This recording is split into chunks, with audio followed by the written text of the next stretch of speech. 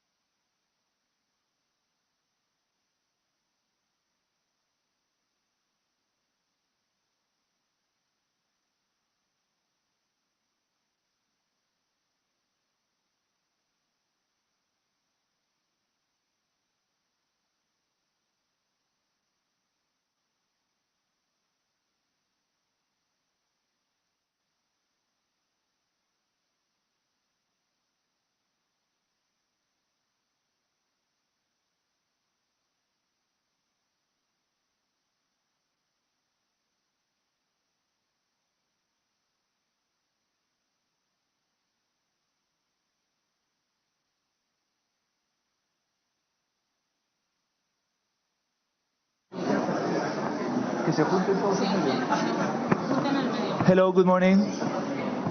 Good morning. Hello. Hello. Can you hear me? Yeah. Welcome. Nice of you to be here. We're having a family photo now after when the speaker arrives. Can you please all stand up and move closer to the middle of the room, if possible, and then you can join your seats later. Thank you.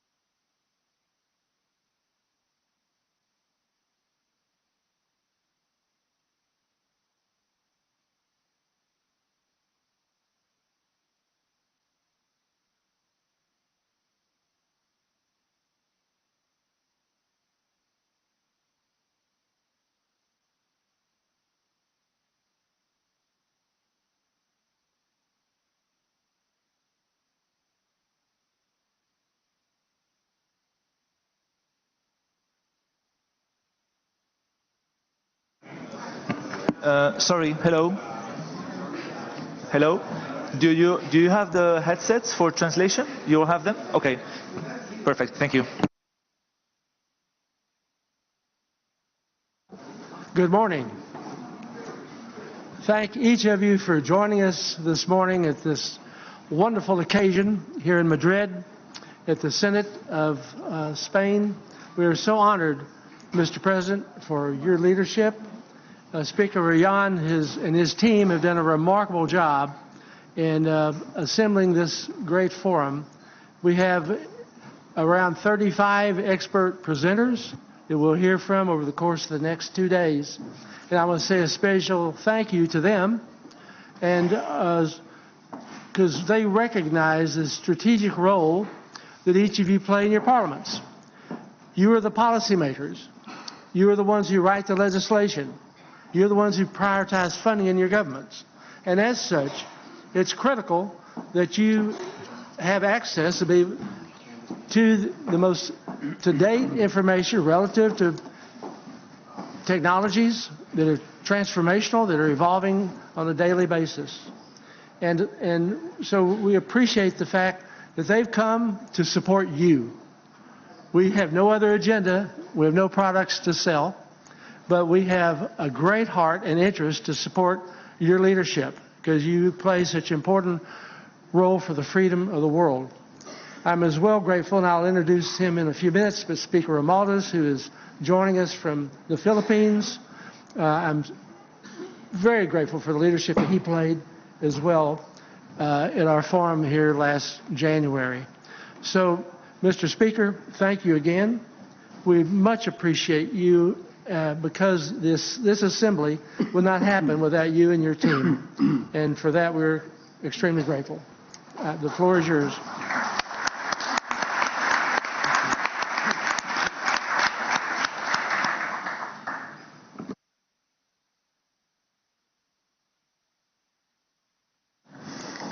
Muy buenos días. Thank you so much. First of all, I'd like to thank the President of the Parliamentary Forum on Intelligence and Security, Mr. Robert Pittenger, as well as the ambassadors, members of the diplomatic body, the President of the House of Representatives of the Philippines, and the senators and members of Parliament, and of course to everyone present, to the authorities, the attendees, and the media, because it's very important that what we say here today and what we debate here today goes beyond these walls, so that we can have a clear, loud voice in every corner. So please be welcome once again to the Spanish Senate. For us, it's very important to welcome this international forum with such a great prestige in our home. This forum will allow, in the next few days, to reflect, to establish a dialogue, and to assess the main topics related to global security, as well as carrying out proposals which are necessary to build something as important as the societies that are safer by the day, because without safety we cannot have anything. Today and tomorrow we're going to have in this forum the main experts at European and global level in security and intelligence, not just within the institutional and public sphere, but also from the perspective of the experience and the knowledge of the private sector. On the other hand, I'd like to thank the organizers for choosing the Senate of Spain to hold this forum, and I'd like to thank especially the personal involvement of Congressman Pittenger, as well as the rest of his closer collaborators, due to all the facilities and of how simple it's been to work with you. Humbly from the Senate, we've made available all of our means for these meeting, forum, and working sessions be successful, because the mission does deserve it. It is the 29th edition, the first one organized in Spain. I'm sure it will not be the last one. European cities such as Paris, Berlin or London had already hosted this important forum, but we were missing Madrid, and respecting the whole diplomatic body, I think you came to one of the most wonderful cities in Europe and in the world. And I do hope, wish and trust that besides this working session, you will have some time to enjoy our people, our culture, our traditions and our food.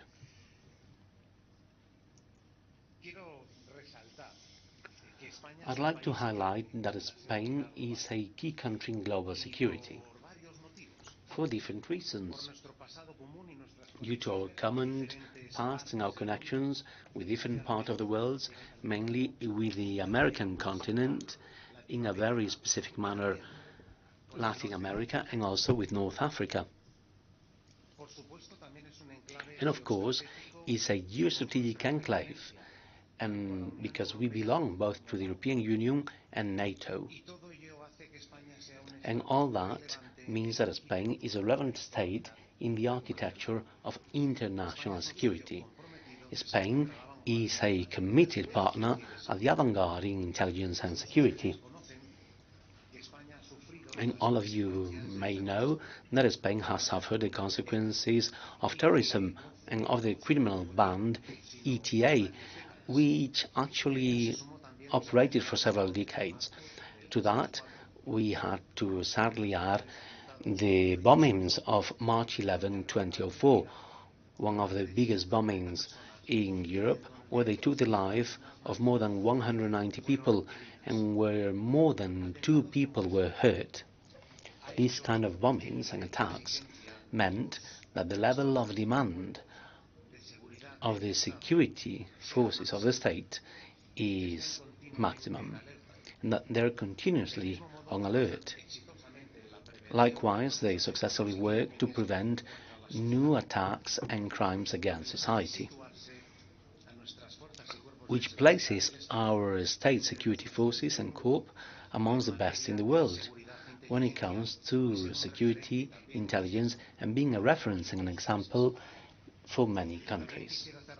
I'd also like to thank and refer to the fact that Spain has been making an effort for years to be amongst the expert countries in cybersecurity.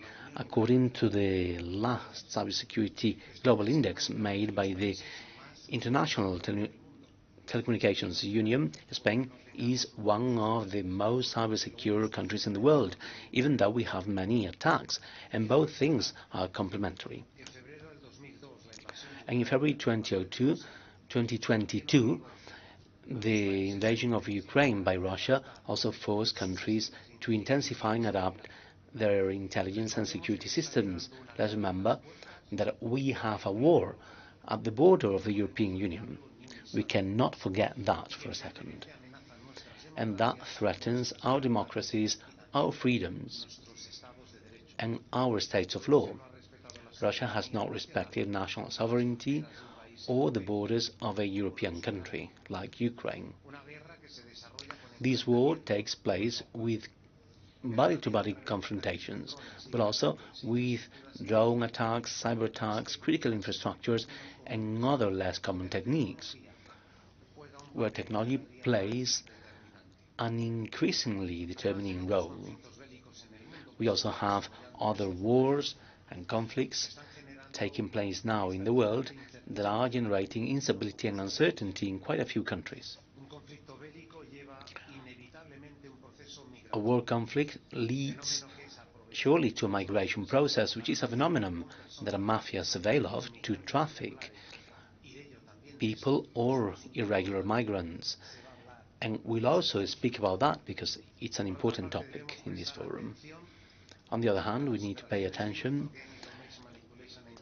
to the FIMI for main information and inference, because the interference of third parties in electoral processes have a clear target to undermine democracies, destabilize Western societies, and divide powerful organizations such as the European Union. Related to this, we have misinformation or fake news, able to generate biased opinions by certain powers corresponding to the interests of certain states. Besides, countries need to face new situations such as cyber terrorism, the hybrid wars, and the attacks in the grey area, as well as non-conventional threats. This situation is being generated and availed of by the conglomerates of organized crime. Countries have limited resources, forcing us to prioritize certain actions. But holding fora, meetings, and reaching conclusions such as the ones we'll hear here, give meaning and strength to the expression that together we are stronger. Before that, criminal organizations diversify their activities, their illegal activities, and they base them on transnational and technological structures, availing often the institutional weakness of some countries and organizations. Let's go to solutions now, because we've already described what's happening in this world that we're now living in. We need to keep promoting international cooperation. That's essential, because organized crime, drug trafficking and other threats do not know about borders. These are transnational threats, and therefore countries cannot face them in an isolated manner. We are also in a world interrelated through the internet and the new communications, amongst them the 5G technology, giving us many advantages and advances, but also threats, because this is a single space where we do not have any limits, identities or borders. We know there are certain countries that are more permissive when it comes to installing and hosting servers and systems, prioritizing interests that go against the rights and freedoms of the countries that are here represented.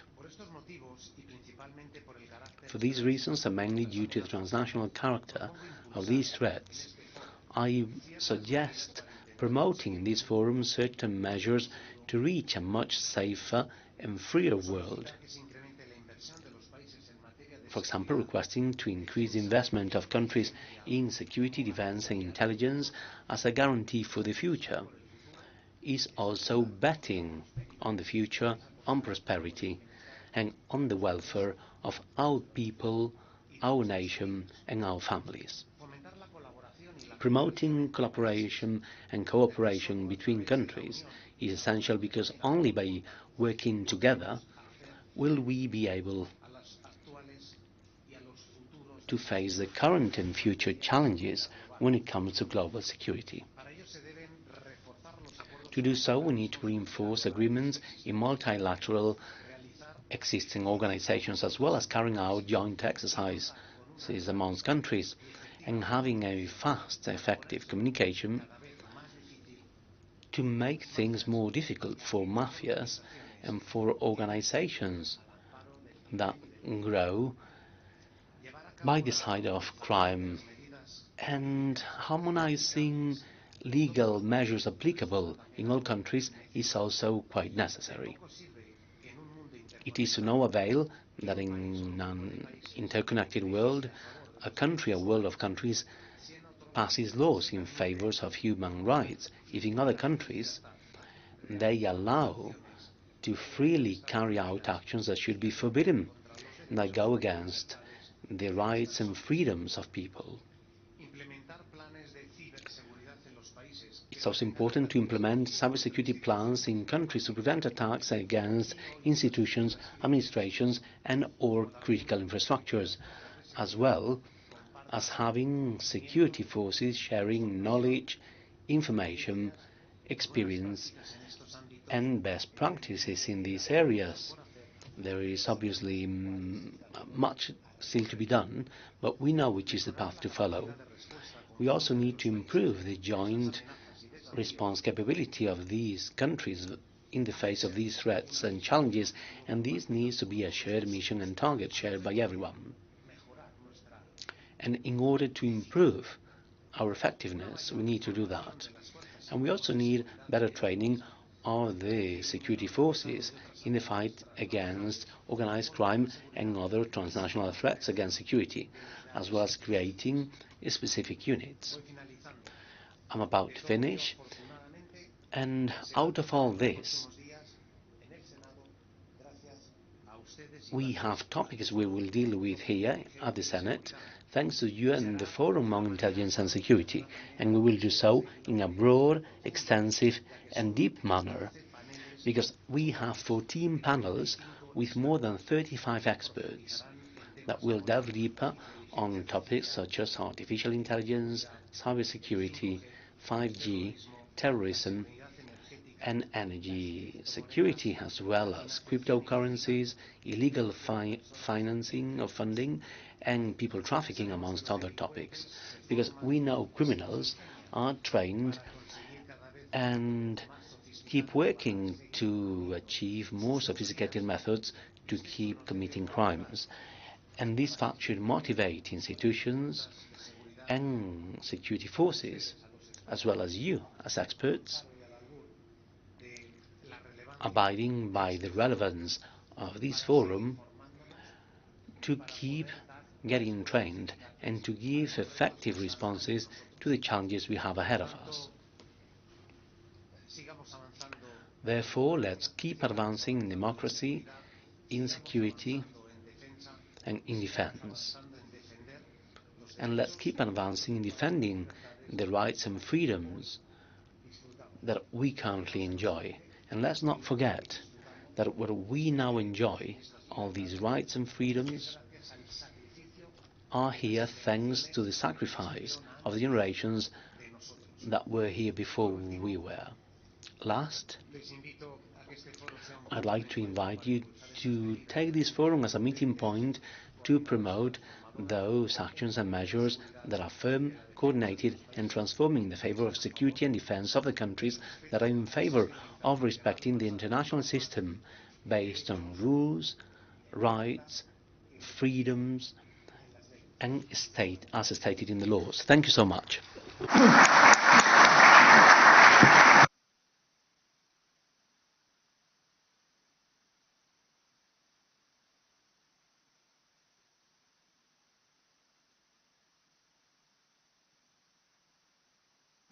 Thank you, Mr. Speaker.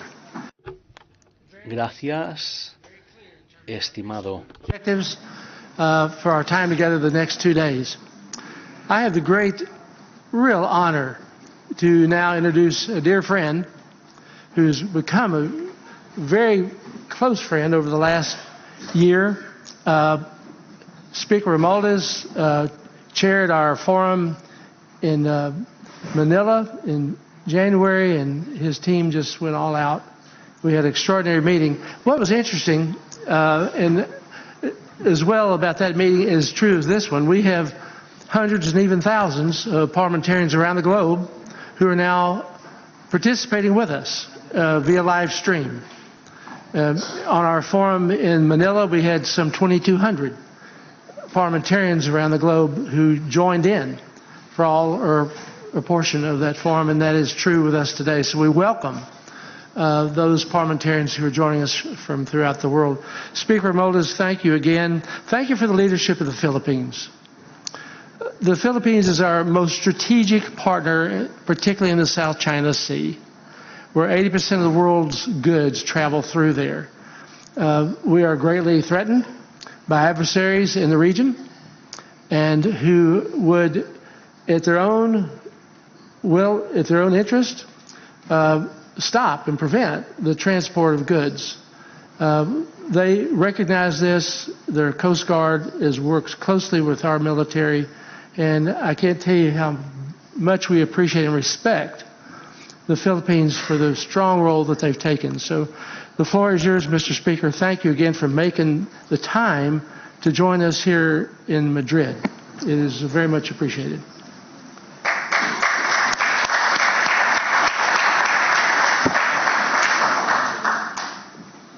Good morning. Buenos dias to our chairman, the Honorable Robert Pittenger, chair of the Parliamentary Intelligence Security Forum, our host, Honorable Pedro Roland, President of the Senate of Spain, Honorable Francisco Javier Marquez, Senator of Spain, Honorable Ruslan Stefanchuk, President of the Parliament of Ukraine, Honorable Mark Green, Member of the United States House of Representatives, Honorable Matt Pottinger, former U.S. Deputy National Security Advisor, distinguished colleagues, esteemed delegates, señoras y señores, es un gran privilegio para mí estar hoy. It's a great privilege for me to be here with you in the historic city of Madrid for a conference that is extremely important for the world.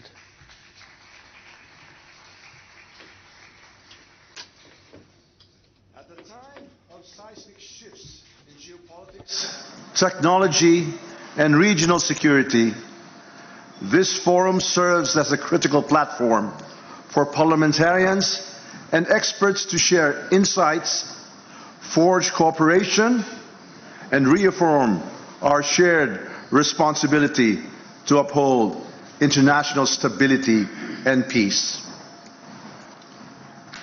Earlier this year, the Philippines had the distinct honor of hosting the 28th Parliamentary Intelligence Security Forum in Manila. That dialogue focused on three key pillars of our collective security. First, the primacy of international law in peacefully resolving territorial disputes. Second, the need to strengthen global supply chains, particularly for critical resources like lithium batteries, to safeguard economic resilience. And third, the urgent imperative to regulate emerging technologies and protect them from exploitation by malign actors. The Manila Forum reaffirmed a simple but powerful truth, that global challenges require global responses, and that parliamentarians must stand at the forefront of shaping resilient, rules-based, and cooperative solutions. As we gather today for the 29th PISF, I bring with me the unwavering commitment of the Philippine House of Representatives to these principles. We are fully engaged in the collective pursuit of frameworks that strengthen intelligence collaboration, promote transparency and trust, and advance the cause of peace and security across all borders. Let me be clear.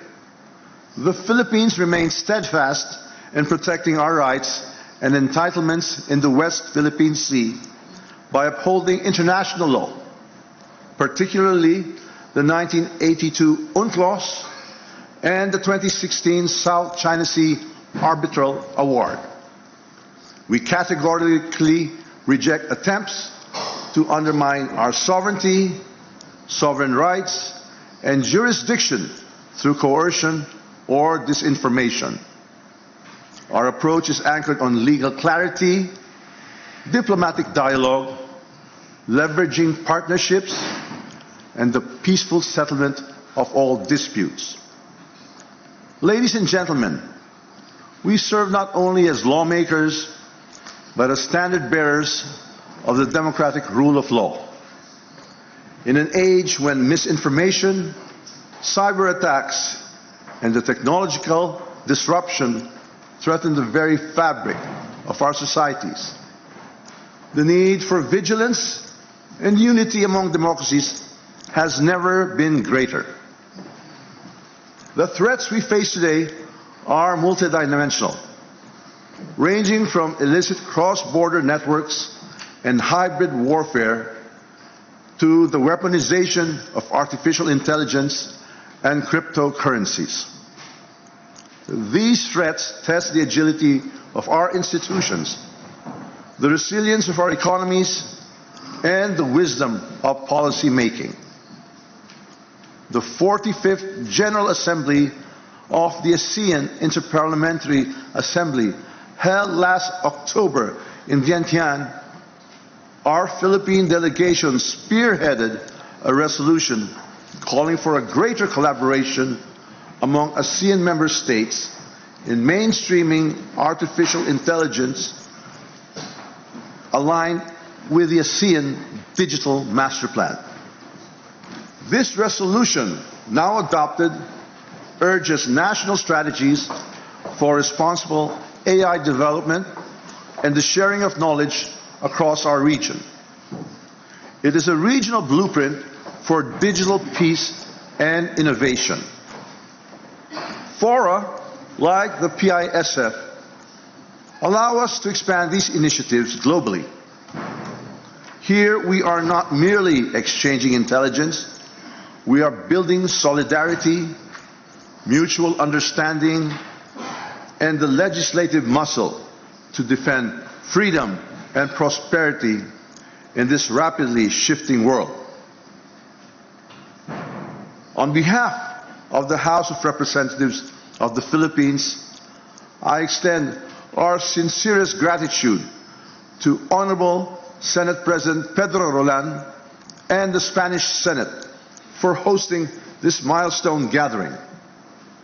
And to Chair Robert Pittenger, I offer our deep appreciation for your enduring leadership in bringing together the world's legislative vanguards in pursuit of a safer, more secure global community. Let us move forward, united in purpose, resolute in action, and inspired by our common vision of peace, stability, and global cooperation. Muchas gracias, thank you, and mabuhay.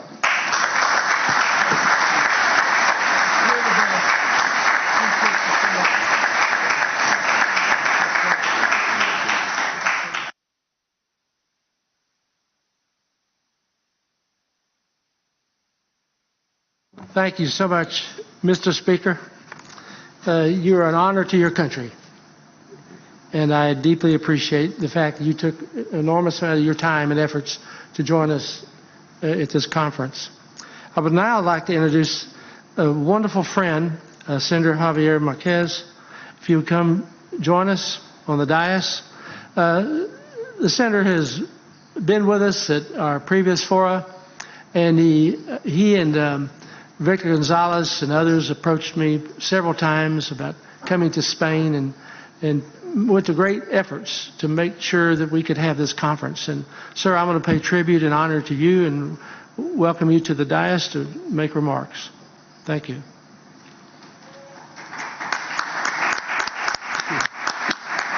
Thank you.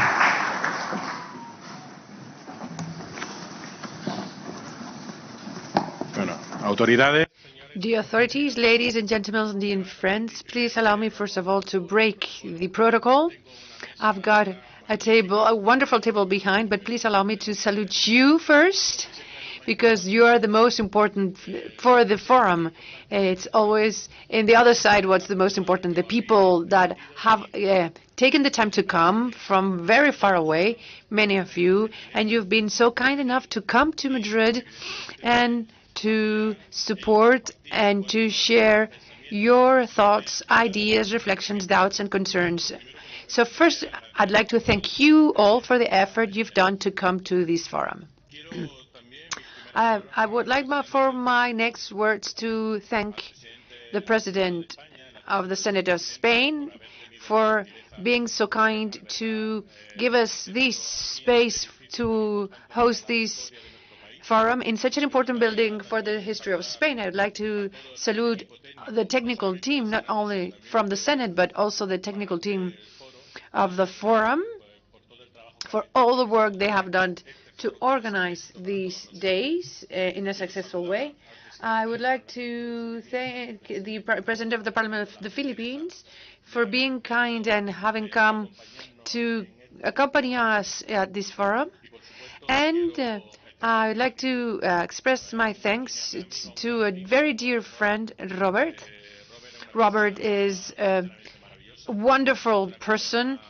Honestly, he's been kind enough to invite me to take part and to take the floor at this event today to address you all. He's a person he's a natural leader, and he has clearly and perfectly understood and since long that facing international risks needs for international collaboration. He, a long time ago, was determined, and Victor knows it, and he's here. He was determined to hold this forum at Madrid. He's been personally committed to come to Madrid, and we're lucky because we've managed to have that become a reality, and we're so glad that you're all here today. Thank you, Robert. So we live a historical moment in geopolitical terms, greatly affected by new technologies. And I think that these must lead us to reflections. That makes us think that this forum today is a very important one because of the topics it's going to cover, because you perfectly know are topics that are dealt with in every parliament in every country in the world. Second, what we have to try to do is to not only have ideas to solve problems, to solve the problems that we have ahead, but also we need to anticipate the paths to the possible solutions. We cannot just stay at bringing ideas. We need to be very specific and to share. We have an advantage here because, as the President of the Senate said, we're going to have many experts taking the floor these days, and they will be generous enough to share with all of us all their knowledge. So we have a major value, which is that we all come from countries with different cultures, and that far from making us being further, it brings us closer because we have to share our views with empathy, because we've got values that have common elements in terms of freedom, security, and justice. So those different values just bring us closer because they provide better and more ideas to solve problems that are international, such as terrorism, fostered by organizations, but also by countries, the human trafficking, just the same. Questions such as supply chain security issues, where we have to try and prevent for them being interrupted first, then to have slavery situations that go against the human rights of people, but also that they represent unloyal competition. And we have to focus on positioning also strategic minerals in the geopolitics, cybercrime and lack of information and misinformation. We have to face challenges that we will be covering in these topics in new technologies. For example, to what extent can someone know what another person thinks, even if that person doesn't want to convey that thinking? The quantum challenge, the quantics challenge, and also AI. So we have to have in our mind the idea that when man is no longer on the earth, I don't know how will earth be called, but it will still be there. So we are the Gen Zero. We have been the ones who saw the before and after of AI. And we have to be mature, not to become engineers, but we have to be mature to understand technology, because that's our challenge. Our challenge to know to what extent the laws must be coordinated, up to what extent a law is going to stop a technology that oftentimes will not coincide with the rights acknowledged in our laws, and sometimes technologies are just fought with more technology. So we have to clearly know that we must be seriously committed in funding whatever is necessary for security. We must not make some pay for others. We all must be responsible to pay our share. So in this forum, we need to cover problems and issues with innovative approaches. I think that the debates that need to take place need to be direct, honest, respectful, of course, enriching, and that is precisely what will make us stronger. Thank you very much for everything.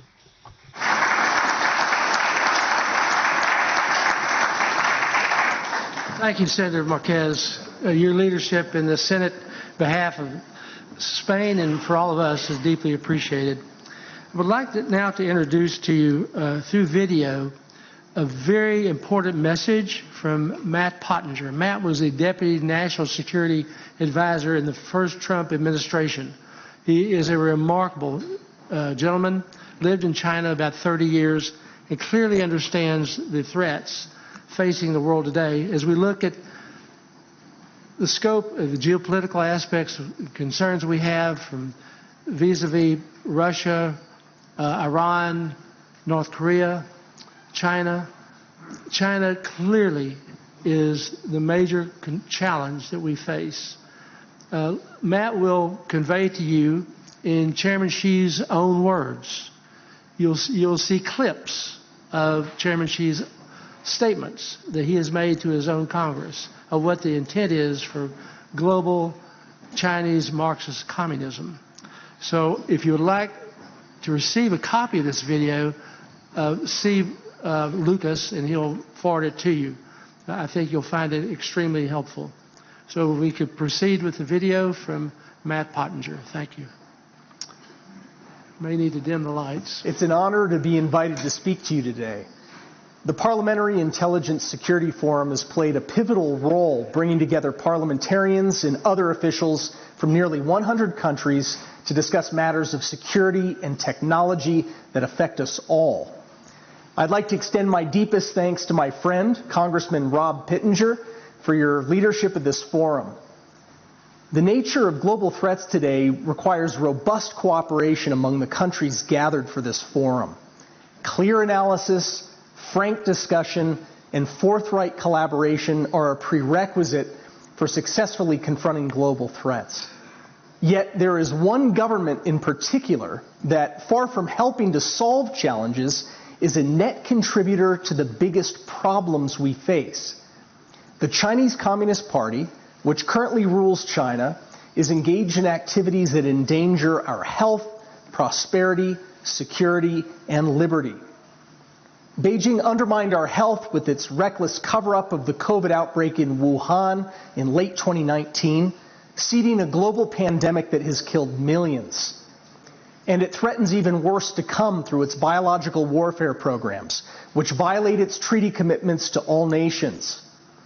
Beijing further undermines our health as the single greatest source of greenhouse gases in our atmosphere and of pollution in our oceans. Beijing weakened our prosperity through its state-sponsored theft of intellectual property and its official subsidies, protectionism, and dumping practices which punish innovation and competition by law-abiding nations and entrepreneurs. Beijing stripped away our security by backing rogue dictators in Russia, Iran, Venezuela, and North Korea. Xi Jinping signed a no-limits pact with Vladimir Putin on the eve of Russia's re-invasion of Ukraine in 2022, helping cause the largest war in Europe since World War II. Even now, Beijing spends more money on pro-Russian propaganda worldwide than even Russia itself spends. And Beijing is threatening to wage a war over Taiwan that would devastate the global economy and trigger a possible third world war.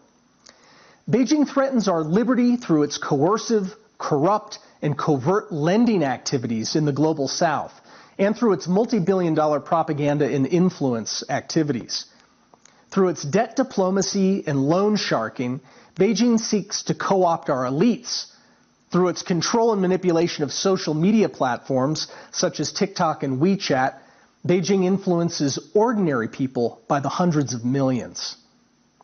For too long, too many of us around the world have indulged the wishful view that if we opened our markets to China, transferred more of our technology, invested greater sums of money, and trained more Chinese technocrats, government officials, and scientists and military officers, we might finally persuade China's leaders to see the world how we do.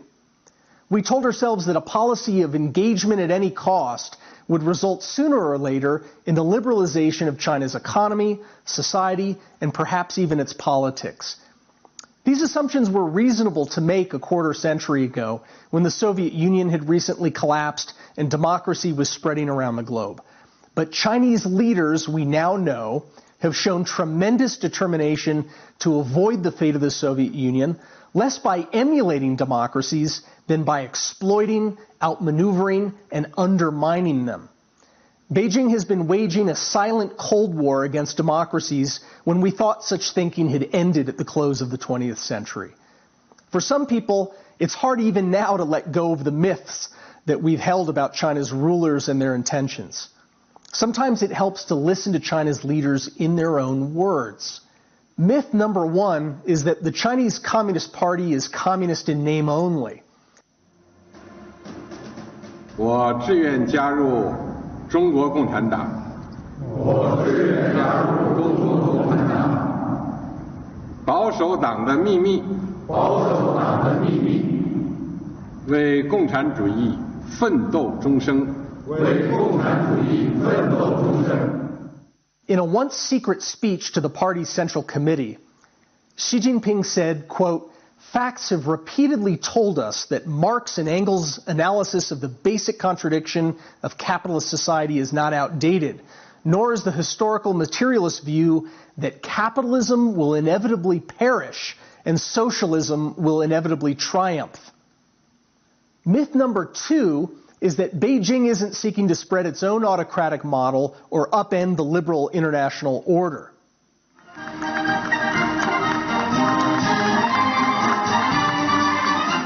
同志们，今天我们纪念马克思，是为了向人类历史上最伟大的思想家致敬。马克思主义不是书斋里的学问，而是为了改变人民历史命运而创立的。坚守共产党人的理想信念，像马克思那样为共产主义奋斗终身。 China's new official ideology, called Xi Jinping thought, advances the notion of Chinese political and cultural supremacy. It even attacks the centuries-old concept of a world composed of sovereign nation-states. Xi Jinping thought states that, quote, "All mankind needs a new order that surpasses and supplants the balance of power. A new world order is under construction now that will surpass and supplant the Westphalian system." Toward this end, Beijing is promoting the idea that single-party autocracy is superior to democracy, not just in China, but around the world. As Dutch and American news reporters recently discovered, the Chinese Communist Party has set up a leadership school in Tanzania to indoctrinate African officials in the idea that the ruling party should sit above the government and the courts, and that fierce discipline within the party can ensure adherence to party ideology. In other words, the Chinese Communist Party is exporting its autocratic model, even as that model is showing serious signs of failure inside China itself. Myth number 3 is that Beijing isn't pursuing a zero-sum competition with democracies or a new Cold War. According to an official textbook on Xi Jinping thought, quote, "Xi Jinping has emphasized that our state's ideology and social system are fundamentally incompatible with the West. Xi has said this determines that our struggle and contest with Western countries is irreconcilable. So it will inevitably be long, complicated, and sometimes even very sharp." By very sharp, Xi appears to be referring to war. The official textbook on Xi Jinping thought defines the waging of war as perfectly compatible with China's policy of allegedly peaceful development. Quote, "To use war as a means to protect our core national interests is not in contradiction with the path of peaceful development. Moreover, it is a manifestation of the Marxist view of warfare. 中国人民也绝不允许任何外来势力欺负、压迫、奴役我们。谁妄想这样干，必将在14多亿中国人民用血肉铸成的钢铁长城面前碰得头破血流。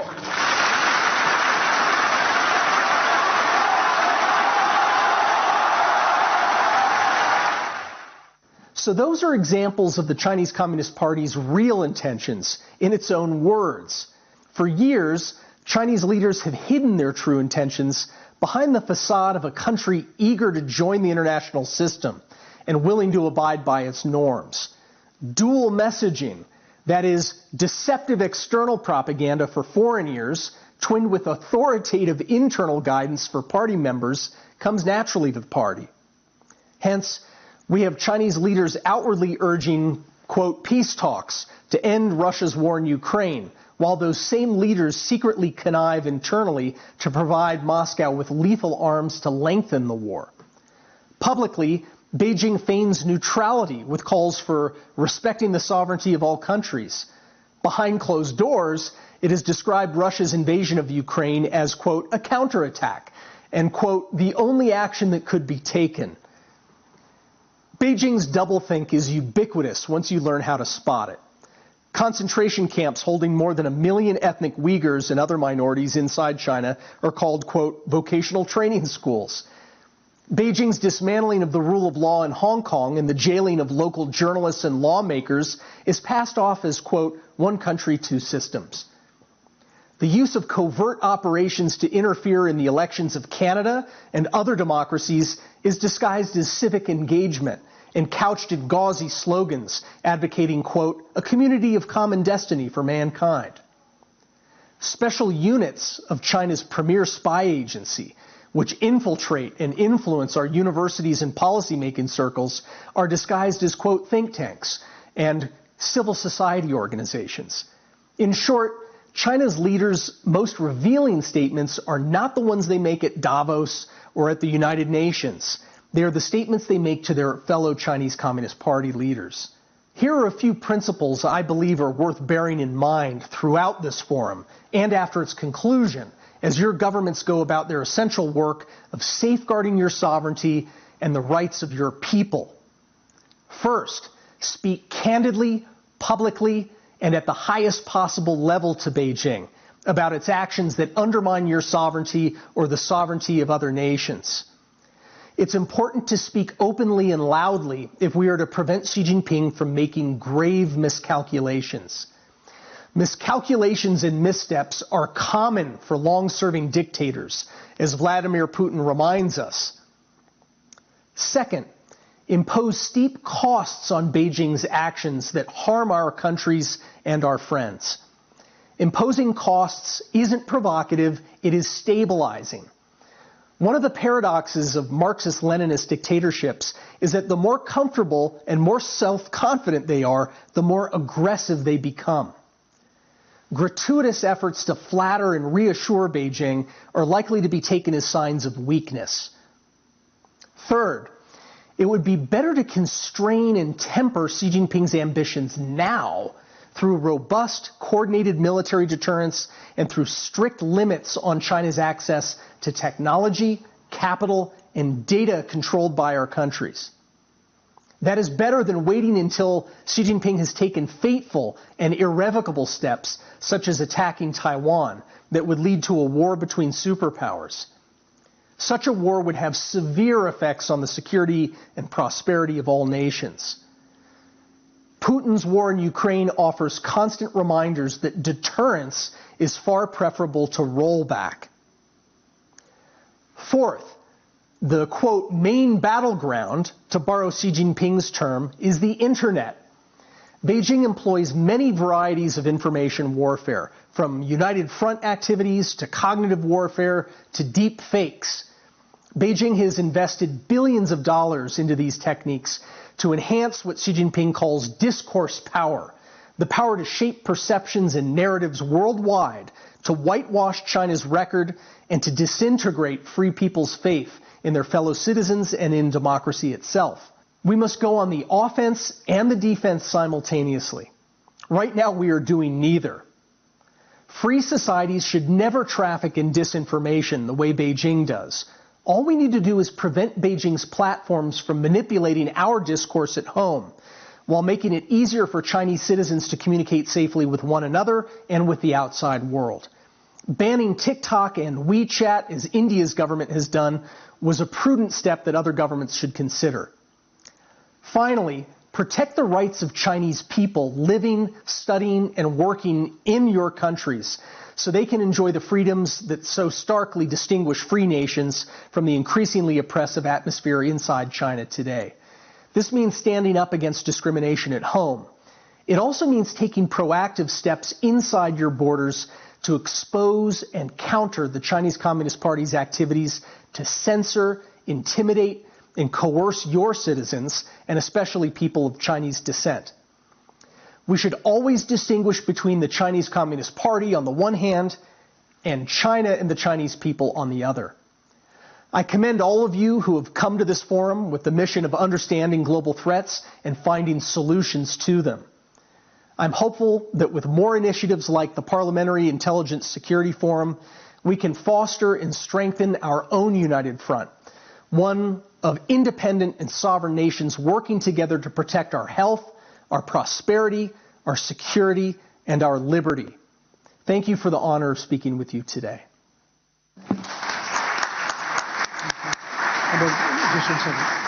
Thank you, Matt. We're going to have a break here in a minute, but before we have our break, I want to pay a special tribute to Dr. Stanley Samuels. Would you please stand up, sir? He is celebrating his 80th birthday with us today.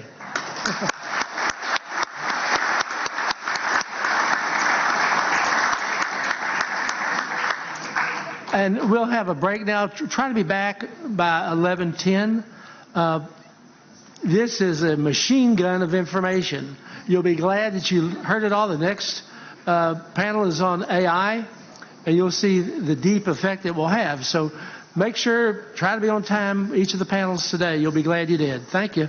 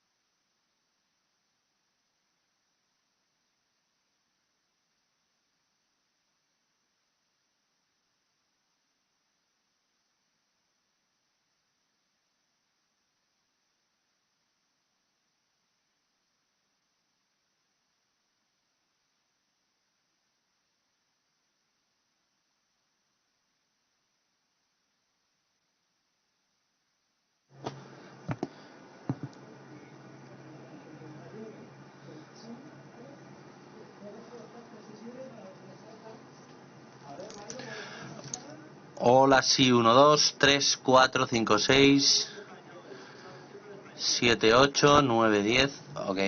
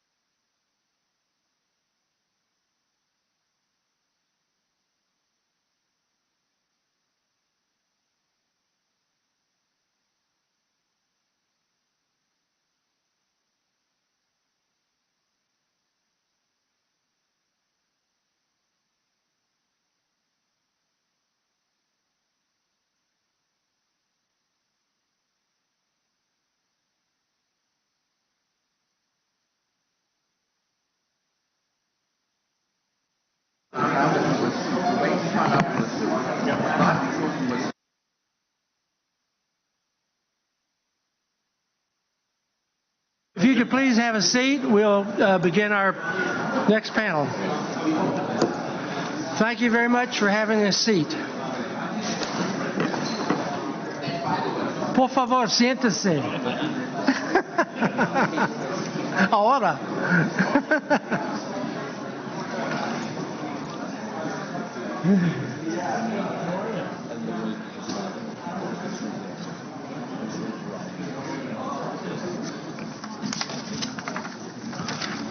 This next panel on artificial intelligence affecting global security will be enormously insightful. If you could please have a seat. Thank you in front. I run a tight ship. The trains run on time. There's a lot of information we're going to receive in the next day or two. I'd like now to introduce Mr. Matt Turpin. He's a senior counselor with Parliamentary. Remarkable company. Thank you, sir, for your leadership of your company. Truly, you're state of the art and all that you all are involved in, and we're grateful that you took the time to be with us. The floor is yours. Well, thank you, sir, and it's a real pleasure to be with you all. And like my old boss, Matt Pottinger, who we saw earlier, express real gratitude to your leadership and to our hosts here in Spain for bringing us all together for these important set of discussions. It's a real honor to be sort of kicking this off. I wanted to make a few points, and then I think, are we opening up for questions at the end? So I wanted to be able to sort of run through. It depends on how many points you make. Exactly. Well, it won't be that many. I wanted to run through a few points before I hand it over to my great colleagues on the panel as well. So first of all, I'm speaking sort of today in my personal capacity. I'm based upon a couple of decades of government service, as well as the last 6 years in the private sector in the technology field, sort of working at this interface of software and artificial intelligence. And so I'm going to kind of give you some of my thoughts of what I'm seeing happen across the public sector, as well as what's happening across the private sector. I think the first point I would make is that we're at the very beginning of an artificial intelligence revolution. This is primarily an immature industry, and so we're seeing all kinds of things happening, but we're very early in the development of artificial intelligence, and it's going to unfold over decades. It's going to have implications across how our societies function, right? How our democracies work, our economic prosperity, and our security. We've had inklings of these issues now for quite some time, but to just sort of run down some of the main things that sort of we work around artificial intelligence and around global security, some of the main issues that we're having to wrestle with. We're talking about things like autonomous weapons and what the implications of that is going to be, artificial intelligence and cyber warfare, sort of the automation of cyber warfare, proliferation and technology accessibility, that's going to be differentiated across different jurisdictions, the thoughts around an AI arms race and the potentials for strategic instability that comes with that. Certainly the implications of artificial intelligence and biosecurity as artificial intelligence gets applied to synthetic biology to be able to make new things. There are implications there. We certainly have problems across disinformation and deepfakes, right, and the implications of artificial intelligence and being able to sort of automate and vastly expand the kinds of disinformation that we experience out in the world. Sort of ethical governance and inequality, those issues that come with how artificial intelligence is applied, because in many cases it simply can carry through the biases and amplify the biases that already exist amongst humans. And then finally, some issues around artificial intelligence and sort of nuclear command and control that have come up over the last couple of years. Those is just that's just, I think, a basic run through of the issues that we're dealing with. But I think it's sort of more important to put into into context and into perspective just sort of where we are in this artificial intelligence story. Again, as I had said earlier, we're very early in this revolution. There's a lot of discussion about the potentials of artificial general intelligence and artificial superintelligence. But I want to be very clear, we aren't in that world yet. We're still in an era of artificial narrow intelligence. And by artificial narrow intelligence, I mean artificial intelligence applications that are narrowly focused on specific tasks, that can perform specific tasks well. It requires curated data. It requires human supervision. But they are focused around things that are narrow tasks. And that it's very difficult for those applications to then be used in any other application, right? And we can think about this in things like facial recognition and computer vision, right? The being able to detect and see patterns with vision. We certainly see this around the areas of large language models and generative artificial intelligence, right? This ability to be able to sort of make predictions about what word should come next, or how to create images in such a way that matches other images. So it's really pattern recognition. And then, things that we've had for quite a while now, autopilots, right? Things that are able to automate in narrow areas around how machines can operate, as well as what we're starting to see is self-driving features and functions in automobiles, which then combines things around computer vision and other pattern recognition to be able to provide sort of limited use cases. But we're also still seeing that this is very early in those areas as well. These are the experiences that we have today with artificial intelligence, right? The concepts of general artificial general intelligence or superintelligence, this idea of being able to perform at or well above human capacity in sort of generalized ways across a number of things, is still in the future. These applications, these narrow artificial intelligence applications, are not self-aware, and they do not perform well without close supervision, well-curated data, and the narrow constraints that come from where these things are used in sort of commercial defense and intelligence applications, right? We all know this from experimenting with ChatGPT, right, and watching the hallucinations that come forward, that when you're dealing with sort of uncurated data, garbage in, garbage out, right? And that's likely to continue to be the case for these narrow artificial intelligence applications. These are certainly tools that, when well applied, can increase efficiency and productivity. And we're starting to see companies and governments around the world adopt these things. But again, it's within narrow constraints. I'll sort of end on sort of some of the areas that I think that we're starting to see these things sort of take off, right? Certainly around areas of manufacturing, where you can have controlled circumstances where you're looking for errors, and you can be able to use computer vision or other artificial intelligence applications to be able to improve efficiency across manufacturing. That is an incredibly useful and lucrative space for these narrow artificial intelligence applications. Certainly in healthcare and energy, to be able to sort of see patterns and be able to respond quickly to what's happening, to be able to look back into well-curated data, to be able to provide recommendations to humans. And then obviously in defense and intelligence, to be able to take large quantities of data to be able to see patterns and then give those to human analysts to be able to do. The most important thing of those sort of application areas is that it's really human-machine teaming, not machine only. It's human-machine teaming that makes things useful, right? That's where we're at right now, and I think that's important to keep in mind.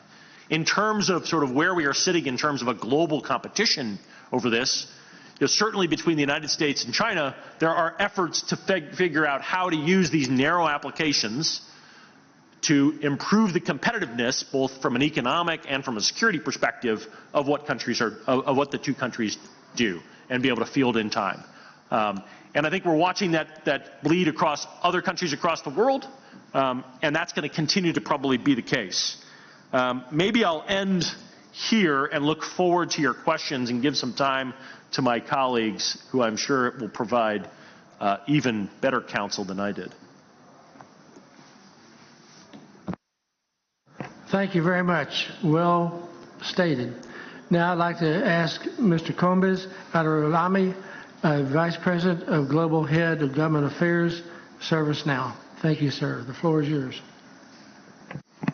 Thank you, Congressman. It's wonderful to be here. I believe this is maybe my fourth or fifth forum, the first one being in Guatemala. And actually this very issue, I remember since then was a topic of interest to parliamentarians, especially how AI is being used in elections. AI can be used, in terms of weaponizing information. So it's a topic and a theme and an issue that has risen since then and before then. It's an honor to be with you all today, in this historic chamber, and to discuss again a topic that is fundamentally reshaping our world, AI and its impact on global security, on democracy, and our shared values. Before I speak to you as a technology executive, and I previously served, like Matt, in government, I want to speak to you as a son of immigrants whose parents fled autocratic and authoritarian rule in search of opportunity and freedom. And democracy for us was not handed to us. It was earned. It was protected. It was defended by courageous people willing to speak truth to power. And that's why I care so deeply about artificial intelligence, how it's being developed, how it's being deployed. And I know many of you do as well, because if we fail to lead with our values, others will lead with theirs. As you've heard, and as you know, AI is not just a technology, it's a force multiplier. In the right hands, it can be used to defend elections, to accelerate the development of promising new medicines and new medical treatments, and combat cybersecurity threats. In the wrong hands, it can be weaponized to undermine truth, automate disinformation, and destabilize countries. We're already seeing malicious actors exploit AI to spread false narratives with unprecedented speed and precision. Deepfakes are being used to impersonate political leaders, erode public trust, and interfere in elections. In recent elections around the world, AI-generated content circulated widely on social media has caused confusion, has sowed distrust in democratic processes. States and non-state actors alike are deploying generative AI tools to flood information ecosystems with coordinated propaganda, drowning out reliable sources, and fragmenting public discourse. And so these are not just theoretical risks, but they're happening now. But just as AI can be weaponized, it can also be a shield. Governments are using AI to detect misinformation campaigns and be able to respond in real time. AI-powered tools analyze and flag online influence operations, enabling civil society to respond before narratives go viral. AI is being used to secure elections by monitoring threats to voting systems, detecting deep fakes, and ensuring the integrity of our digital infrastructure. And AI is also being used to modernize government services, to streamline citizen requests, protecting sensitive data, and enhancing public trust. AI is transforming how NATO, for example, detects and defends against cybersecurity attacks. Just a few days ago, President Trump visited the Middle East, Saudi, UAE, and Qatar, where discussions on AI took center stage. Countries are rapidly positioning themselves as global AI leaders and building AI native governments. In fact, in partnership with private sector, countries are investing billions of dollars in AI development and deployment, which represents not just infrastructure upgrades, but also an ideology. It's a statement that AI is the new strategic commodity and that global leadership requires global collaboration and global partnership. So AI is no longer a buzzword, it's a blueprint. I believe in the following principles, and many of my colleagues and peers in the tech industry believe in the following principles when deploying AI. Human-centered design. What we mean by that is that AI should assist, but should not replace humans, people. Inclusivity. AI should work for everyone, not just a select few. Transparency. People deserve to know how AI is being used and how AI is making those decisions. And accountability. Governance structures must be in place to ensure ethical outcomes. But principles without actions are just words. And that's why it's important that we operationalize these standards globally through governance and through built-in ethical checks. Many of you are policymakers, many of you are parliamentarians, and I would urge you to consider these best practices as you shape your national AI agendas. Establishing a governance framework. These should include clear roles and responsibilities. Investing in regulatory sandboxes to encourage innovation and experimentation. Again, innovation should be allowed to flourish. There should be a balance. And encouraging AI education, upskilling, and public-private sector collaboration. Supporting the adoption of AI in mission-critical areas, from cybersecurity to energy resilience and public health. And beyond these foundational steps, we should be bold enough to commit ourselves to the following principles that speak not only to policy, but also to our shared humanity. Democratic integrity. AI should never be used to manipulate, disenfranchise, or suppress the will of the people. Instead, it should be used to strengthen civic engagement, safeguard elections, and protect the rule of law. In terms of trust and truth, we should invest in AI that surfaces truth, not distorts it. Parliamentarians can demand algorithmic transparency, provenance of content, and rigorous standards against the synthetic media misuse. In terms of human rights by design, whether it's AI in procurement, in development or deployment, human rights, human dignity must be non-negotiable. AI must not enable surveillance without accountability or decision-making without recourse. And then in terms of interoperability and international norms and democratic values, we should collaborate across borders to establish interoperable standards that prevent a fragmented AI landscape and foster global cooperation through forums like these on defense and development. And then in terms of public transparency, any use of AI by government should be open to scrutiny by the public, by citizens. We should not fear accountability. We should ask for it. We should demand it. But let me offer a caution. AI can accelerate freedom, but it can also accelerate fragility. It can empower civil society, or it can enable surveillance states. And that is why, with your leadership, especially in a democratic body and forums like these, is vital. This is not just about regulating the technology. It's about defending the foundational principles of freedom, dignity, and trust in institutions. And with that, I look forward to working with many of you and ensuring that AI becomes not just a force for innovation, but a force for good. Thank you. Thank you, Thomas. Well stated. And now they have Professor Jamil Jaffer, founder and executive director of the National Security Institute at the Antonin Scalia Law School at George Mason University, venture partner at Paladin Capital Group. You've been with us many times, and your expertise is well received. Thank you. Congressman, thank you for having me, and thank you to the Spanish Senate and the Speaker of the Senate for inviting us all here today. And I'm thrilled to be on a great panel. It's really interesting that all of us have the same sort of history, all having worked in government, either in presidential administrations in the U.S. Or on Capitol Hill, or both, and then also now working in the private sector. Two of us at companies, one of us formerly at a company, and now myself as an investor as well.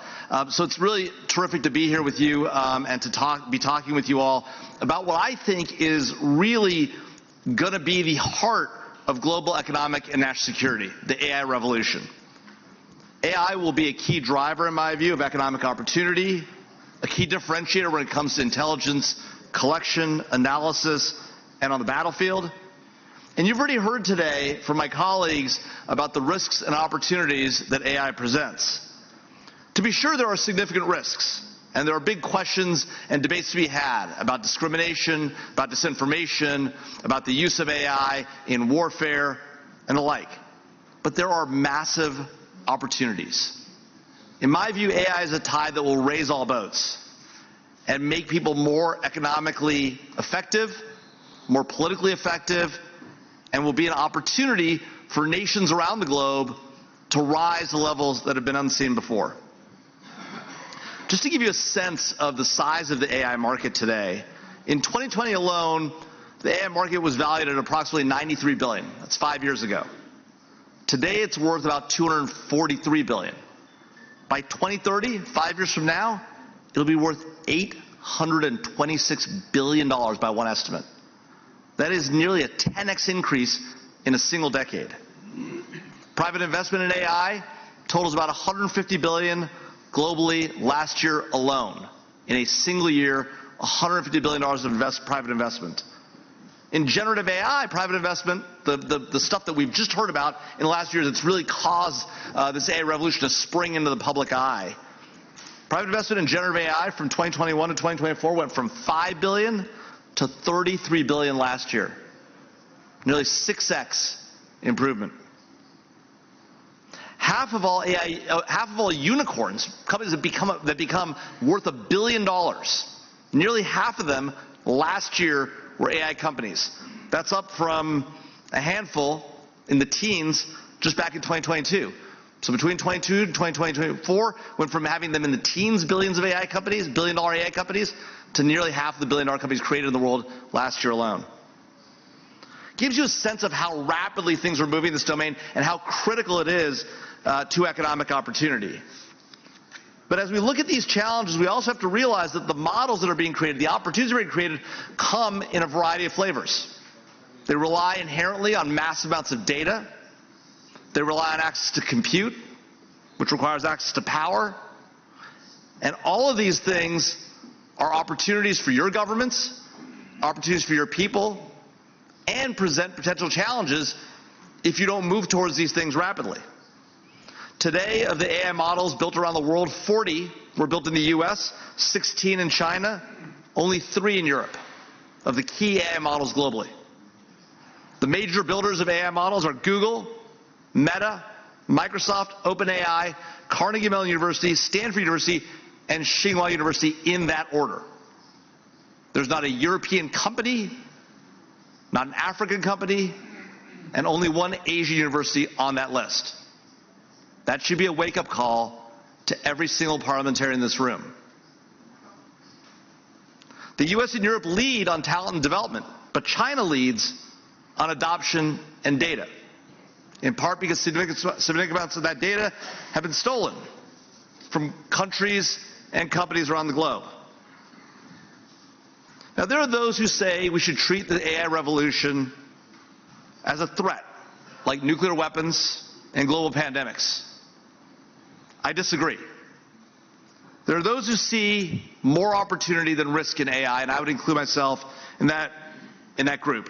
And I might think it might be because of something that Kambiz said earlier, which is that I come from an immigrant family as well. My parents escaped socialism in East Africa. And they came to the United States, and in a single generation, their son got the opportunity to work in the White House. There are very few places in the world where that can happen. The goal should be to create more places like that in the world. AI presents an opportunity for all of your citizens. So what might we do, and what might we think about as we look at how to deal with the AI challenges? Because there are real risks, but massive opportunities. Well, first, I think it's important to do no harm. The instinct that our people have, our citizens have, because they're concerned, is to ask you to regulate. Avoid that instinct. If you look at the outcome of the regulate first, innovate second mentality in Europe, the reality is GDP growth is dramatically below that of the United States. Economic development is dramatically below that of the United States. Social welfare living, no doubt, better, I'll grant you that. But on the things that matter for global development and for the countries all represented here, the opportunities for your people, regulating first and innovating second isn't the plan. I agree with Columbia's that you might think about a regulatory sandbox. In the U.S., we've heard proposals for a moratorium on AI regulation for a set period of time. That might be a wise idea to consider. You can also incentivize the development of AI. You can think about how to ensure access to data. There are fights going on today in the U.S. over copyright, questions about creation and invention of ideas and how you incentivize that and protect that. But you also have to remember, as you're protecting that, if you're going to build highly capable AI models, you have to have access to data. There has to be a path for data to come in massive amounts and be utilized and be transformed to create new innovation and new invention. You have to ensure that your population has access to compute. Kambiz talked about the recent travel of the president to the Middle East and the major deals being made to get U.S. compute and U.S. chips into the hands of some of our friends and partners around the globe. That's an important effort, and an effort that every country in this group should be part of. Remember, you can certainly buy AI chips from the United States. You can certainly buy them from China as well. Other nations will come into play as well. But think about what those chips come with. The restrictions, the capabilities, the ability to turn them off. Think about who you would rather rely on when that day comes. The United States, a democracy, flawed though it may be, or China, an authoritarian state? The answer is obvious. And you'll need to ensure that as you build these compute centers or rely on cloud and edge computing, that you incentivize development of power capabilities as well. And you can incentivize this through tax incentives, through government spending if you choose to do so. But you can also incentivize investors. Private investment in this domain is massive, as we talked about earlier. And there are reasons why private investors will invest in trusted, safe, and secure capabilities. It's because companies that build trusted, safe, and secure AI will obtain more rapid adoption, larger rates of adoption, and more sticky adoption. So investors are incentivized to invest the right way. And if you incentivize those investors to come into your countries, there are real opportunities to be had, as long as they're the right kind of investors and those who share your values and your beliefs. And I just close on this one thought, which is that we may be seeing the greatest revolution in our economic and national security history globally, certainly in our lifetimes. The time is now for you to jump on this opportunity, if not for yourselves or for your families, for your citizens and for your countries. Thank you, and I look forward to your questions.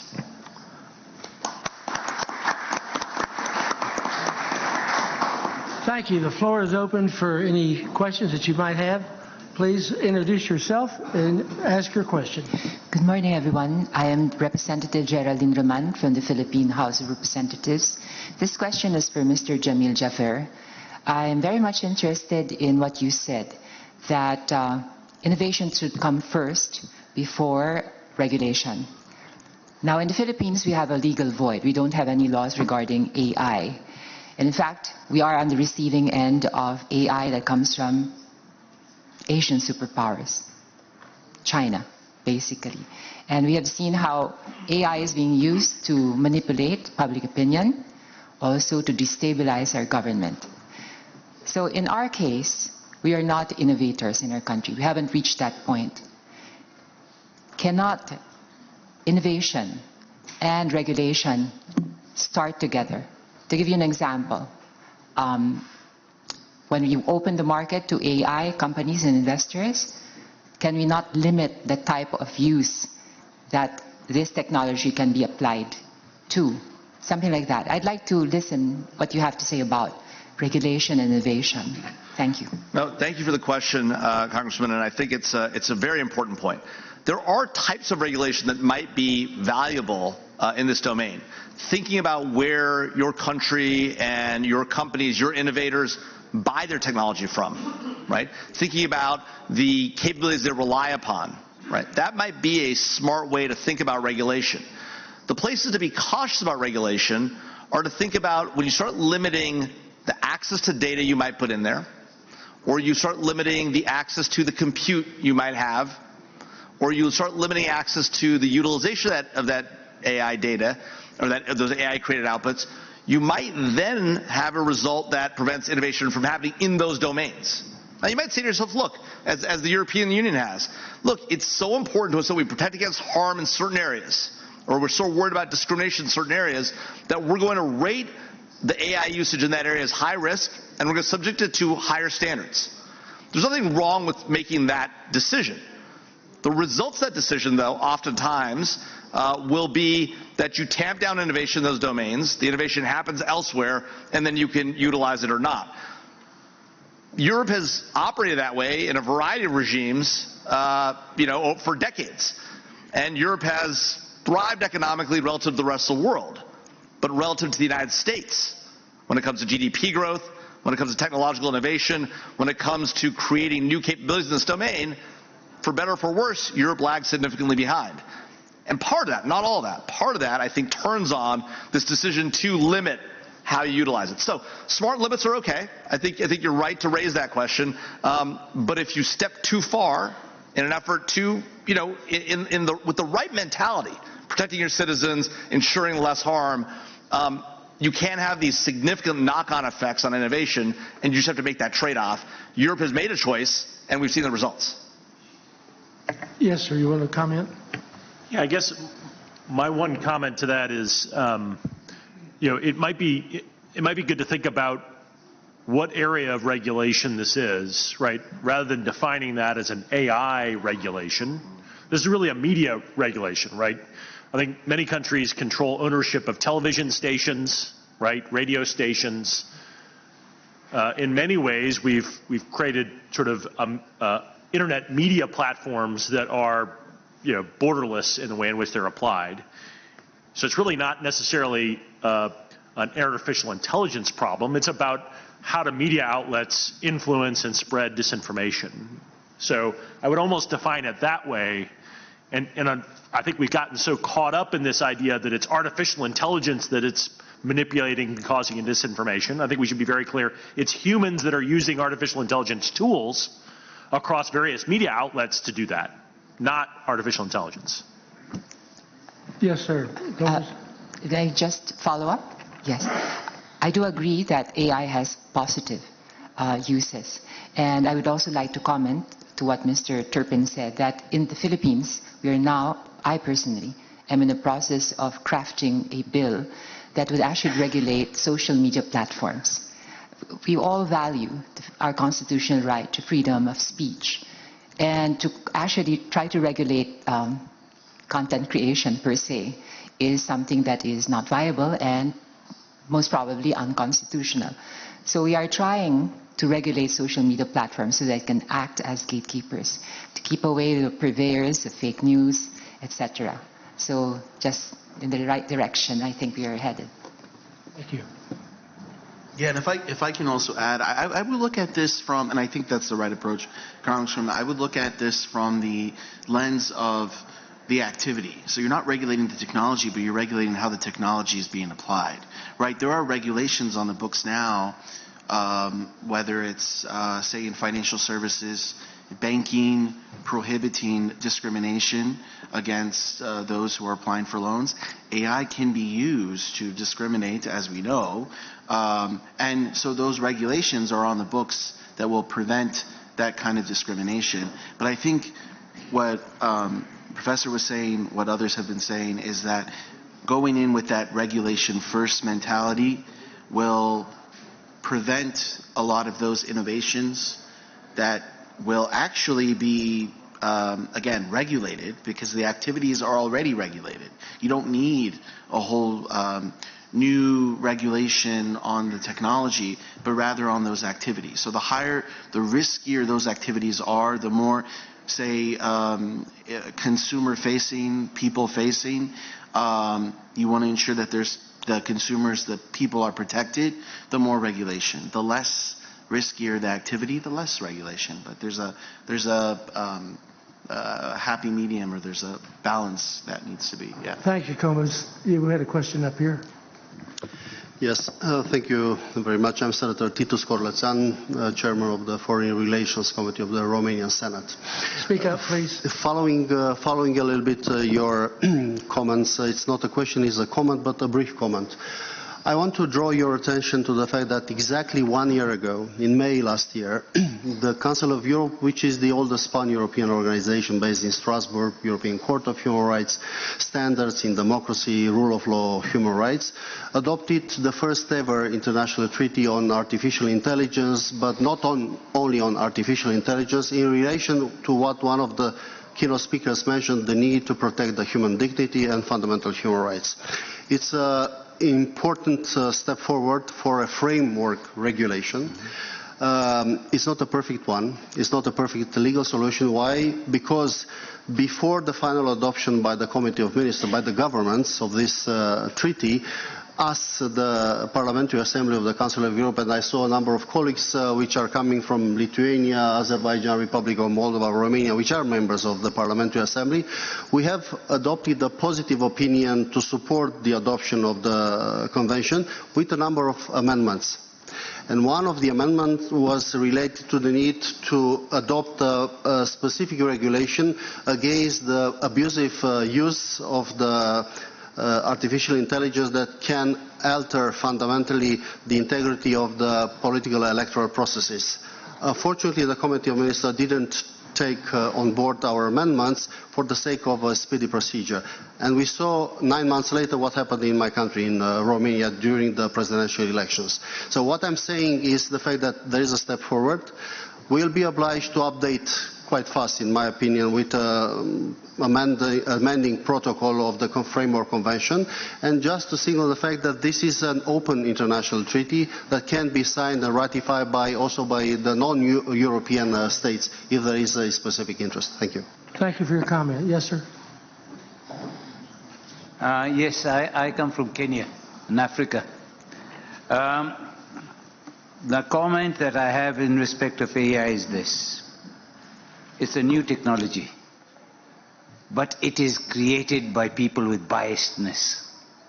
The question is the biasness that is included in the AI, the algorithm and other issues. So you can talk about it, because AI does not have a conscience like a human being. It does not have that conscience to decide between A and B. In Africa, we have gone through colonialism of different types. Now we have come into neo-colonialism. Now we are coming to AI colonialism, where it depends upon the information and the data collection. You speak about socialism in Africa. Tanzania is not as bad as you say when you come over.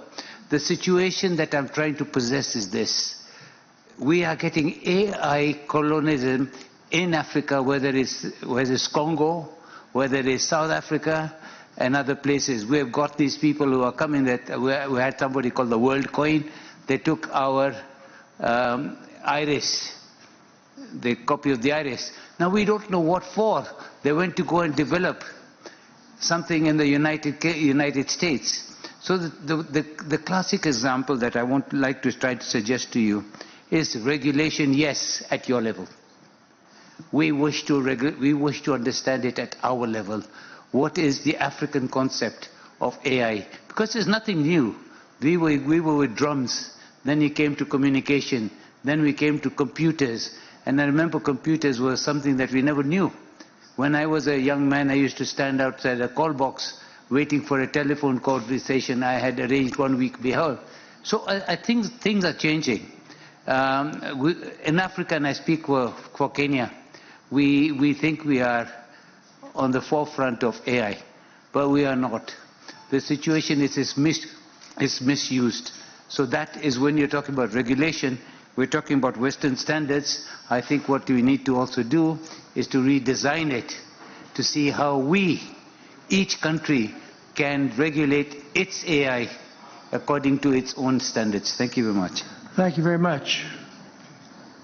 Further questions? Yes, sir. Thank you very much for the opportunity. Agbedi Yejemna Frederick is my name. I come from the Parliament of Nigeria, particularly the House of Representatives. Riding on what my colleague from Kenya has said, in Nigeria, we have tried several times as a parliament to regulate the social media. And what Nigerians believe is that if you regulate anything coming from the social media, it means that you are making a law against freedom of speech. And so whatever you promote in AI, in the social media, once you want to regulate it, it is seen as anti-people's bill, anti-people's law. And so Nigerians will come out vehemently against it, and it has always failed. And with what is coming from the AI, certainly when you want to attempt to regulate it, it will be seen as anti-people's law. And in Africa, particularly in Nigeria, we haven't grown to the level where we'll be able to have tech control of what AI is going to be delivering to our people. In that situation, it gives us a lot of concern. What will be the prescriptions? I think that's my remark. Thank you. Thank you very much. Yes, sir. Dr. Meyer. I'm Paul Maurer, president of Monterey College, United States. All three of you cited the human factor in AI, the need for humans to come alongside. Human teaming was one of the comments, working with humans, the need for ethical boundaries, do no harm. I'd love to hear one or more of you amplify on the human factor in AI. Sure. So I just want to be very clear. AI does not operate without human guidance. I mean, the type of artificial intelligence we have now, artificial narrow intelligence, is deeply, deeply dependent upon human teaming. It really only, the applications only work across narrow tasks.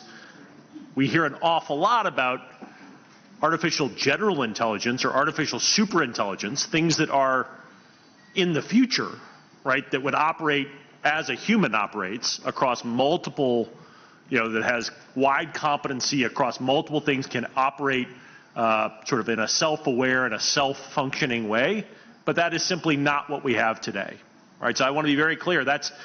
These are tools that humans use to do jobs, right? It could be in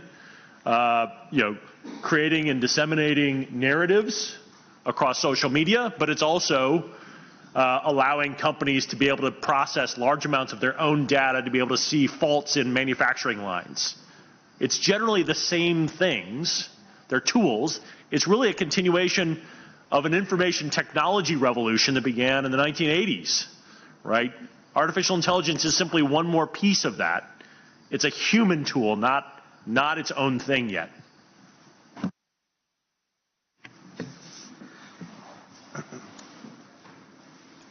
Any further comments? Dr. Cameron. Thank you so much, Congressman Pittenger, and for the panel for your exemplary remarks today. I was wondering if there is any kind of work ongoing looking at jobs of the future that AI, as was mentioned a minute ago, will start to take on some of the roles that humans have done in their day-to-day work lives, and what will the work of the future look like, and how will that impact the contract that governments have with their citizens in terms of taxation, for instance? Is there any kind of work? I think this is one of the very crucial aspects that we have to look at.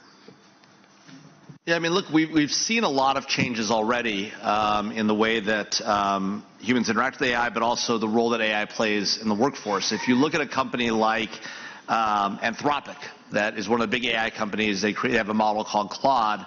I was on a panel with the Chief Information Security Officer of Anthropic, and he told the audience that today 30 to 40% of Anthropic's new code for Claude, its developments on top of its existing model, are done by Claude itself.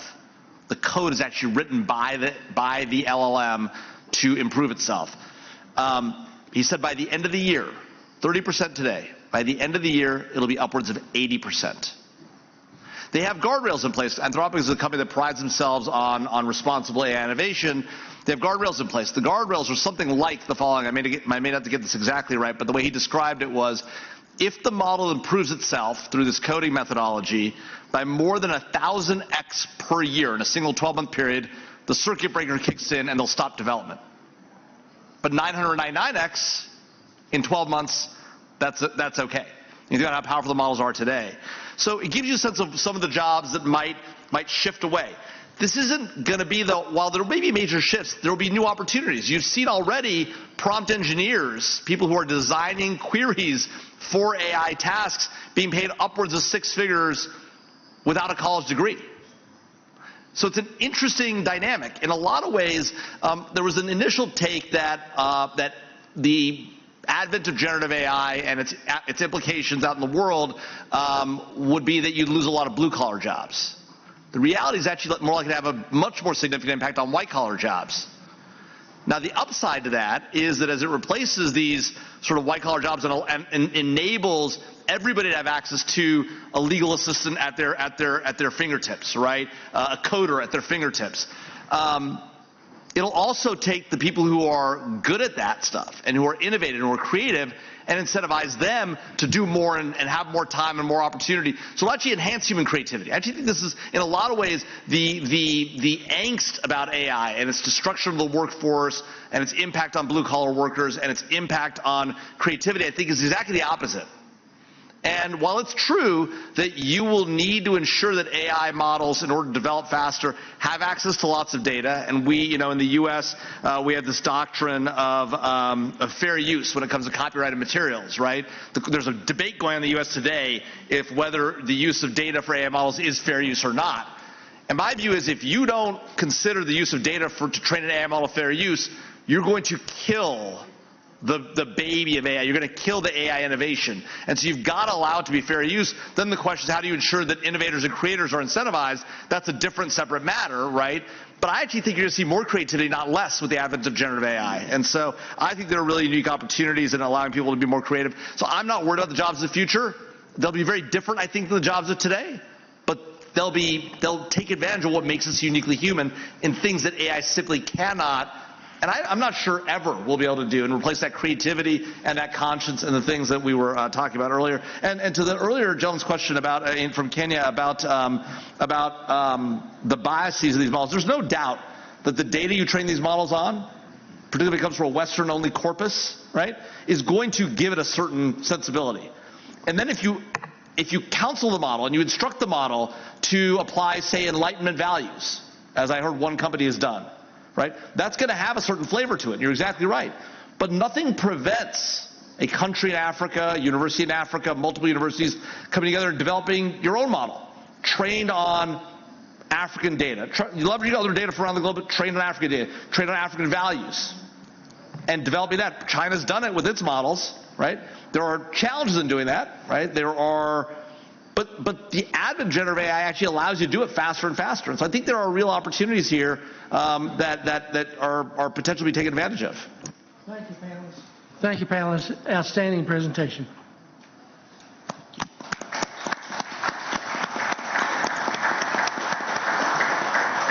I'd like to ask Dr. Lisa Cameron, Dr. Unag MacDonald, Mrs. Lilita Infante, and Mr. Gene Dietrich to come forward, please.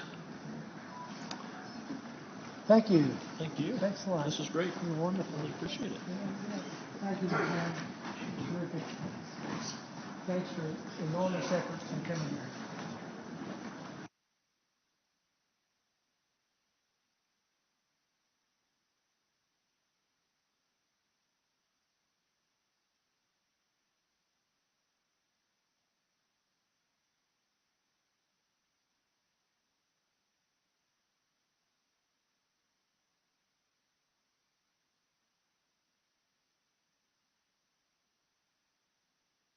Lucas. Yeah.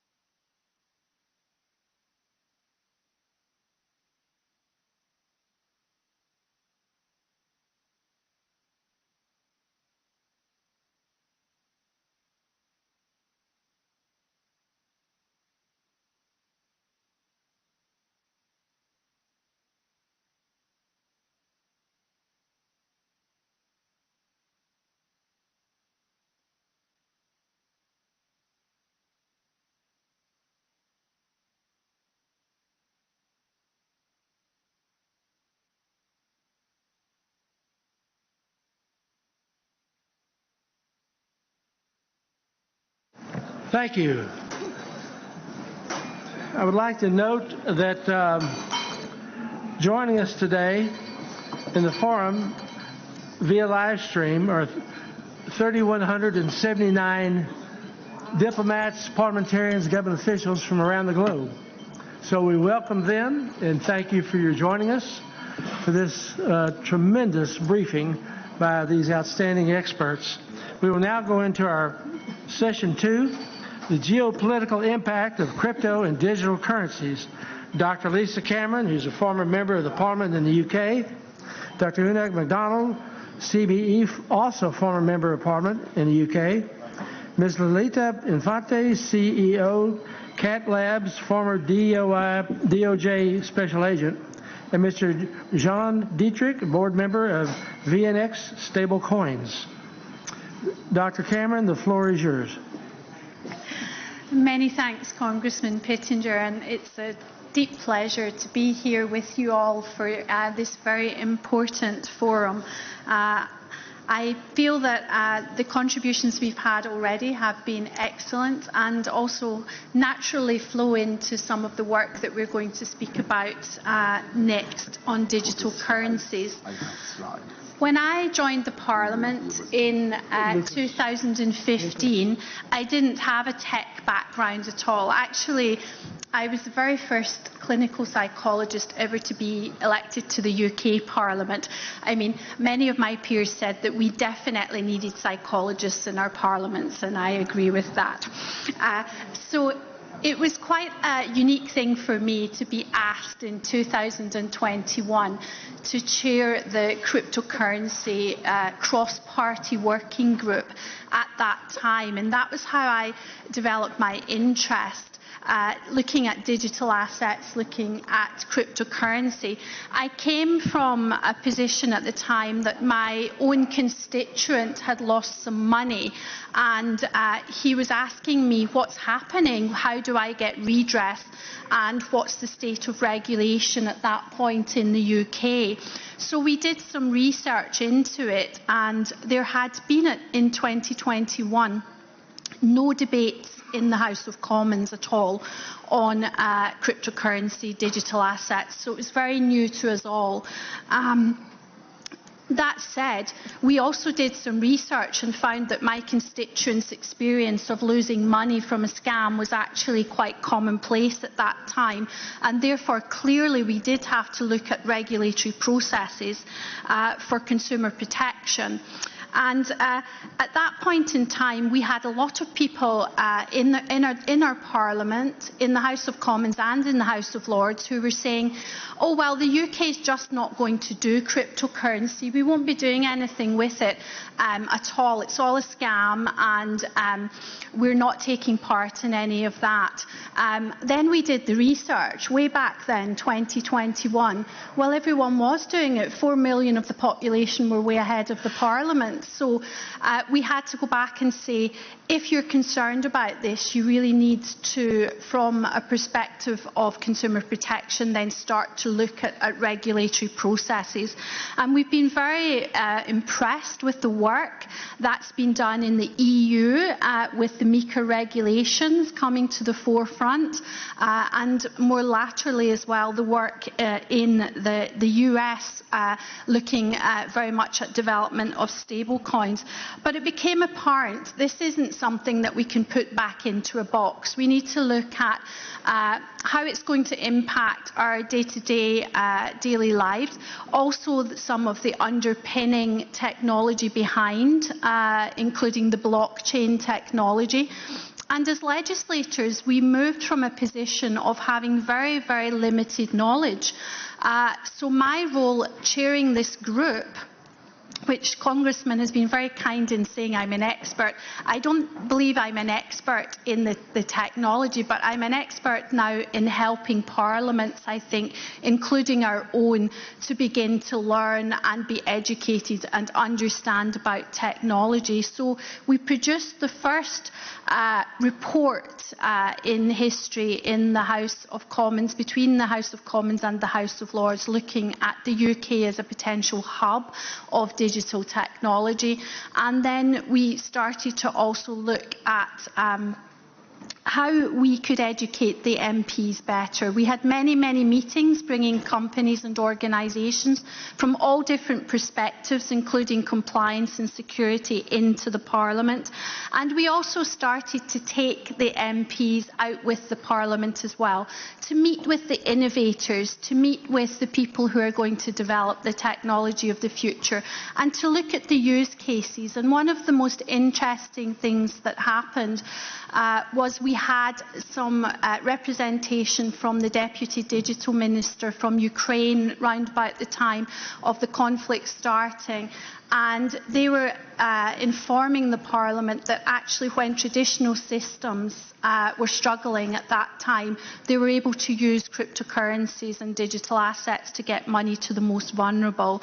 We know now that many countries, including the UK, are looking at using digital currencies to make sure that we can get money through our aid budget to the most vulnerable, cutting out intermediaries and using the blockchain technology to make sure it gets to the proper recipients who it's intended to. And of course our taxpayers are very keen that money is not wasted. So we've started to look not just at digital currencies as a concept, but also the technology behind and the use cases. And we know that this is charging ahead. And I think from the last panel, it's very true as well that there's going to be a convergence of frontier technologies now, AI, digital currency, of blockchain technologies, of Web3, of quantum. This will all converge, and I think these meetings that we're having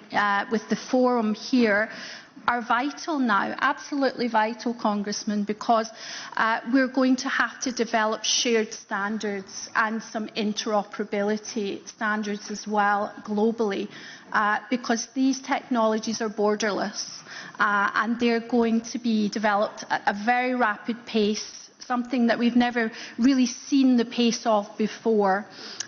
So some of the work I'm doing now, since moving on from Parliament last year, I'm working heavily with the US on the UK-US Crypto Alliance, developing some shared guidance and standards.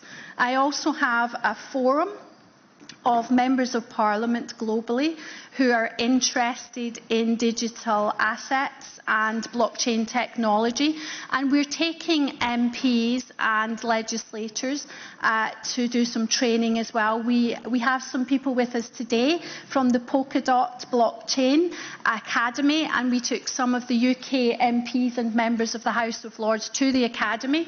We all had our certificates again as though we were back at school. But education, I think, for parliamentarians is very crucial in this sector.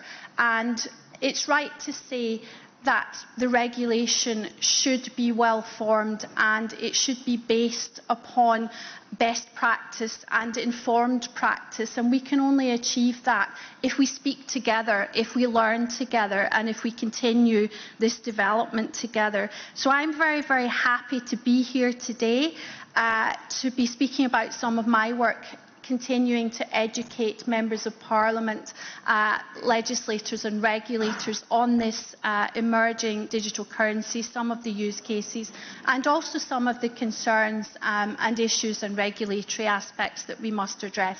Thank you once again for having me. Thank you, Dr. Kennedy. Well said. Dr. McDonald, the floor is yours. Well, thank you very much. I'm delighted to be here, and I've enjoyed much of the proceedings. Microphone, please. Microphone, please. Some disputes I would have with some people in the last session, but that's the way we learn and develop. I'm going to start by talking, I want to focus on stable coins. And first of all, a little bit of history before I move on to current situation. Some of you may remember, still around, Mark Zuckerberg, but what you may remember was his efforts to introduce a stable coin called Libra. And what he wanted to do was to set that not against one currency, but a basket of currencies, which immediately raised the question, well, who's to judge the value of Libra against a basket of currencies as opposed to the much more simple exchanges that most of us are used to? Why was he seeking to do this? Zuckerberg told us this was all around the issue of remittances, which is, of course, from families living in better off countries, sending money back to their relatives at home very often, and wanted to send it quickly and safely. Zuckerberg then, failing to get any authorization, went to Switzerland and wanted to seek the blessing of FINMA, the Swiss regulatory authority, a rather small authority, given the size of the country and given the size of the banking system there and so forth. But I watched with interest because I knew that with 20 central bank governors advising FINMA that Libra was never going to take off. Okay, so why should remittances just be left in the hands of a stable coin company such as Zuckerberg's? Well, I would say no, but there are two issues that countries have to take on board. First of all, for the UK for a long time, and the EU as well, we have had access to the banking system through a basic bank account. People who really don't earn very much money and whose money would be into a bank account 1 month or 1 week, and all of it would go out on all of their commitments at the end of that month. So a basic bank account, but served as a means for keeping your money in a safe place and the possibility of transferring that money. What was needed was quicker, safer, simpler payment systems, and they came into being in the UK, in the EU, and America is moving forward. I say moving forward now because they were behind the trajectory that was needed to transfer money quickly and safely. So the whole argument for a stable coin from Zuckerberg's point of view disappeared, and I think that's one of the reasons why Libra disappeared. Okay, I am now just going to ask a fundamental question about a stable coin. Why do you want to buy a stable coin, a dollar stable coin? Here you are, you're in the US. Why do you want to buy one? Because that is supposed to be fully redeemable against the US dollar. Whether it always achieves that or whether you can be certain of that is another matter. It depends on its reserves, and I'll come on to that in a few moments.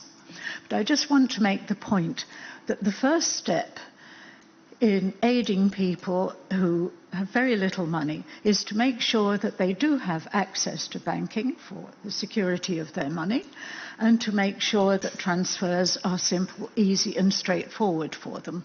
One of the payment services I looked at in the UK, I went to their website, I could see exactly how much the person was going to try to send to another country.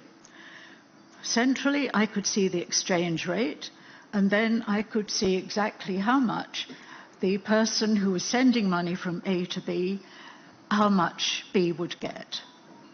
Simple, straightforward, all there on the website, and you could read it and have that assurance. Because those sort of payment systems are regulated in pretty well every country, and a country without a regulation of a basic bank account needs to introduce it. So that, I think, defeated the need. And the reason why I pose the question is, of course, nobody gives you a stable coin for nothing. So you've got your dollars, but people are going to charge you to change it into a stable coin, charge for the transfer, and the turning your dollar stable coin back into US dollars or whatever other you wanted would have to be paid for at the other end. And then, of course, there's the use of blockchain.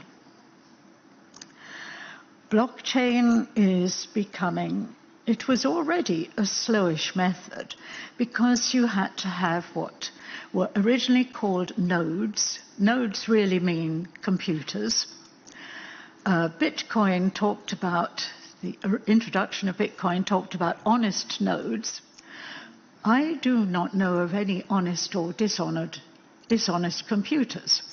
I know of honest users of computers and dishonest users of computers, but I don't actually know any honest computers. In other words, that moral term does not apply to a computer.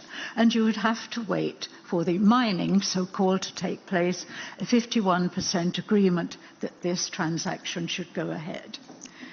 Nowadays, there are more than one blockchain, and what happens is that blockchains can get congested because a lot of exchanges who are transferring stable coins decide to transfer them in batches. And the large batches simply take longer to be transferred in the manner in which I've described that transference taking place.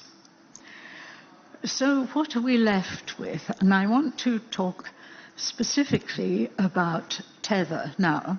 Why am I picking on Tether? It is a US-dominated stablecoin. It was, until a few weeks ago, over 70% of the stablecoin market. Then it dropped to 61%, but the latest I checked yesterday is 63%.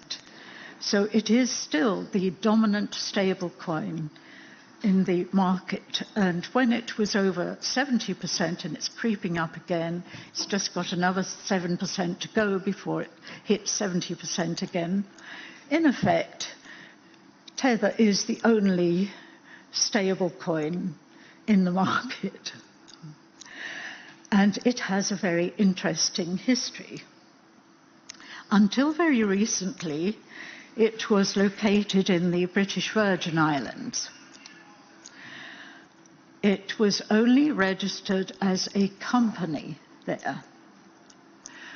And tagged to the company registration was always in good standing, which always made me smile, or sometimes laugh my head off, because in good standing? Who are you kidding? So, never registered. It was supposed to register last year when the virtual asset payment service legislation took effect. It was supposed to register by July last year. It did not register at all in the British Virgin Islands. I have to say, because it was a British protectorate, so I'm sorry to say that that was so corrupt that the government had to be replaced. It should have been taken under direct rule by the British Parliament, but Liz Truss, the short-lived Prime Minister, whom you may remember, refused to do that, and then the matter sort of got lost. But sadly, corruption prevailed in the British Virgin Islands, so it's not very surprised that it did not make it to be registered under the British Virgin Islands Financial Services Commission. However, it has now moved to El Salvador, and it falls under El Salvador's adoption of BASP, the relevant legislation. Now, some of you might have heard that this young new president of El Salvador wanted to make Bitcoin the currency of the country. He introduced that. That experiment, after 4 years, has just collapsed. And of course, El Salvador was one of many dollar-dominated countries, US dollar-dominated countries, and I suppose he wanted to move away from dependence on the US dollar in El Salvador. But the company has moved, and it is now headquartered in El Salvador and falls under El Salvador's Financial Regulation Commission. Make of that what you will. Until very recently, Tether never issued any audited bank accounts whatsoever. Instead, it had a quarterly attestation which simply said that it had the reserves in US treasuries sufficient to back its US dollar dependence. Whether or not it had that, I do not know. Its treasuries were managed by Cantor Fitzgerald, whose CEO is now Commerce Secretary in the US administration, and there's a new CEO of it. But its audited accounts are with BDO in Milan, with the same senior partner who used to verify its attestation that it had sufficient dollar reserves. He's the chief signatory, I noticed. It would be interesting to read the audited reports and to examine those audits. Very interesting, I suspect. Why am I going on about Tether? Partly because of its dominance and partly because of its use. It uses blockchain in the same way as Bitcoin and others have used blockchain. In other words, you have your private key and your public key. So A sends money to B. You know that that transaction has taken place, but what you don't know is who is A and who is B. And that is going to be the problem always with a stable coin. You're not sure that there's sufficient backing, and it's difficult for you to ensure that, whether there's sufficient backing in terms of US treasuries, if it's a US stable coin. You're not sure whether there's sufficient there to ensure that that takes place. You are not, as a user of Tether, you're not, as a user, told how you are going to redeem Tethers and how much it's going to cost you. But it is quite clear that Tether is being used by Russia, for example, in purchasing weapons. So once again, you don't know who is selling the weapons and who exactly in Russia is benefiting from that purchase.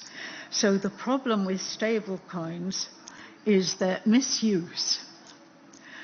How are we going to deal with the tethers of this world?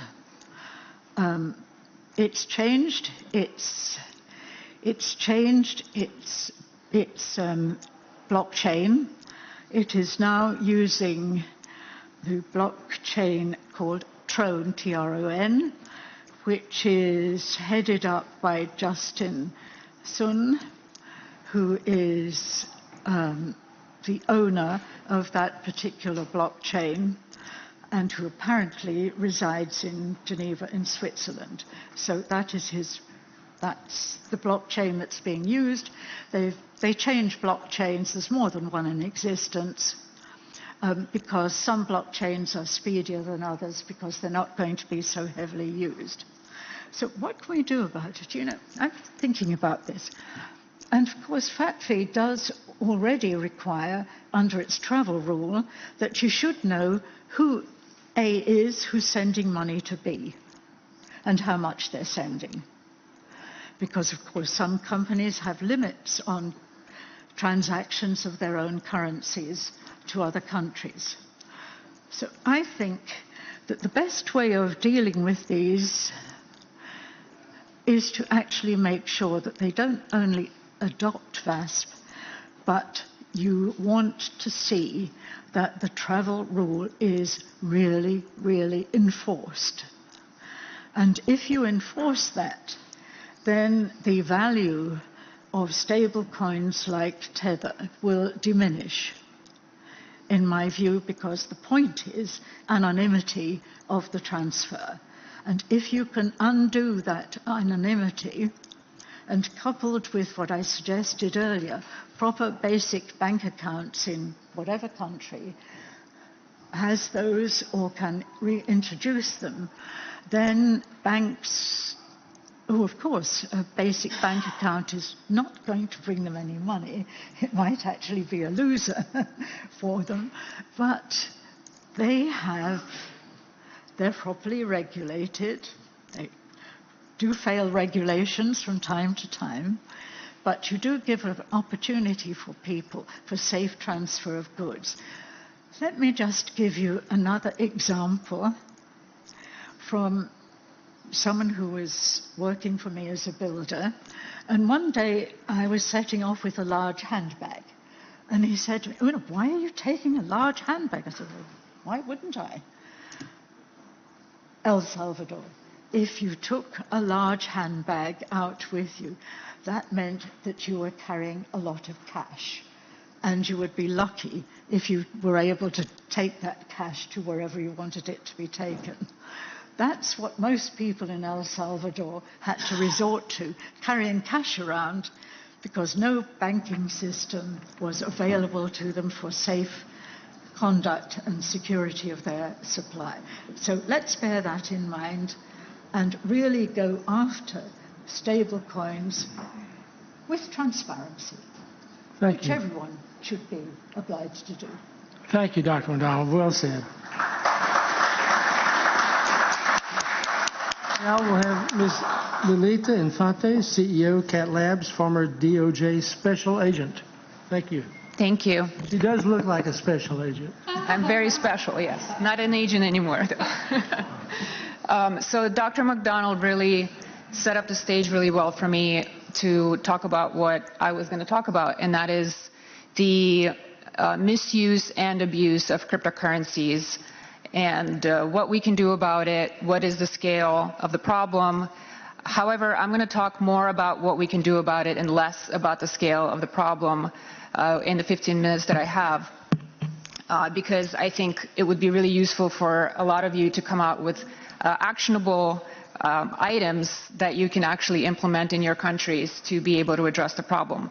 And so when I talk about our enemies, the definition of enemies for me, or in this context for this talk, is transnational criminal organizations. I think we can all agree that there are enemies collectively.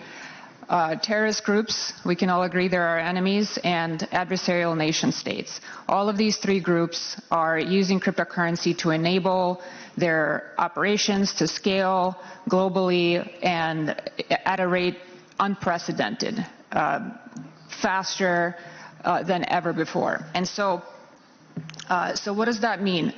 One of the issues that we're having is that our law enforcement, intelligence, and defense agencies are not able to keep up with what's happening with the use of cryptocurrencies by our enemies. And so we're not able to address it, and if we don't address it, if we're 10 steps behind instead of being one step behind like we should be, we're never going to be on par or ahead of them, right? We're always reactionary. However, we shouldn't be 10 steps behind. And because this is the topic of technology-enabled threats, right? Technology-enabled crime. Because it's technology-enabled, it's a J-curve. It moves very fast, and so we have to be moving very fast to address it, or just as fast to address it. And so I have a solution that I want to propose. It's one solution out of many. And this is based on my experience as a federal agent in the United States. I spent about a decade as a DEA agent from 2012 to 2022 before I left and started my company. During my time at the DEA, I was primarily focusing on addressing cryptocurrency and dark web-enabled crimes. In 2022, I was the lead agent on the case that took down Hydra Market, which was the largest dark web market in the world. It accounted for about 80% of all cryptocurrency transactions on the dark web, and it was a $5 billion marketplace, and it was also the largest cryptocurrency laundering operation as well. It had a very, very sophisticated laundering infrastructure that was being used not only by drug traffickers that were using the market to buy and sell drugs, but also by other types of criminals that needed to launder money, right? They would send the money to Hydra Market, and then it would come out the other end, and the chain of transactions would be broken. And so they would use the market just for the purpose of money laundering. And this happens a lot too nowadays, not just with dark web markets, but other entities too. And so when I took down Hydra, this was around 2022, and at this time, when I first started, primarily cryptocurrency was a kind of a very niche area, or the criminal use of cryptocurrency was a very niche area that I was focusing on in the very early days. So it was primarily dark web, drug trafficking on the dark web, or a little bit of cybercrime here and there, nothing crazy. But I was kind of doing this new, cool, innovative thing, creating policy for my agency, created the first DEA cyber crypto task force as well. So really cool stuff. But in 2022, what I started noticing is because of the bull market, crypto exploded into various areas and facets of crime. So it wasn't just the dark web or cybercrime. Now drug cartels were using it, terrorist groups were using it, to the point where I had agents in my agency that would come to me many, many times and say, Lily, you're the crypto expert. My confidential source told me that the cartel now wants to use Tether on Tron. What the hell is Tether on Tron?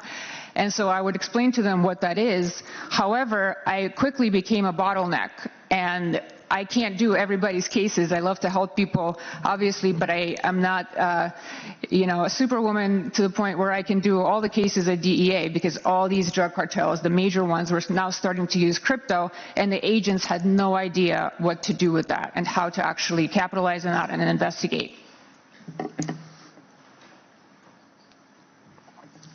So now, that's one of the reasons the main reason I left DEA is actually to make myself as dispensable as possible, because I wanted to make sure that I saw that this was going to get worse, and I wanted to make sure that every agent, every analyst, every public servant that is working on addressing these threats is empowered to be able to address these threats without having to rely on the one person in their agency that knows what they're doing, without having to rely on 10 years of experience or a great deal of technical knowledge. And so I left and started my company for that purpose in order to build the tools to help law enforcement, defense intelligence agencies scale their investigations and their intelligence collections when it comes to cryptocurrencies and how our enemies are using those cryptocurrencies. Now, why are cryptocurrencies attractive to global bad actors? Now, the main facet of, or I guess attractive thing about cryptocurrencies for our enemies is the fact that it allows for the transfer of value across borders quickly, efficiently, and without intermediaries, and also anonymously, right? You don't have to identify yourself when you're transferring millions of dollars from one country to another because there's no intermediary to require that identification. So that's a problem for us in terms of law enforcement, for example, to be able to gather intelligence on some of the misuses of cryptocurrency. Usually we would subpoena a bank or financial institution to get, know your customer information. With crypto, a lot of times we can't do that if they're not using a regulated entity. And so that's a problem. And so it basically removes the geographical limitations that a lot of criminals traditionally have had. So let's say your neighborhood drug dealer that used to deal drugs on the street corner, right, now has a global platform that they can sell those drugs to the entire world. And so they can scale their reach and scale their harm really, really easily and really quickly. And it really doesn't take a lot for them to do so. They just need a little bit of training, and all the information is out there. And so what can we do about this problem? So one of the main things that I found that was a bottleneck is identifying that our targets are actually using crypto. And nowadays, most of our targets are using crypto. If you think they're not, anybody worth investigating is probably using crypto, especially if they span a global, have a global platform like a transnational criminal organization. So one of the issues is that our agents and analysts often don't know that the crypto is being used.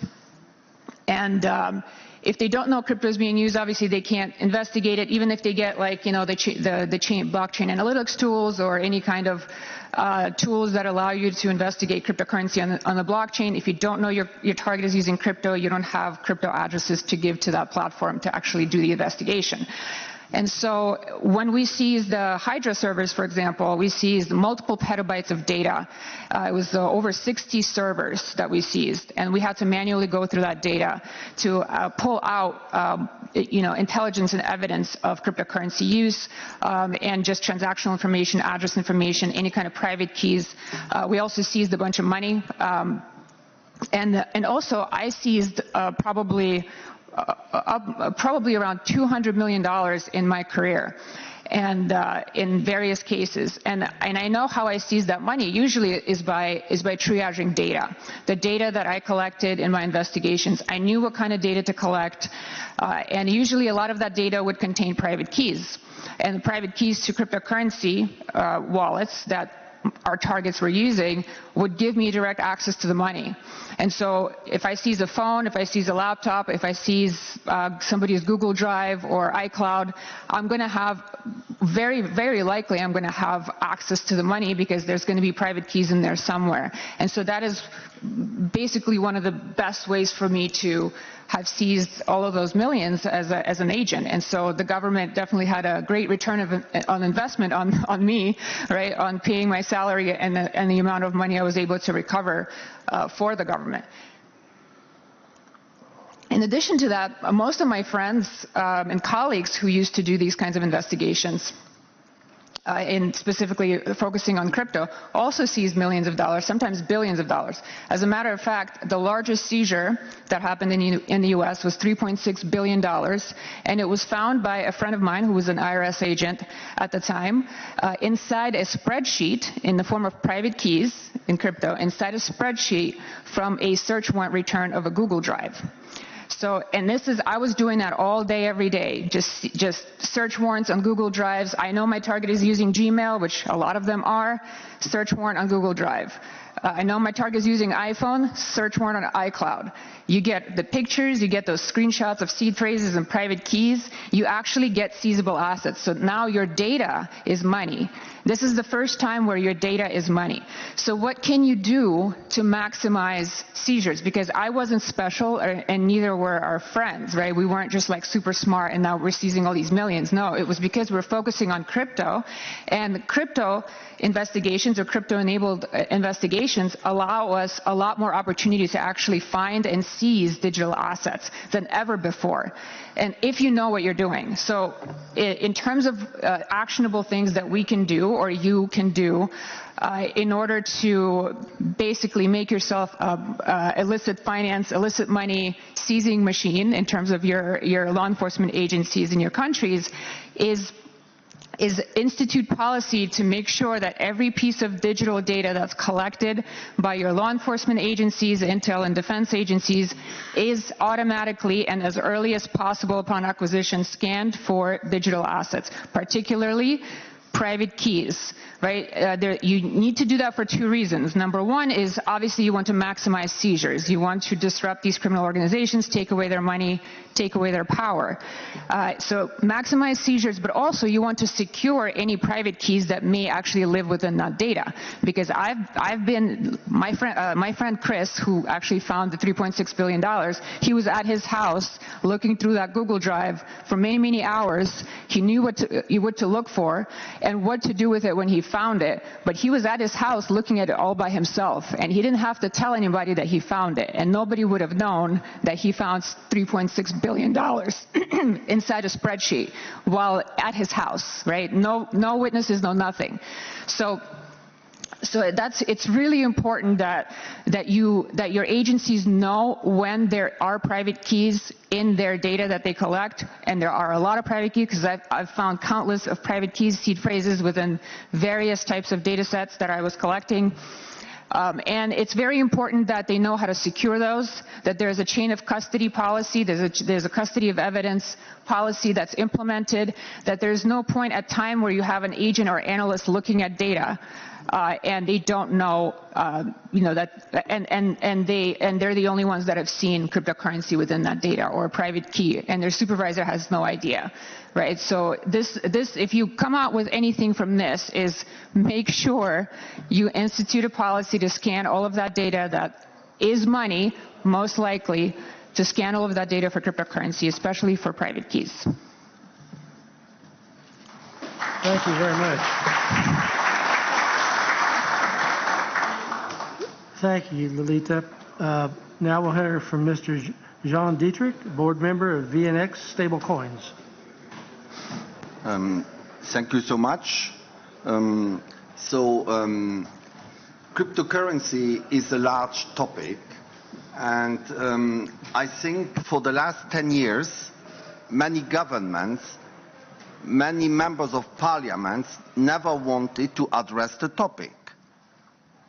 That's why it became wild grass. And that's why the criminals were using and abusing it. And many people told me already 6-7 years ago, oh, we are going to stop it. And I told them, you are not going to stop it. It will be in your life forever. And so it's important to understand what is crypto and what are the different forms of crypto. Today, I want to speak about central bank digital currency, which is the other opposite of the wild crypto you have described, which is central banks making their own crypto, not on the blockchain. And then in the middle, what was said also, you have the stable coins, which are mostly backed up by fiat, which is money issued by a central bank. And then you have the pure crypto, most common known is the Bitcoin, where the value is on the token. It's just a digital code. You have no counter value. It's the belief you have in digitalization. So today what I want to discuss is what Europe wants and why, and the future of the digital money in Europe. So if we look at the press, we see that the European Central Bank is dreaming about the digital euro, but that the European Union is divided. ESMA, which is the European regulator, makes stablecoins a very difficult topic because they are very much afraid and they want to push with the central bank the digital euro. We will see later the advantages and disadvantages. You have to be educated on this and you have to understand the topics. Then you can make the right legislation, the right rules, the right laws, and then you can manage it and stop the wild grass, and that meaning just the criminals understand what's going on. In Europe, we have 4 countries who are quite against the digital euro. It's Germany, Austria, the Netherlands, and Slovakia. What is going on in the United States, meaning you have already spoken about the crypto bro Howard Lutnick, what he did with Tether. You know, the origin of Tether is not an accident. Why did it happen that? Because the guys of Tether, they have a crypto exchange called Bitfinex. They have been in Taiwan, then they moved to Hong Kong, then they moved to BVI, then they moved to El Salvador, and so on and so on. Why this happened? This happened by accident because in the first waves of the Bitcoin investment, you have people, I don't know, buying 10 Bitcoins for 2,000 euros, meaning 20,000 euros investment. The Bitcoin went up to 30,000. They were selling the 10 Bitcoins for 300,000 euros. Then they had this money in Bitfinex. But no bank didn't want the money back in fiat. So what happened is they created then these stable coins in order to make a parking of the money because, as you know, the real crypto is totally unstable. 50,000, 100,000, 20,000, nobody knows. It's like this. And so the stable coin, as it says, is there to stable the value. And that's very important, and that's how Tether was created. One is an Italian guy and the other is a Dutch guy who have created that. And of course, as you can see, Lutnick now is addressing the topic, and I think that's very important, of managing the reserve. Because there's nothing bad of it. It has not been handled in the last 10 years. No government wanted to make a law in order to regulate this and make this legal. Now I think we have the obligation to do so. United States, they have done something else. They have also published, the Congress, a law called the anti-surveillance law of the central bank digital currency, which means that in the United States, the Fed is not allowed to issue retail digital dollars. Why? Because of surveillance, of privacy, and of course of manipulation of digital wallets, because they could then also burn digital dollars, and this will kill the freedom of the citizen. And I think you in the Parliament have a responsibility also on this, and we have to find the balance between controlling and giving freedom to our citizens of spending the money they want. And I'm not speaking about millions and trillions of the drug dealers. I'm speaking of the normal people who have a normal life. We cannot kill their liberty just to get on the criminals. Okay? And there are many more citizens who are not criminals than the ones who are criminals. So we should give them also their liberty. Now, the other issue of Europe is, if we look the percentage of fiat currencies in dollar and euros, we see that the dollar is 22 something and the euro is 90. If we look now at the stable coins, the dollar represents 99% and the euro stable coin is 0.02. So it's nothing. So as the Trump administration is saying, we want the dollar to be predominant. With stable coins is for sure is a monopoly for the moment, because Europe has not done the right things from a regulatory perspective. Now, how to compare? So on the left side, you have the central bank digital currencies, what the European Central Bank want to do. what the Fed is not allowed to do by law, and then you have the stable coins. So the issuer of a central bank digital currency, as it says, is a central bank. A stable coin is a regulated private company. I'm saying regulated because Tether is not regulated. And so most of the people you speak about of these stable coins, they are not regulated because nobody has addressed the topic and nobody was coming up with a regulatory framework to do so.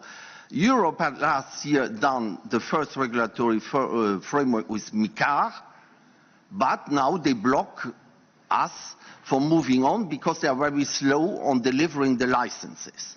Okay? Meaning you can make a framework, but then you have to deliver the licenses if the people follow the law and follow the rules. The technology, mostly central bank digital currency, as Madame Lagarde is saying, will not run on a DLT, on blockchain, but on a private infrastructure like the system Target 2. Public blockchains are mostly used by stable coins. For example, VNX, we are on 12 public blockchains because if you want to do business, some people are on Solana, others are on Tether, on Ethereum, and so on. So you have to be on different ones. The control. Central bank digital currency are centralized, controlled by the government. Stable coins are decentralized and hybrid models. So for the government and the central bank is a sovereign digital fiat currency, and for the private is fiat backed up private digital. What is important is the risks for you to understand. So the central bank digital currency, as the US government has seen, and I think they have seen it rightly, is the government surveillance of the citizen. The risk of privacy, the risk of citizen resistance, and of programmable money, if you think about the consequences of that, and this under government rules, this is a big risk for democracy, I'm sorry to say. Stable coins on the other side, you need a good law, a good regulatory framework. You need a good governance of private company, and you need a good custodian bank which is safeguarding the fiat money towards the token. Meaning not managing it, of course, is creating a big issue to all of us. Now, in Europe, I have to say the risk of over-centralization is very big. If you look, the central bank digital currency, then we have an EUDI wallet, meaning a wallet given by the government where you have then your digital euro, and then the banks will also deliver all this. So, which means that before someone was speaking about China, this looks very much to Chinese model, what Europe is doing, and Europe has to decide at the European Parliament, at the Central Bank, and the Commission, if that is our future. Now, the 4 countries who are against this is Germany, Austria, Netherlands, and Slovakia. They have expressed their reservation. I don't think the digital euro will come without the agreement of Germany and the Bundesbank. I think also that it will not come in October 2025 because technologically speaking, and that's another topic, they are not ready.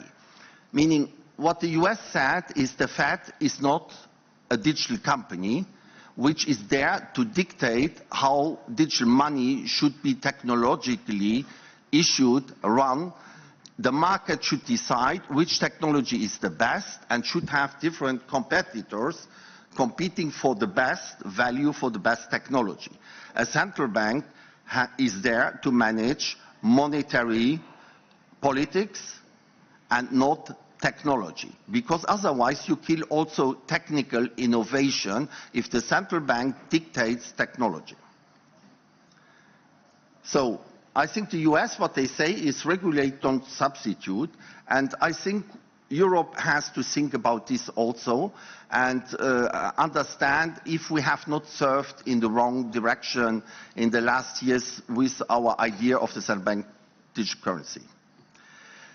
Then we have the ESMA drama. Why? Because companies like ours, we are legally registered as a VASP, Virtual Asset Service Provider. And they said last year that we will have 18 months of grandfathering in order to get regulated under the new MiCA regulation and move from VASP to CASP. I'm sorry for the technical terms, but it's the law, it's how it's structured. So I have to be precise that when someone wants to read the law, that you understand about what I'm speaking.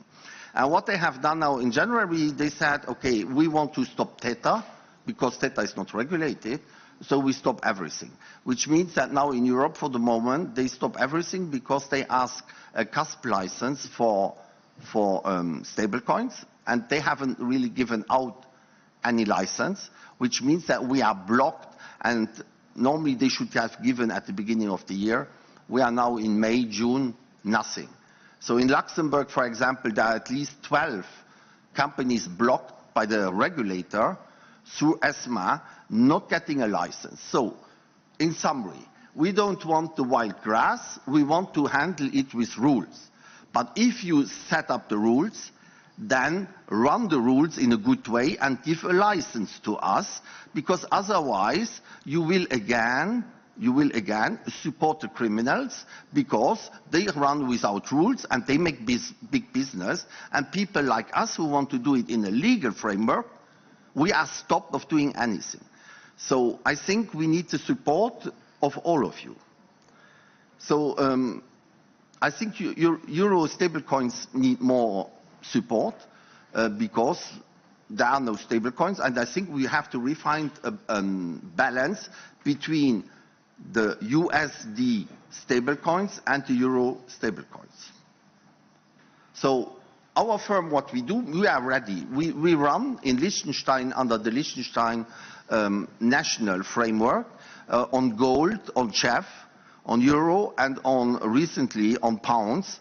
And we are waiting on the CASP license in Luxembourg to move all our euros to Luxembourg and bring them into the ecosystem. And as I said before, we run on 12 blockchains already, so technologically we are ready. If the rules, regulators are ready, we are ready. As you can see, we are fully backed up. We have the banks, Bank Merki Baumann, Signum Bank, Amina Bank in Switzerland, Bank Frick in Liechtenstein. We have also a link where you can look at our reserves, because many people are asking my question, but how many percentage of you have as a reserve? For the moment it's 100%, because there is no law like the Basel risk law of Basel III, Basel IV, who is running for the banks, the risk, the credit risk. I think in the future is also something people have to understand, of coming up with this and with laws like the Basel laws for stablecoins. So this is our ecosystem. As a conclusion, Europe's strength has always been in balancing innovation with regulation. Let's not lose our edge by building a wall between central bank digital currencies and the crypto economy. Let's build a bridge. Thank you so much.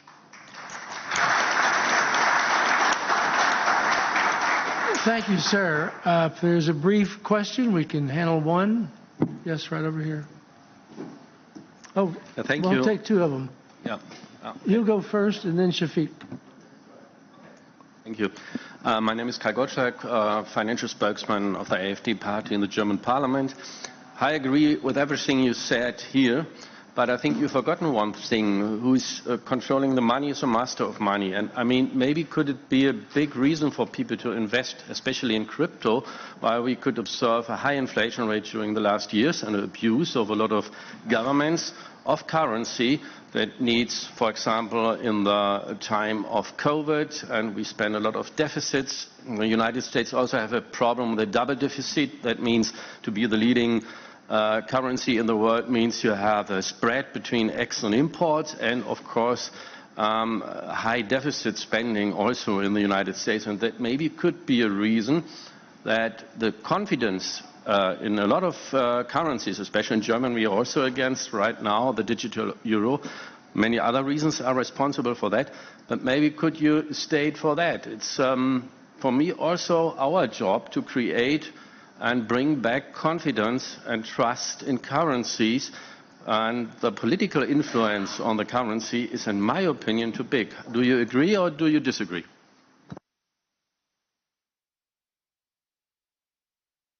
Okay. You know fiat, what it means. It means as it is. It's writing in the central bank book. It's a belief. Thank you. Shafiq Gaber. All right. My name is Shafiq Gaber. I'm from Egypt. I'm just going to make 3 very sharp, simple points. In 2019, I met Senator Dan Coates when he was Director of National Intelligence, and I asked him, why does the United States allow the dark web and crypto unless you're able to visualize them and indicate what's wrong and what's right?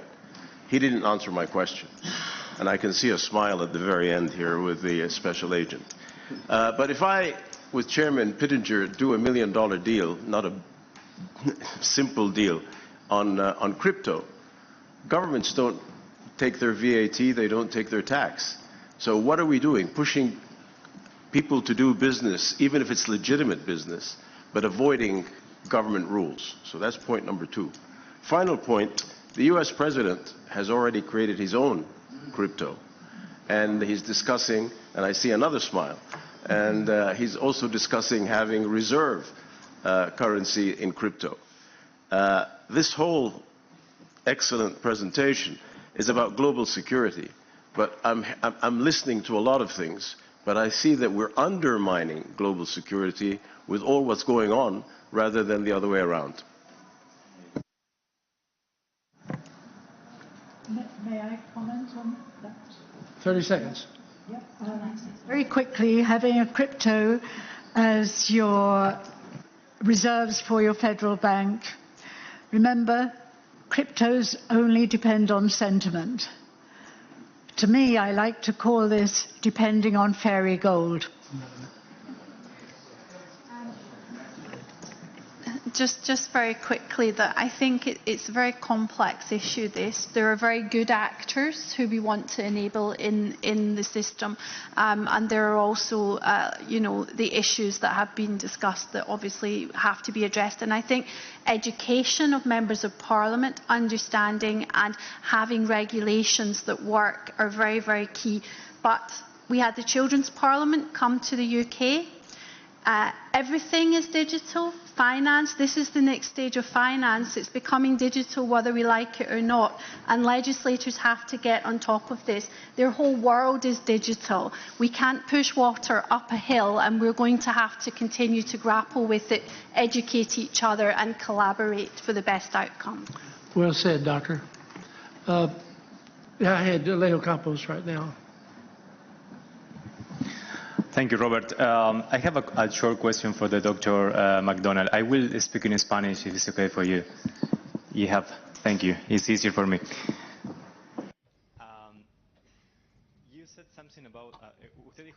You've said something about El Salvador, that the system dropped or the system was not working.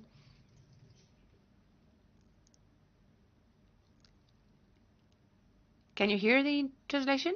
Channel 2? Yes? Channel 2? Channel 2?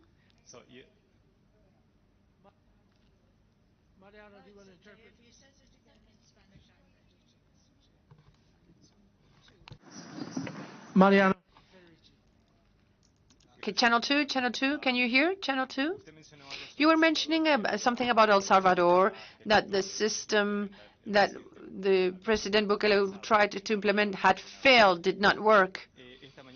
This morning, I was looking at the social media, and Bukele has posted something about he won 132%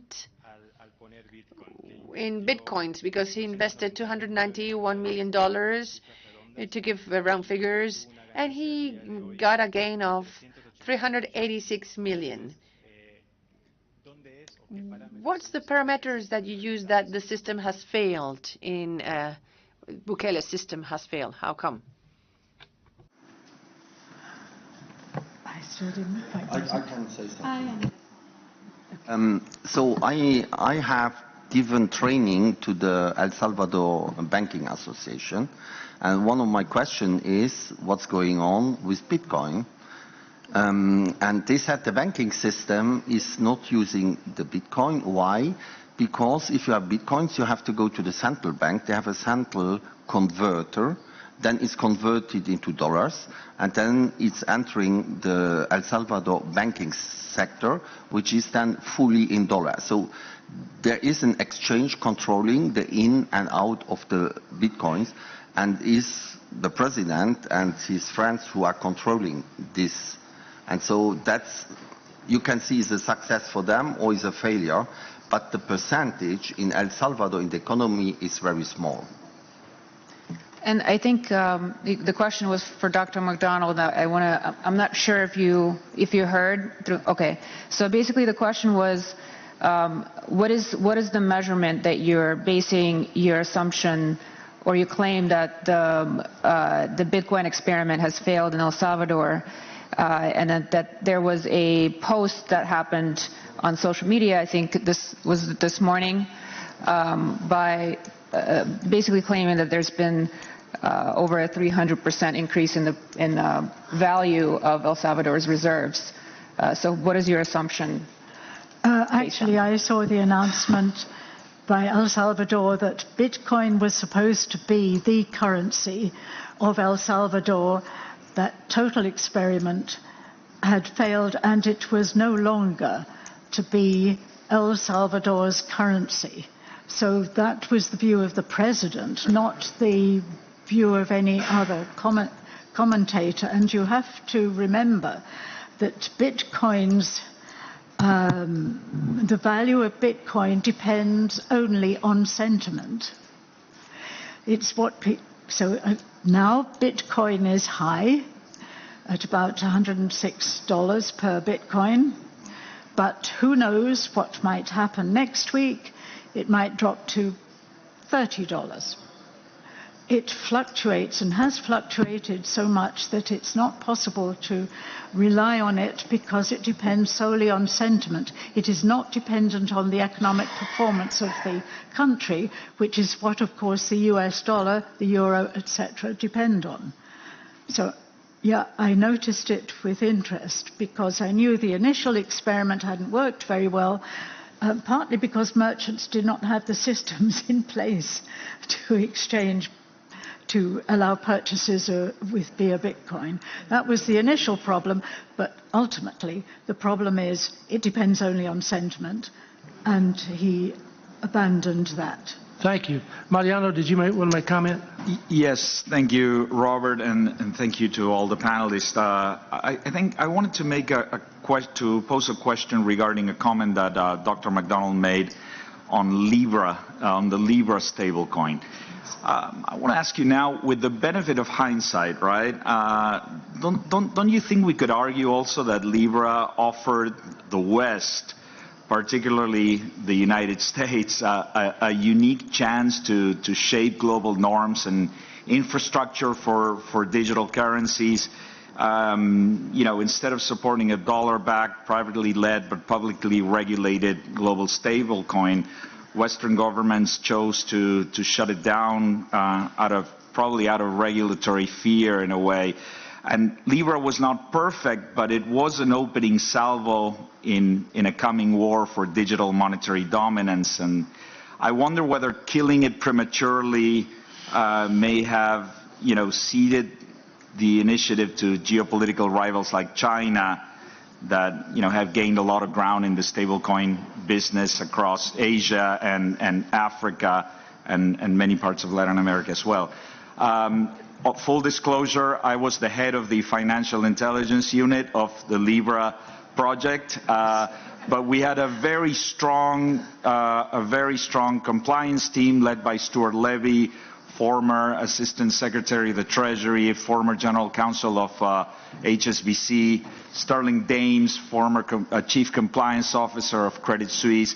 It really had one of the strongest safeguards in terms of anti-money laundering, counter-terrorist financing compliance that I've ever seen And I try to be as objective as possible, of course, in the comment. Thank you. Well, just a quick comment. 30 seconds. Basically, a lack of trust and central government's fear that it would undermine their own, I don't mean just their own position, but their own responsibilities of defending the currencies of their own countries. So an outside organization not undertaking that task for more than one currency was not going to be accepted by central banks and therefore by governments. Thank you very much. You want 15 seconds? Yeah. About sentiment and Bitcoin. Why the sentiment is because there's a digital algorithm who is managing the issuing of the Bitcoins. So it's not like, and that's the risk with government, with central banks, they can print as much money as they want. And that is why the Bitcoin or the techie guys, they prefer technology and an algorithm that is managing the number of Bitcoins towards the number of dollars or euros. Thank you.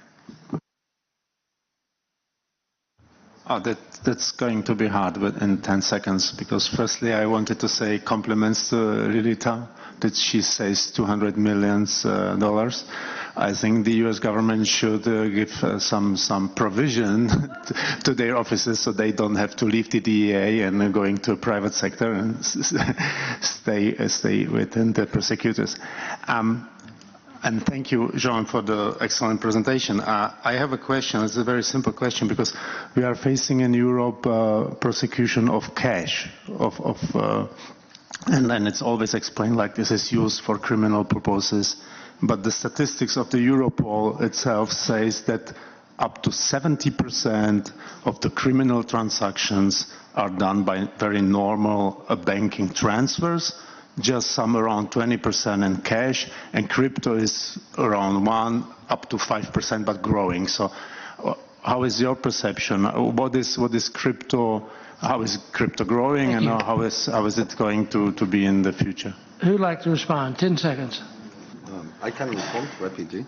I think the banking system is what it is.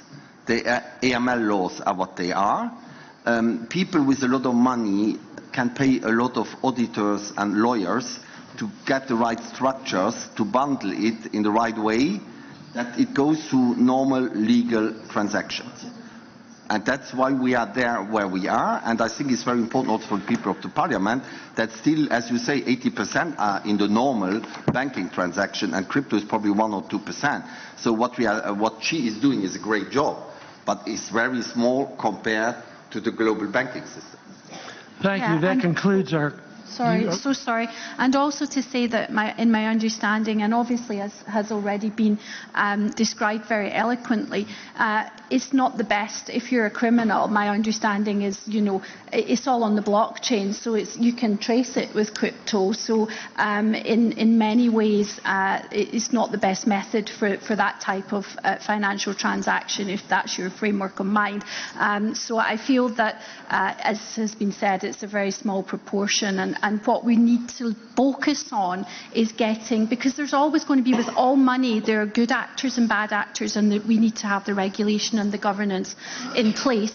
We need to also focus on the social impact use cases that we can very much develop together. Thank you, Congressman. So much to be said and discussed on these topics. Thank each of you. Wonderful panel. Very much. We will now leave for lunch. Senator Marquez has prepared an incredible lunch for us. So thank you for that, and we'll be led to the lunch hallway. Thank you, panelists.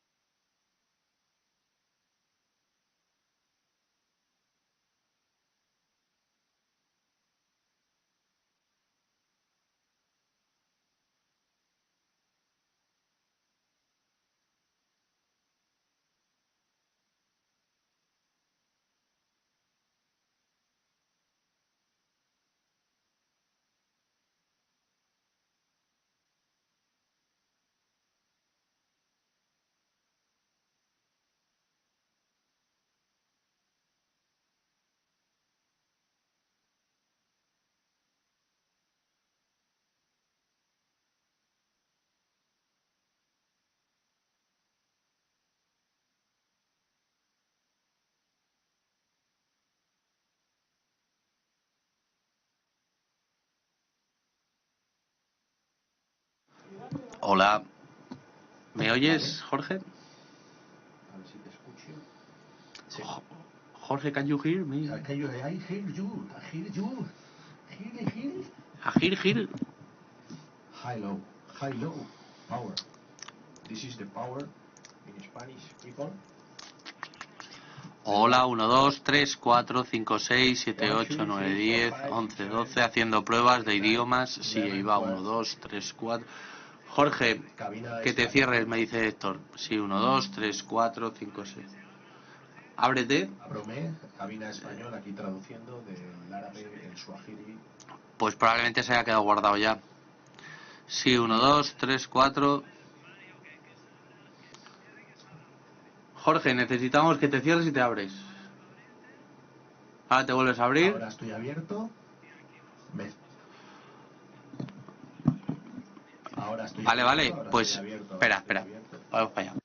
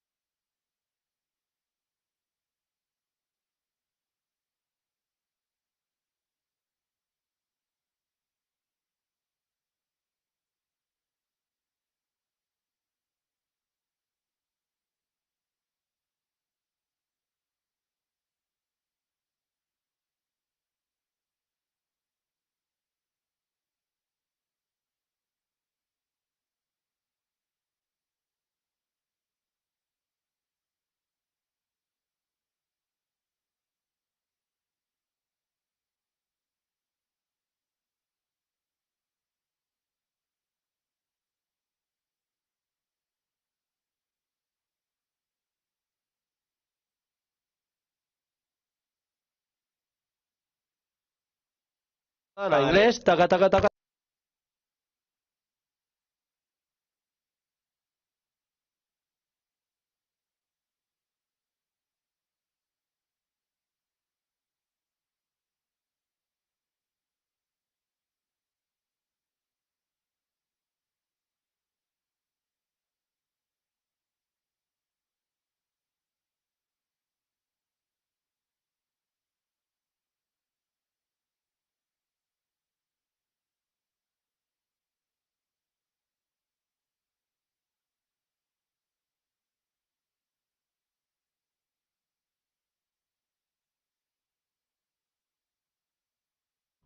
Taca, taca, taca, taca.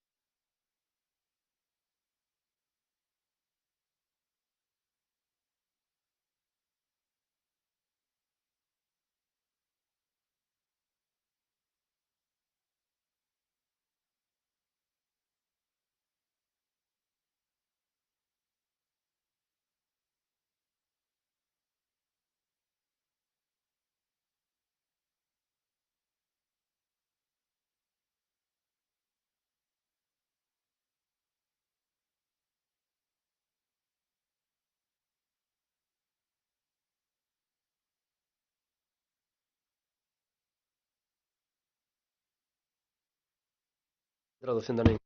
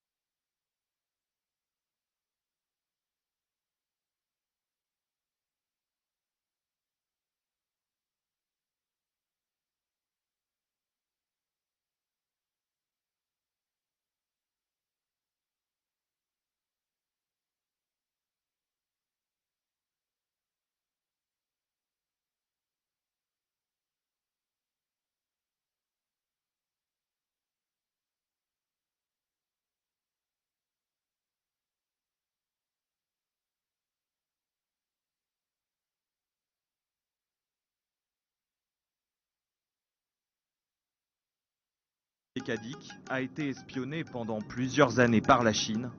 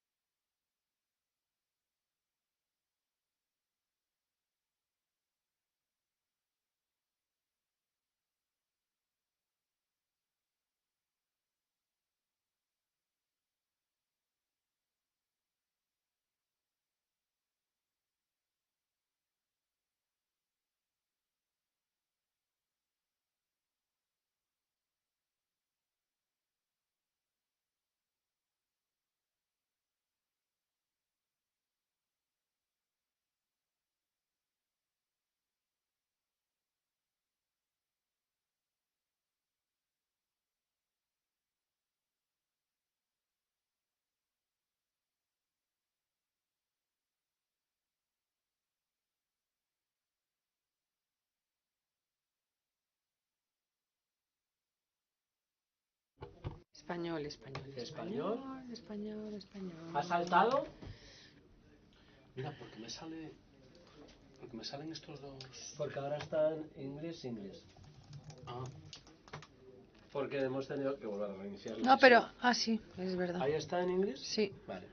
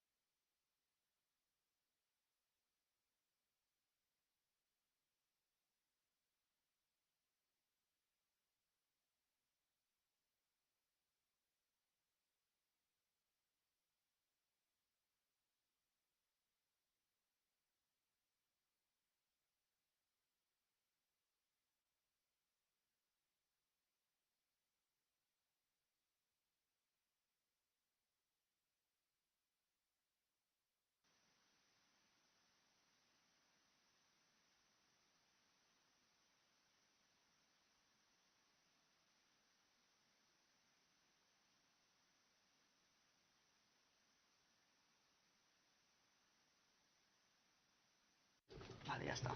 Ya está quitado el autorrelé.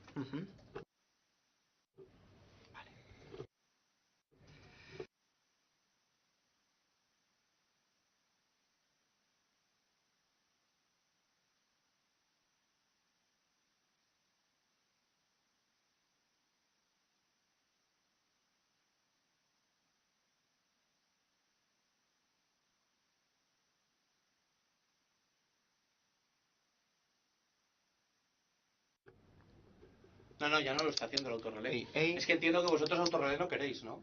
¿Ya está? No. Porque es que es incluso hasta...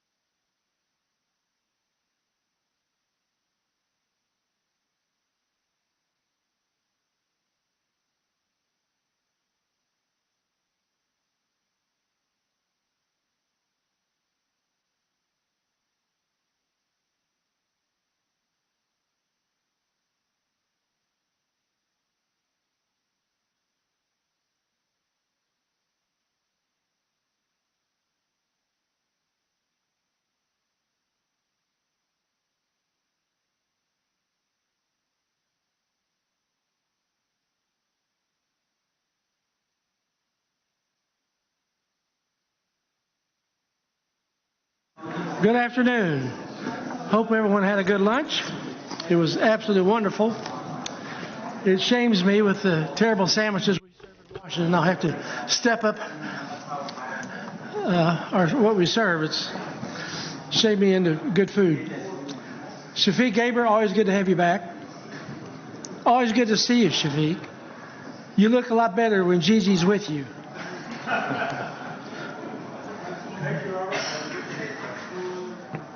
And Malik as well. He has a very, very bright daughter who carries the name extremely well. Yep, you should be.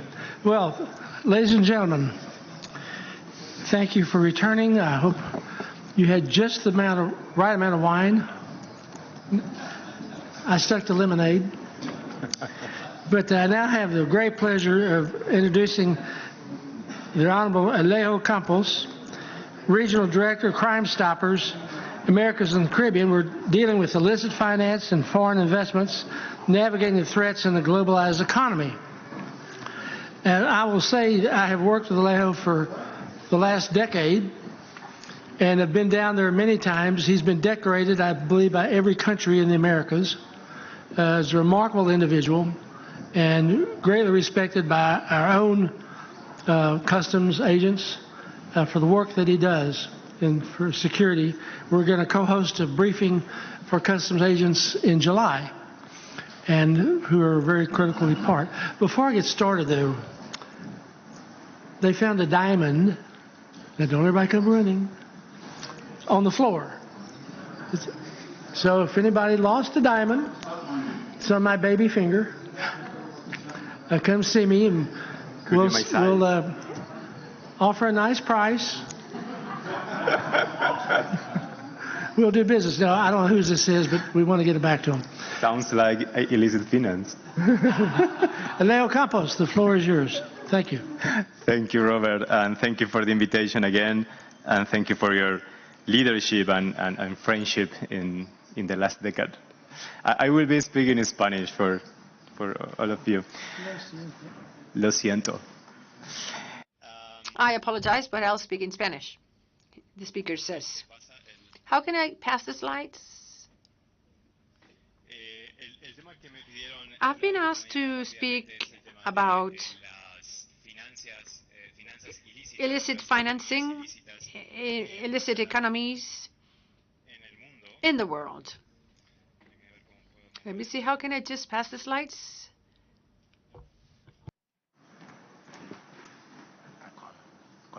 Yeah? Oh, okay. Gracias. Gracias.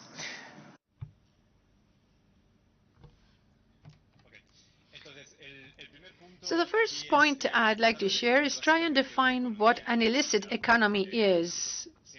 We always speak about three elements, and this was published in an interview in a Panama newspaper asking how to define an illicit economy easily. So I was telling them there are economic interests that are facilitated by public policies and kleptocracy in a globalized context. So, economic interests, criminal or not, facilitated by public policies and kleptocracy. I will explain why. And all this in a fully globalized context. When we talk about illicit economy, we specifically talk about how organized crime generates money all around the world. In our countries, in LATAM and our regional neighbor, I'm from Argentina. I've lived for long in many countries in Central America, amongst them Guatemala, El Salvador, right now I'm in Panama, etc. And when persecuting crime in Latin American countries, we still persecute cocaine and drug traffickers. But today, there are other illicit activities and criminal activities that are just bringing the same amount of money or even more, depending on the country, to these criminal structures. But our criminal prosecution only looks for cocaine. And we were going to talk about illicit economy. We talk about illegal mining, money laundering, drug trafficking, corruption, weapons, cybercrime, And this is blended with a social element. It's not just about criminal. For a criminal to exist, you must have behind something that generates, that is generated, which is a cultural and social process related to changes in the values in the society, deep inequalities, extreme poverty in many countries, illegal migration, high needs from the population, and low education. So all this is the broth that makes these public policies that have failed in the country push the population, press the people before their needs to commit a certain kind of crime or to collaborate with criminal structures, and that is what criminals in the region clearly know. This, of course, follows the system of demand and supply of the markets, and we see it in the trafficking of people markets, where we should be punishing the client of these actions. Because if there are dealers and traffickers and victims, it's because there's a demand. So there's an illegal market, which is criminal, that is going to cover that demand with human beings, mainly women and girls. So I would like to enter and explain this diagram, which covers our current situation. This is our fixed picture, which is quite complex and becomes even more and more complex. Deviated globalization that we call criminal governance, led by local groups, gangs, maras, cartels, depending on the countries. And this is important to start and mention them because in reality, I come from a region and a continent in where many cases they provide Europe with illicit goods such as cocaine or other drugs or human trafficking, the amount of victims that are brought to the European continent or to Asia to be exploited here, amongst others. And all these leads, these logics of criminal economies that are transnational, where we have the global criminal convergence groups. We cannot no longer talk about transnational organized crime. That is a concept from the past. Now all criminal organizations are transnational, but they work together. There's a new criminal order, which is what we call the criminal convergence, not only at national or continental level, but has a global level. And these global criminal convergence in our countries, they do no longer work with the local gangs, but with corporations, because where gangs in the decades in the past have become professionals, they have evolved, they've learned, and they have become criminal corporations. They no longer want to be the logistics employees of the organized global crime, but they have associated, and they want 10% or to be paid for a logistics service. They don't want to be that, but they want to be partners to the business. And that has made them to become associated corporates in different continents. And that is how we start seeing in some operations in Europe, Latin American nationalities that belong to criminal bands that are typical from Latin America, but in other operations in Latin America, we see the European nationalities or Asian nationalities of Asian or European criminal groups. So this convergence, that bond, this flow of crime happens between all the continents and is really related to all these schemes that we're showing here, which becomes even more complicated with what crypto assets or digital payment means, fintech banking. And the most important element here is that as they all work together, they have generated a portfolio of goods and services of criminal nature, where there is a context with no longer corruption. Corruption is a term of the past. We have to talk about kleptocracy. Kleptocracy is a system of corruption becoming global. And we will show some examples. And in the end, what is important today is the route. It's not so important to see what's the criminal product or service that is being serviced or I can offer. The importance here is the control of the route, which is national, regional, and transnational. LATAM Europe, for example, is transocean, and it's a route which needs needs to be controlled by criminals, and local criminal gangs, now corporations, defend those routes.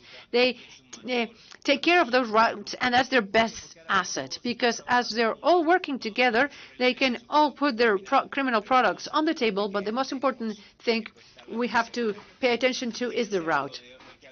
And take a look at what we were saying of organized crime that migrates to convergence. We are in a legislative environment today, so in our legislations, we still talk about lay against money laundering, drug trafficking, organized crime, or money laundering. And all our institutionalities to persecute crime is organized in the same manner. Prosecutors are specialized investigation groups per crime, but we're not taking into account the criminal convergence as such. Where is the legislation that will cover how to face organized crime today, which is criminal convergence? So with that renders criminal investigations more difficult. And I've brought examples relating LATAM with Europe. In Crime Stopper in LATAM and in the Caribbean 2024, we've received 26,671 anonymous reports of those claims that they are work with the local authorities of the country. And that out of that, 14% has information related to Europe, mainly Spain, Italy, Netherlands, Belgium, and UK, and mainly information related to money laundering, drug trafficking, and human trafficking. And these are the crimes. And also illicit trading too, forgeries and smuggling of products like alcoholic beverages, drugs, medicines, cigarettes that are highly forged all around the world. And this is another interesting scheme to give examples about money laundering, how the full logistics system is being used. It's a multimodal system of international trade, how some cartels in Mexico end up selling drug in the U.S. and they have a high deal of cash flow. They send that money to China. In China, they manufacture cigarettes that are forged cigarettes of a highly renowned world country, and end up in Panama, which is a logistic hub for international trade, and organized crime uses this logistic hub. So the product gets to Panama. From Panama, it goes to Belize, and Belize, because through the Chetumal free pass, they go to the Mayan Riviera. I'm sure you've gone to the hotels in Cancun with a high rate of tourists from all around the world that consume certain deal of products. And these cigarettes are part of the cartel. So they sell these cigarettes that are forged, that are produced in an Asian factory with the petty crime of the U.S., and it's ended up being sold in Mexico, that in shops that belong to these cartels, and that's how money is laundered. And as you may see here, we have the relationship of this continuous route and how it is being used, while abusing many ports of the USA to take these merchandise. Why? Because in Latin America, mainly in Central America, we think that whenever a boat comes from a port of the USA, it virtually comes with a SWAT team per container, but it's not that way really. So they're availing of that safety perception of American ports to board counterfeit products or legal products that come into Latin America and then continue overland to different countries. And that's important to see criminal convergence as one of the biggest drug traffickers in Costa Rica. We call him the devil, El Diablo in Spanish, mainly in the Limon area in the Caribbean coast. And that's main port where cocaine is sent for European ports, mainly coming to Spain or going to Belgium or the Netherlands. And the funding of this individual is through counterfeit cigarettes, also linked through the Caribbean people trafficking structures. So these crimes converge, and throughout the whole route that he needs to secure, he has people from Costa Rica throughout the whole route. And here we have another interesting example, the route Colombia, Dominican Republic, Europe. This is a finding from 2 or 3 days ago, and we can see how organized crime keeps innovating to hide cocaine. Now in plastic or ceramic fruits, as if they were ornaments. And these are hidden there directly, and $1 million seizure was made 2 or 3 days ago, coming from the Dominican Republic into Europe. Here we have another new case, quite interesting, that is being researched, that has already become public, regarding a network which is Panama-based, but it's a European network doing robbery, kleptocracy. And what this means for lawmakers and for politicians is the following. Whenever a criminal organization wants to get you out of the way, the best way is to ruin your reputation. That's the quickest, the easiest, and nowadays even the cheapest. To that, they create networks globally that begin attacking that person, generating real or unreal situations that end up impacting their reputation, usually linked to some sexual affair. And this network was discovered to be working between Europe and Panama, and they identified the people they wanted to coerce or to damage their reputation, and they had people who got closer to them until at some point they generated some sort of picture or video, or they got involved in some sort of situation, sometimes even drugged, and they spread that in the public opinion. There is still an ongoing research on that, an investigation, but that's a so-called kleptocracy system which is working internationally. It's not just something that happens in Panama or in Europe. I brought this because it's part of these illegal economies, because it really generates a lot of money that at some point needs to be laundered somehow. And we have another human trafficking example. I brought really recent cases, and this Puerta del Sol operation began in Panama about 2 years ago. And in fact, it was a joint operation between Spain and Panama, where there were women being exploited sexually in Panama, or in Spain rather, in different places of Spain. They were coming from Panama, from Colombia, even from Ecuador. And the human trafficking network was a mix between Spaniards, Dominicans, and Panamanians. So once again, we see this international cooperation, and another investigation has been opened with this group due to drug trafficking. So we can see how in this portfolio of criminal services and assets, they play to generate an illegal economy. And these groups have usually a main illegal activity and then other parallel activities to fund the operations of the biggest one, or to leverage financially the biggest one. So let's remember that the largest one tends to be drug trafficking. And if I send kilos of cocaine for Europe, sometimes in order to get that money, so that is part of a laundering system, that will take a while. So in between, I need to fund my criminal operations, just like any other company, in this case with a criminal activity, and I may have other illegal activities also useful for funding purposes. But these parallel activities are becoming more sophisticated and more in demand, and they are generating very high amounts of money, sometimes as much as drug trafficking in some countries. Mainly in the countries that are not a route for drug trafficking or that are not large consumer markets, these parallel activities such as people trafficking or legal trading generate more money than the actual drug trafficking.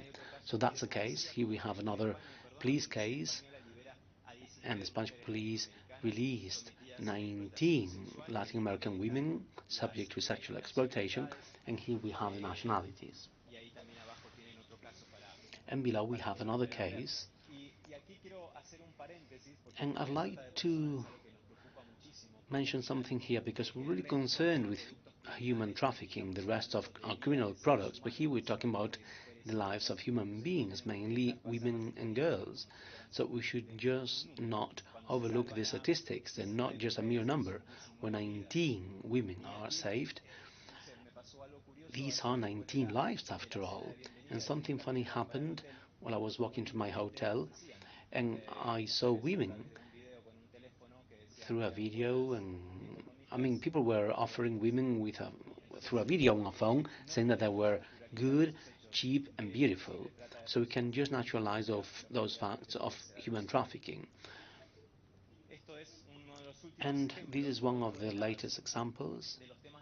Another topic which is highly funding, and here many companies from Europe and the USA being affected massively due to the counterfeiting and forging of alcoholic drinks reaching mainly the American continent. This is the second, sometimes the third element in terms of counterfeiting. And to finish, we have here something that was organized a while ago. Here we have a picture of Darien in Panama. Fortunately, after the Trump administration, this is over in Panama due to measures that were taken. And they are having an effect. A week ago, one of the migrant reception centers across the Darien rainforest was closed. But here there was organized crime moving people. Right now, moving human beings, tricking them, is the most profitable activity. And to do so, they activate another criminal strategy that happens a lot, and that we see in interviews we've done with migrants at Darien, were mainly Ecuadorian migrants coming from humble locations, mainly in the mountains of Ecuador. They stated that they would have never thought of leaving their birthplace. They were living in a precarious poverty situation, but they never thought of leaving until criminal gangs got to those locations. They began terrorizing that place, and that expelled them from the place. If they didn't leave, they would be killed. And if you ask them, why did you go through the Darien rainforest if you could get killed? Well, they already had a death sentence in their place of origin. And that movement of people was generating an illegal economic flow to a criminal structure, to several, in that route. So there was a migration route creating much money for one or several criminal structures. So imagine all these people paying throughout this route through several countries, and the massive illegal economy that is generated. And here in Europe, you actually have similar situations that you can draw a parallel with. And to finish, we have some quick recommendations. The first one has to do with the political will.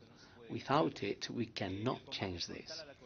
And we need to combat corruption and kleptocracy. I think the Speaker of the Senate was saying this morning that we needed to update and harmonize the transnational legislation. That's essential. In the case of Latin America, we have laws in some areas that only existed for 15 or 20 years, but organized crime is changing daily. We cannot combat it with a 20-year-old law that is not harmonized with our neighbors or across the pond. So we need to have the political will to update the laws. And then the information exchange is essential. And we need to define and redirect somehow the agenda and the funding of these multilateral organizations and international organizations. Thank you. Thank you, Mr. Campos. Very well stated. We will have our next panel now. I'd like for John Strand, CEO of Strand Consult, and Mr. Mikel Diaz-Pata, Quantum Global Sales Enablement Lead in IBM. This is on 5G, quantum computing, neurotechnology, innovations, risk, and global implications. It's a mouthful.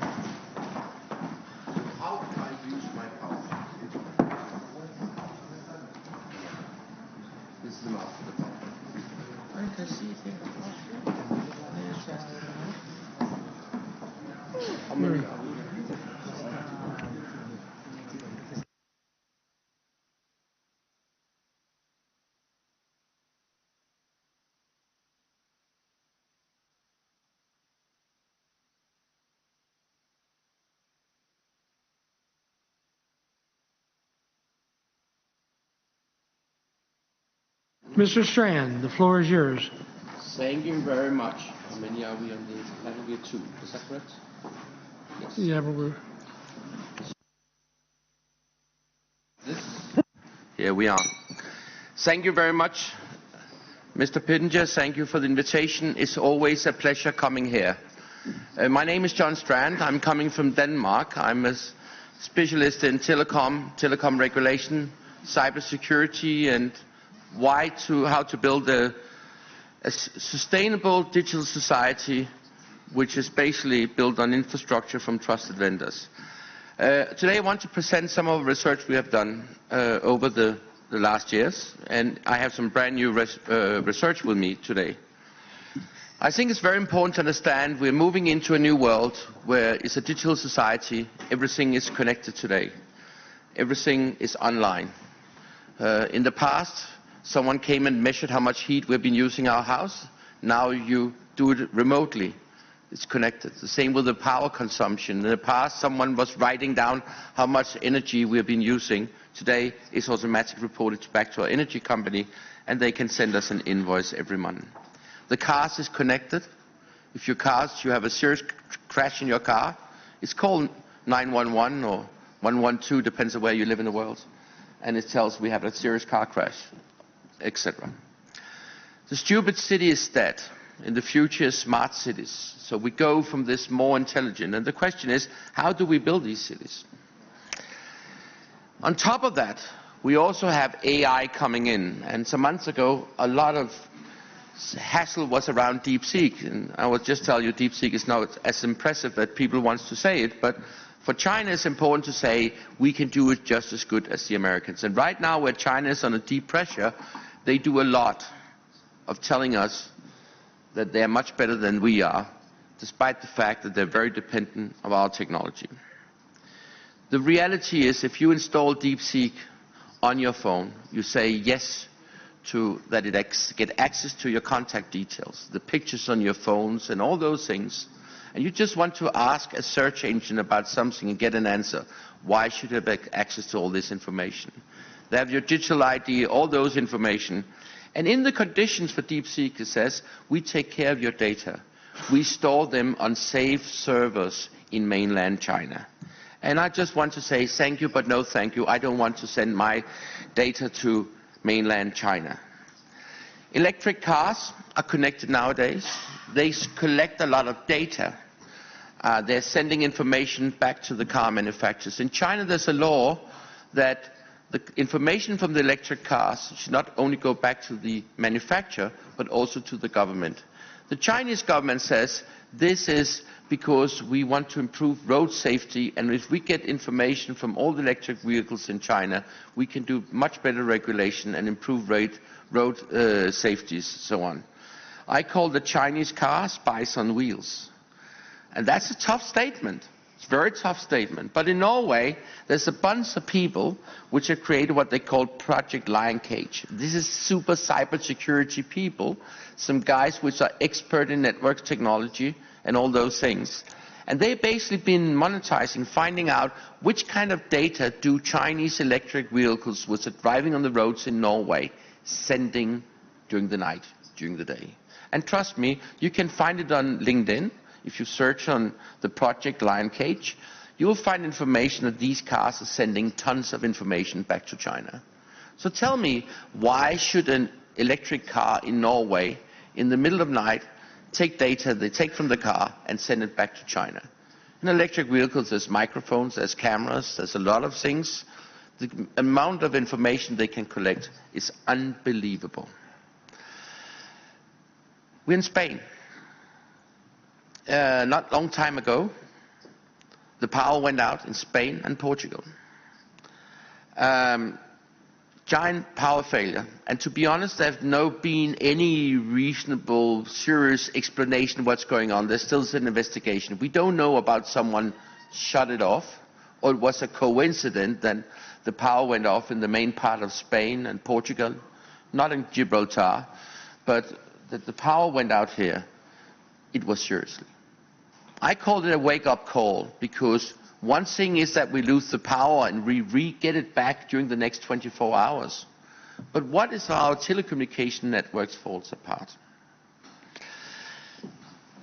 Last week, the US published some research saying that they have been looking into Chinese solar panels. The Chinese are actually the market leader, sitting on, I think, close to 80 or 90% of the market for solar panels.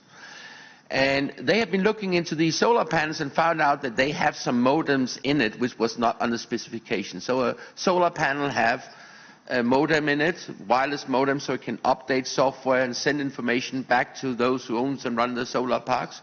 But a lot of these solar panels had an additional modem which was not on the specification and was configured so it could get around firewalls and stuff like that. A lot of people say that's America. They hate China. This is not true. This is American propaganda. But in Denmark, Green Power Denmark was a trade organization representing almost 1,600 companies in the renewable, in the green, in the power industry in Denmark, from fossil fuel power plants to renewable energy power plants, said we have actually had cases and found equipment in Danish energy equipment which we can't explain why it's there. They're looking into it, so basically we have in Denmark, quite far away from America, actually halfway between the US and China, we have had the same experience. The question is it the same here in Spain?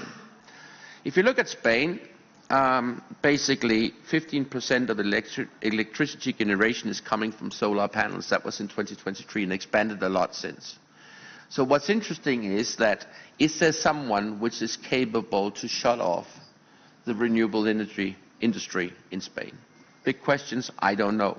But I know one thing, we're all very dependent of two things. The one thing is energy, and the other thing is telecommunication. When energy goes off, the power goes off, the light goes out, people can understand, but they can't imagine what it means for society if you lose the access to the internet. You cannot make a financial transaction. You cannot do a payment because the telecommunication networks is down. And how long time will it take to re-establish a telecommunication network? EU have done a lot to improve security. Just right now we're implementing the NIS 2, but they had done a 5G toolbox, which basically says where they're looking at trusted vendors, critical infrastructure, 5G infrastructure, and all 27 European countries have basically agreed to implement the 5G toolbox. We have done a study, 10 countries have implemented it, 10 countries have partly implemented it, and 7 countries have not implemented it. That means that EU have agreed how to ensure to get trusted vendors into the network, how to get secure networks and doing all that, but in 17 countries out of 27 countries in the European Union don't take the rules which we have agreed across all 27 countries to implement and implemented them. Spain, in the Senate, in December, actually on Christmas Day, the 24th of December 2024, they voted for the Spanish law, which is a fundament for the 5G toolbox. But here's the bad news. The 5G toolbox is not implemented in Spain. So the Spanish government agree to the 5G toolbox. They make a law so it can be implemented in Spain, and they haven't implemented it. I think that's a bummer. Across Europe, we can see different countries is handling this in different ways. If we look at the 5G equipment across Europe, we can see that actually a number of countries have quite much Chinese equipment in the 5G networks. They are dependent of Chinese. In Germany, it's 58% of all the 5G infrastructure, which is from China. On the top of that, all the communication solutions which the German railroads, Deutsche Bahn, is using, is coming from Huawei. And the new cloud which Deutsche Telekom is launching in Germany in these days is built and run by China, by Huawei. The good news when you use a Chinese cloud in Germany is if you go to China, you don't need to file for a visa because they already have your data. But I just want to say we're all sitting here. Lots of you have during the last 10 minutes been looking at your phones. And basically in Spain, Vodafone, Telefonica is not using Chinese equipment, but Orange have just is using it. I've just signed another contract with Huawei a few days ago. And Vodafone is 91% of all their 5G equipment in Spain is from Huawei. I have a map here of the area where we are, including the parliament, and here there's all these signs. That's Huawei sites around you right now. So if you have a Vodafone logo on your phone, you're sending your traffic over a Chinese network. We have also been looking at how Europe, which countries in Europe have a serious view on Chinese equipment telecommunication networks, and what is their view on helping Ukraine. I'm Danish, and I'm very proud of being Danish. And I think there's two ways to stop the war in Ukraine. The one way is to negotiate, and the other way is to send them a hell lot of bullets. And since 2022, Europe haven't done anything on the negotiation side. That was when Macron had all the 11 meetings with Putin, including the one where they're sitting in each ends of a long table. Europe has spent more money on Russian energy the last 3 years than on help in total to Ukraine. We have sent more money to Moscow than to Kiev. Little Denmark, where I come from, has spent 1.8 billion euros more in military aid to Ukraine than Spain, France and Italy combined. Okay? We are 5.7 million people. France has spent more money on Russian energy last year than they spent on military aid to Ukraine for the last 3 years. What I say is Macron, he's a very short man with short arms and deep pockets, saying all the things which sounds nice, but his capability to help Ukraine is a disgrace. I know there's a lot of Ukrainians here, and I know the Ukrainians cannot go out and criticize the European Union and what they're doing, but I can do it. So my voice, when I have the knowledge, is important to speak up and say that we Europeans have to pull our act together. The country who has spent most money on military aid the last 3 years to Ukraine is Germany, 12.7 billion euros, I think it is, and America is 67 billion euros. I met a senator in December in Washington when we had the event.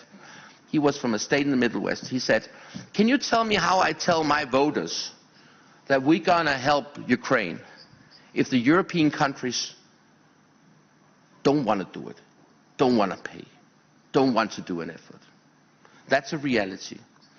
What we actually can see is, as close our country is, except Hungary, to Moscow, as more aid they give compared to their GDP to Ukraine. As further away they are from Moscow, as less help they send to Ukraine. We also see in France, which is really, I must admit that Trump didn't treat Zelensky nice. And since that, Zelensky have been traveling around Europe, and all the politicians have been pecking him on the head, inviting him for lunches, and nothing have happened. But in France, there's a satellite operator, and I spoke about it just after the war started at our event in Romania, called Eurotelsat. The CEO, she's called Eva Bernanke. They're providing with the TV signals for 15 million households in Russia. And despite the fact that the EU have made sanctions, they have not been living up to the sanctions at all. The French satellite regulator have been very passive in that way. I always say Eurotelsat is Putin's best friend in Europe because they're helping him to distribute his propaganda. She also market themselves that they have this OneWeb, which they market as an alternative to Starlink, and say we can't trust America, we can't trust Elon Musk, we can't trust Starlink, and so you should do business instead with a company which have been helping spreading Russian propaganda to 15 million households during the last 3 years. I'm sorry, this woman, she's now leaving her job, but listen, her greed is disgusting. Her moral compass is non-existing. We see the Chinese is trying to do a lot of things, manipulating, telling stories about how fantastic they are, can write books about it, we've been writing books about it, and they try to tell they do the most fantastic technology. The reality is what we see what they did. This is a case from Portugal and Italy. Huawei was traveling around to schools in Portugal and Italy, telling kids, learning them about cybersecurity and the internet. I'm sorry. It's like Putin telling people about democracy. there's no free internet in China. It's all controlled by the government. The Chinese national law is very simple. If a Chinese company have access to information, if the government in China wants to get access to it, they have to share it. It's very simple. That's the national intelligence law from 2017 in China. So I think it's very important to look at all the risk we have. The risk of being dependent on Chinese technology. The risk that China can turn off our telecommunication networks. They can turn off our solar parks, our windmills, all the vital infrastructure which makes our society work. I think it's very important to understand. We Europeans need to pull our act together. We need to tell those European countries which are talking about supporting Ukraine, but not doing it, like France, they need to pull their act together. We need to stop that war. We need to stop the killing. And we need to expose the people like Eva Berneke from Eutelsat, which is still helping Russia. I think it's important to create transparency. I look at my job as a way just to create transparency. That's the only thing, collecting data, sharing it with people like a number of other experts here. I hope you will have a good event. Thank you.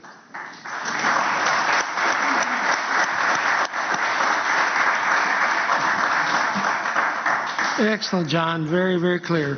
We now have Mr. Mikel Diaz-Pata, Quantum Global Sales Enablement Lead in IBM. I don't know how you get out. Here.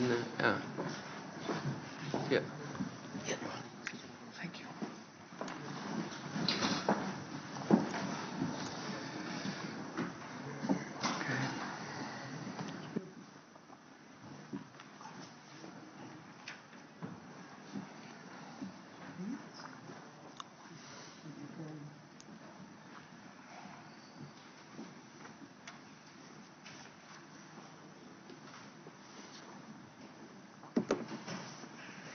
Gracias. Thank you. Good afternoon, everyone. And thank you for inviting me to share this moment with you. My name is Mikel Diaz. I work at IBM Research. And I mainly manage the IBM Quantum unit in Spain and Portugal. The aim of my speech here is to try to give an approach in this forum of intelligence and security related to the risk of quantum computing. And before we deal with the exact risk, I'm gonna quickly refer to quantum computing. I'm not gonna speak about physics or mathematics, but mainly quantum computing is the area that studies what happens in the subatomic world. Having said that, it looks like human beings are able to perceive in the atomic world, but that's not true. We need to do it through different techniques that are microscopic and very powerful. But even what happens under atoms is even more difficult. And that's where we have certain laws, which are physical and mechanical laws, explaining how these elements behave. And we need to say that in the last decades we have advanced, and these quantum mechanics capabilities can now be translated into tangible terms and into information that we can relate and assess. And now we can do things much faster and much more powerfully. Right now we have large supercomputers, but in the next few years we'll keep being faster and quicker. And now we differentiate between classical and quantum computing. After this introduction, I must say that from IBM, we have a double perspective. And first of all, we want to have this quantum computing capacity useful. I think quantum computing has some needs to control errors and so on, but we want this to be practical. What we mean is that it should be useful. It should contribute and be useful. And on the other hand, we want the world to be safe for quantum computing. And here we're adding the why of the risk to have this quantum capability. To explain this risk, we need to speak about cryptography, which is what's present in 99% of our life. And we also need to leave some space for things unrelated to cryptography, but it's present because it's a tech and scientific basis on which our digital economy is based on. I guess we have other types of economy, but at least digital economy has an impact in all countries and industries, governments and individuals. And cryptography has been in all of our organizations, processes and tech capabilities since technology or digital technology started. How do we encrypt communications? How do we encrypt the communication of our app on our mobile with bank to check our account balance, our bank account balance, or how companies interact, for example, with our national or international payment processor to make transfers, or how do we code through digital certificates matters such as a digital mortgage or a custody of digital assets. All of that is based on cryptography. On encryption, and the way we created that encryption decades ago is still out there. You know, full throttle and proving that we do encrypt, and even though every now we hear that there are some encryption problems, as citizens and as countries, we keep trusting the current encryption we have. And I have already mentioned why we need cryptography and encryption that has to do with things such as wanting communications to be done confidentially between the issuer and the receivers. And whatever I say here should not be rejected by the receivers if someone intercepts this communication and change it. Because when we speak about the bad guys in terms of security, the bad guys do not often feature in the picture, but they could be present while changing communications, for example.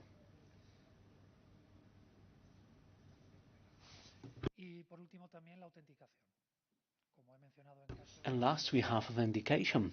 As we mentioned in some cases, I need to be able to represent the person I am with my rights and obligations without no one changing certification. So this whole approach to also materialize it in normal terms where we can see the risk we may have has to do with things that are not just physical but also temporary ones or time related, keeping critical infrastructures in our countries such as electrical or transport such as motorways or good transport such as ports or communications for air transport or others have a certain feature, which is that the tech systems servicing them have updating cycles that are measured sometimes in tens of years, and that's a reality, which means that if we need to do some change in cryptography or encryption in those systems, that ensures that communications being made in these critical infrastructures are still secure, we need to be aware that they cannot be changed overnight,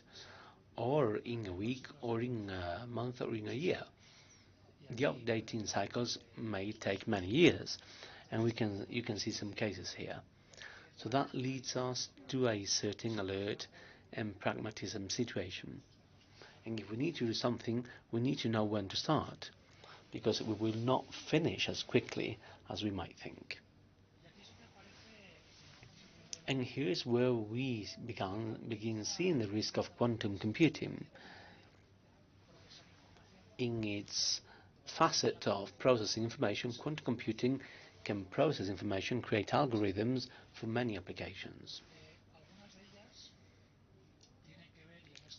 Some of them are related, and in this drawing we can see the white circle at the center had some sort of problem that we solve with technology and that we know to solve with a classical technology.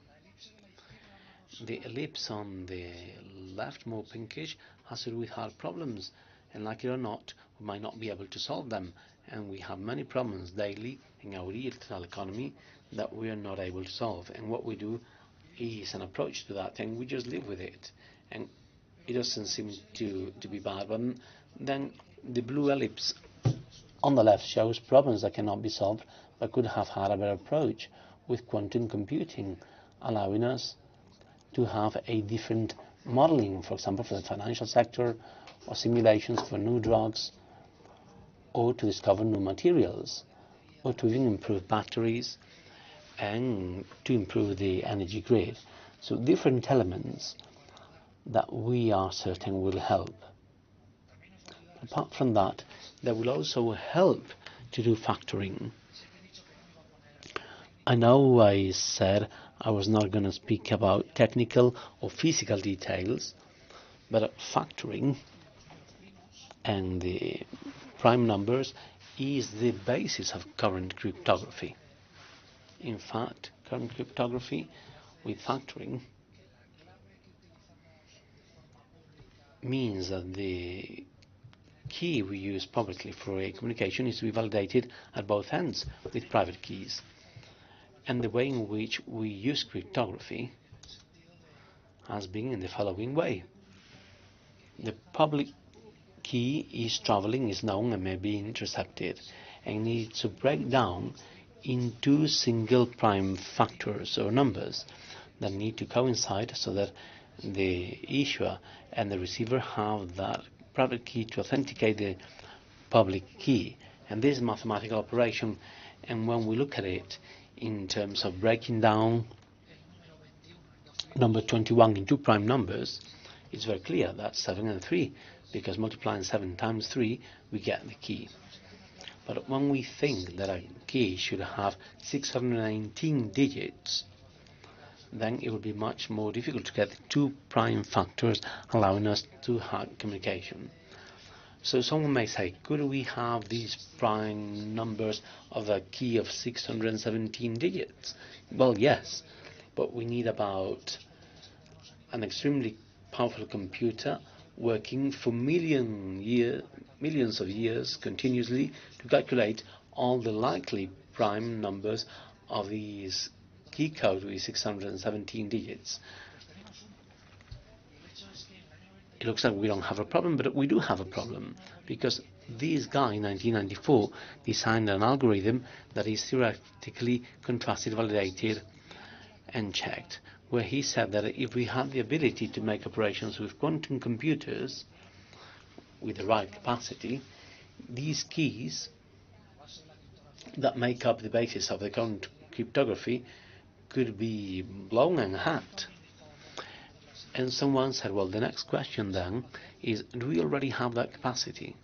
And of course, at that point, we didn't have it. And please allow me to advance to the following slide. But we are not in 1994 anymore. We're now in 2025. And what you may observe here is a roadmap we have at IBM regarding how we can supply quantum capacity up to 2033 and beyond. And beyond having great capacity in this roadmap, we're also seeing that the roadmap is getting ahead of us, because the tech advances are advancing at a very fast pace. So even though we took the most conservative perspective, it means that in the next 5, 6, or 7 years, we might have quantum computing enough to check whether cryptography is at stake.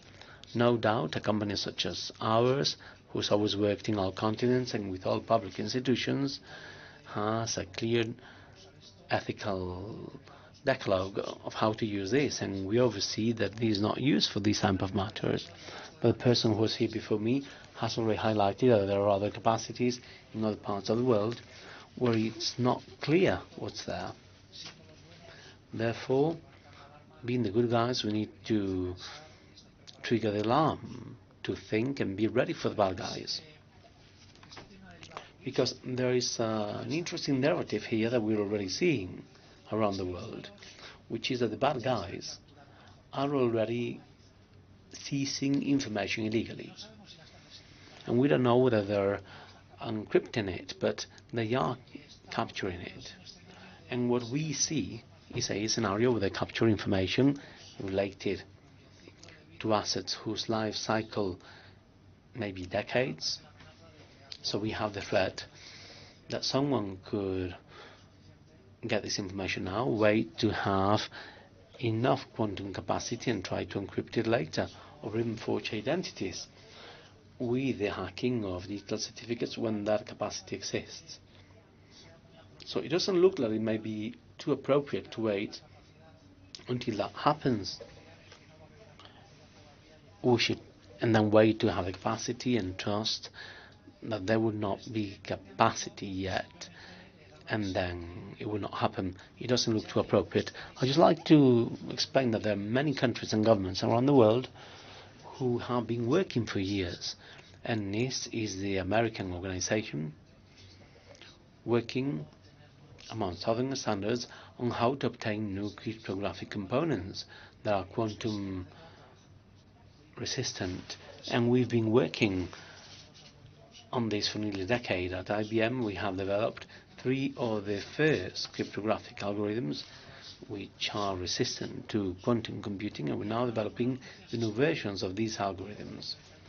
And without getting into too much detail, the good news is that we have the methodology and the technology to know how to protect ourselves, because protecting means finding all the cryptographic elements in all of our systems and all the applications we have developed, to guarantee that we can change each of these components and therefore be protected.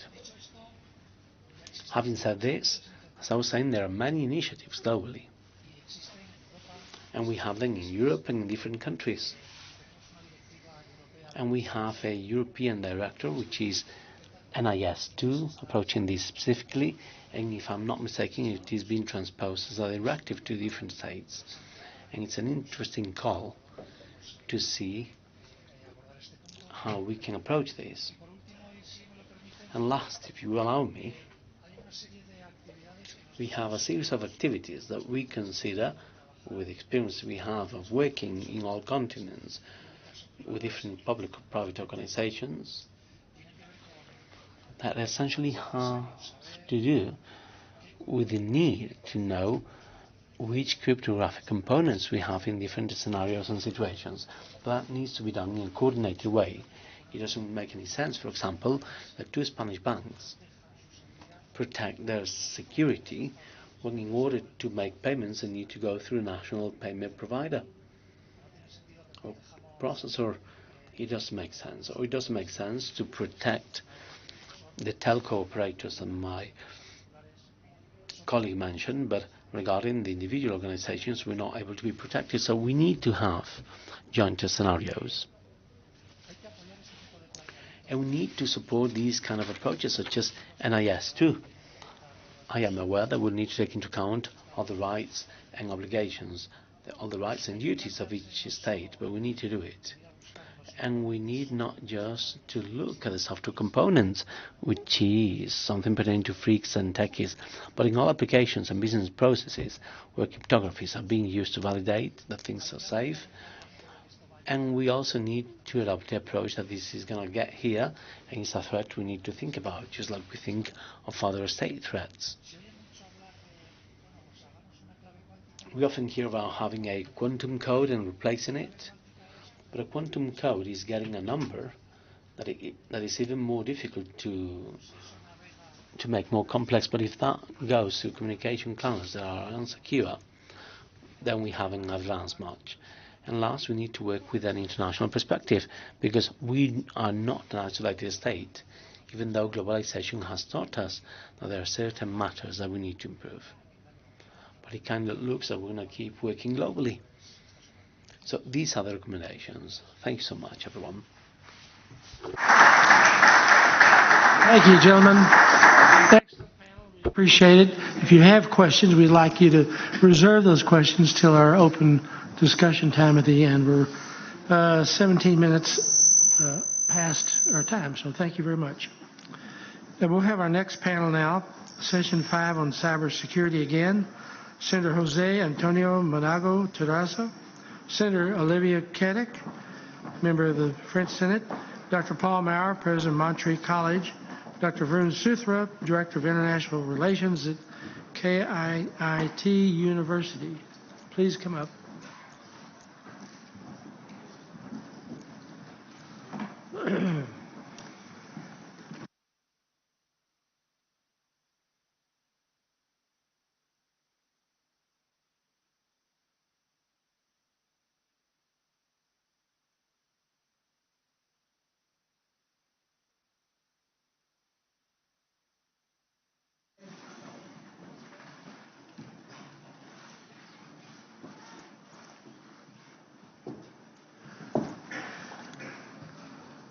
Senator, we will begin with you. Thank you for your availability and your leadership relative to cybersecurity. We have a very distinguished panel, and we look forward to the discussion. If you can use your full 15 minutes for your comments, or you can shorten them, and we can have Q&A. Please go ahead. Muy buenas tardes. Good afternoon, and thanks so much for giving us the opportunity to speak to you. I'd like to greet you, dear Congressman, and you're very brave for being here. Dear Pattinger, dear Mr. Pattinger, thank you so much for being here. You have all my recognition and admiration. And I'm addressing you not just as a senator in Spain, but also as a public servant, believing in the need of rethinking national security from its most modern and subtle and dangerous form, the one that operates in cyberspace, and in the cloud or the fog of hybrid war. And this threat is not always seen, but we can feel it, as you know. It's not just about defending a territory, but rather about preserving our sovereignty and our social cohesion and our critical infrastructures in the face of attacks that are not shooting bullets, but they do paralyze hospitals, manipulate elections, or disconnect whole emergency networks. That's why when we're asked about hybrid wars, we could imagine a storm that does not get to us all of a sudden, but rather in waves. A cyber attack disconnecting the number of the emergency phone that we have access to, and a campaign of misinformation that polarizes and divides the citizenship, a sabotage to energy infrastructures, and a financial manipulation, or an instrumental usage of migrations, all of that coordinated without the need of declaring war. This is what the hybrid war is, a gradual aggression multi-domain strategy, and very often without a flag, but that have very clear targets. According to the hybrid CR of democracies to respond and to keep the denial of the aggressor. Cybersecurity, therefore, is not just a technical matter, or not only. It is a matter of possibilities for any rule of law to work, for the functioning of an economy, for the public trust. And 2 days ago, we were given the national security report of our country, Spain, corresponding to the year 2024. So it's very recent, right out of the oven. And it's very firm in its conclusions. Cyberspace keeps being the main vector of vulnerability of the national system in our country, both in attacks that are targeted as well as in misinformation, in the interruption of critical services and commercial and institutional espionage. And that's not just rhetoric. That's the result of the 2024 analysis. And far from decreasing, it's actually increasing, I guarantee. The attacks to public institutions are increasing.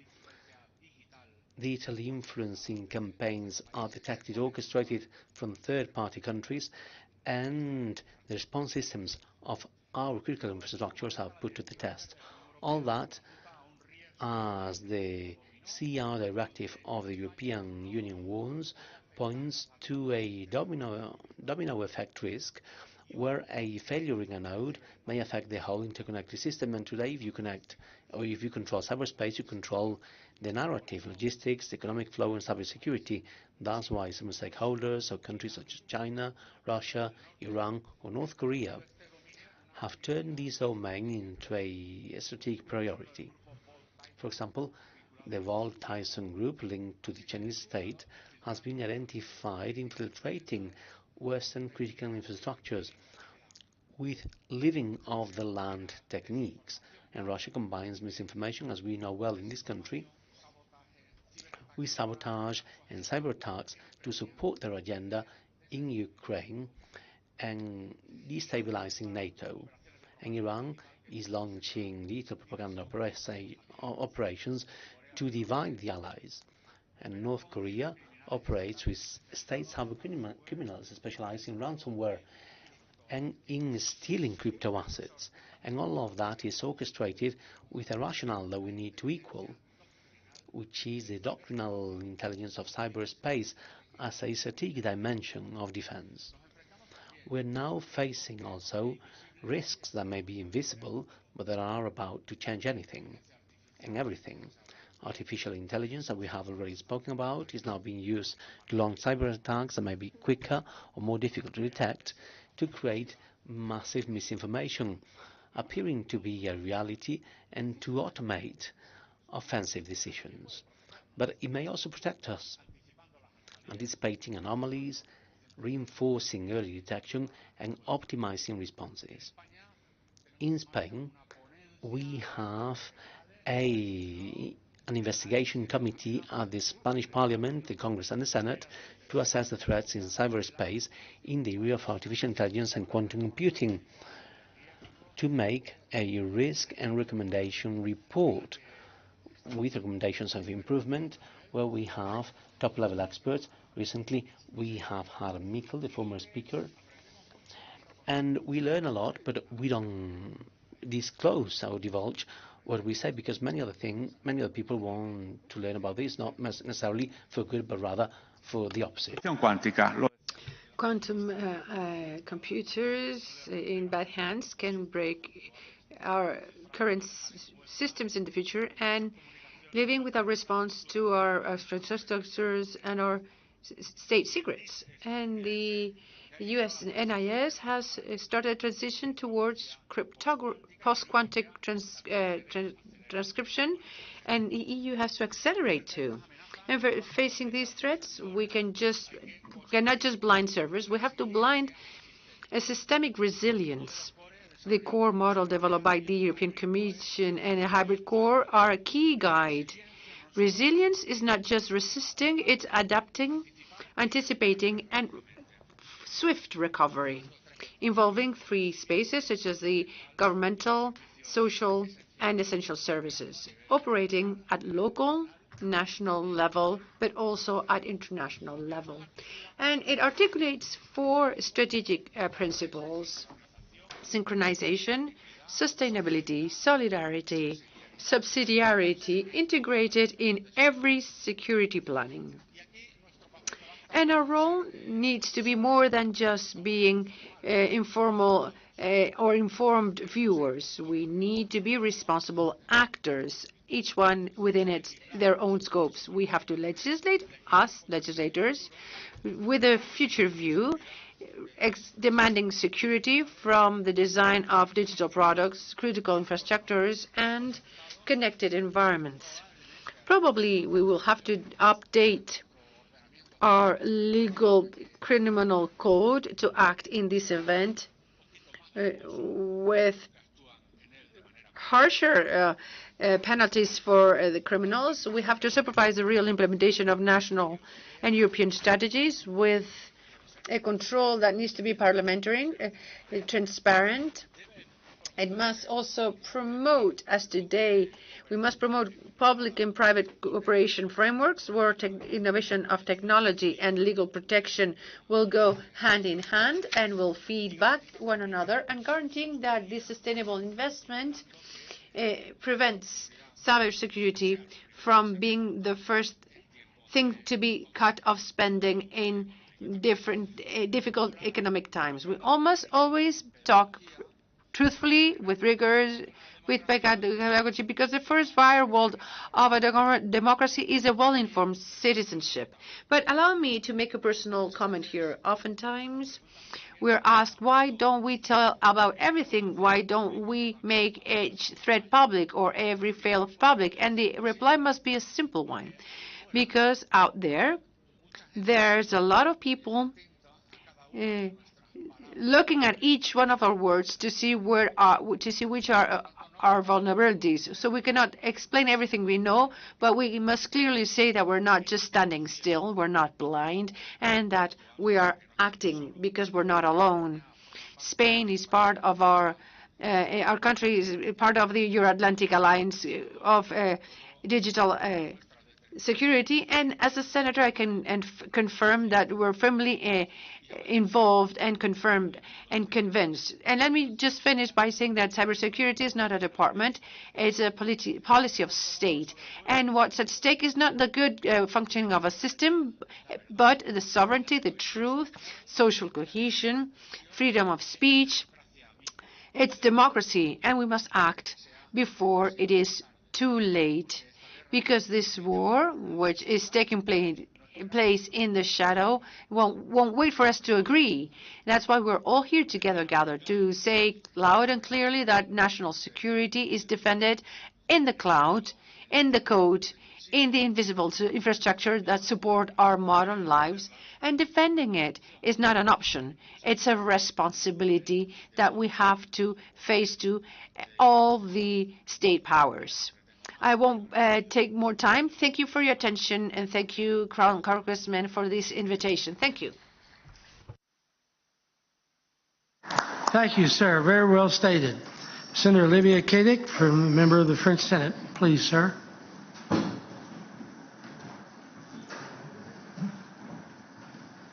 Thank you. I asked Lucas to maybe to share a short 1-minute movie.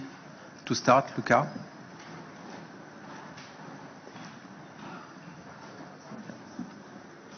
Waiting for this, I would like to do a statement in response to John Strand's repeated attacks on France in these forums, and in particular on our aid to Ukraine.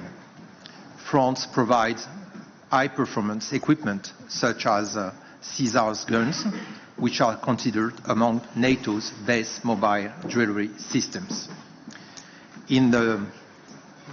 It is also one of the few countries to have provided a SAMP air defense system equivalent to the Patriot. If I believe President Zelensky's statements, he does not seem dissatisfied with President Macron's support.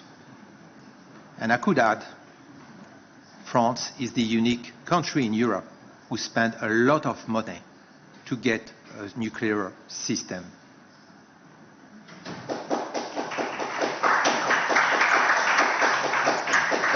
Thank you. So, I will start. Dear colleagues, many thanks to the Senate of Spain and our colleague to host us today. Olivier Cadic a été espionné pendant plusieurs années par la Chine, lui et 6 autres parlementaires français, au cœur d'un hacking mondial. Vous comprendrez donc pourquoi je suis un cyberparanoïaque.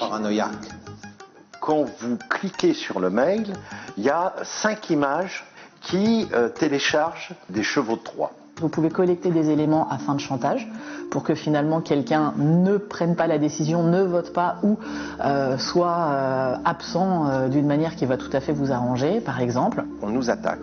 Il y a des pays comme la Chine, comme la Russie qui veulent détruire les démocraties, qui veulent un monde alternatif et donc qui pensent que la démocratie, ça n'est pas le bon système pour le développement humain. C'est un grand péril nouveau, sans précédent pour les démocraties modernes.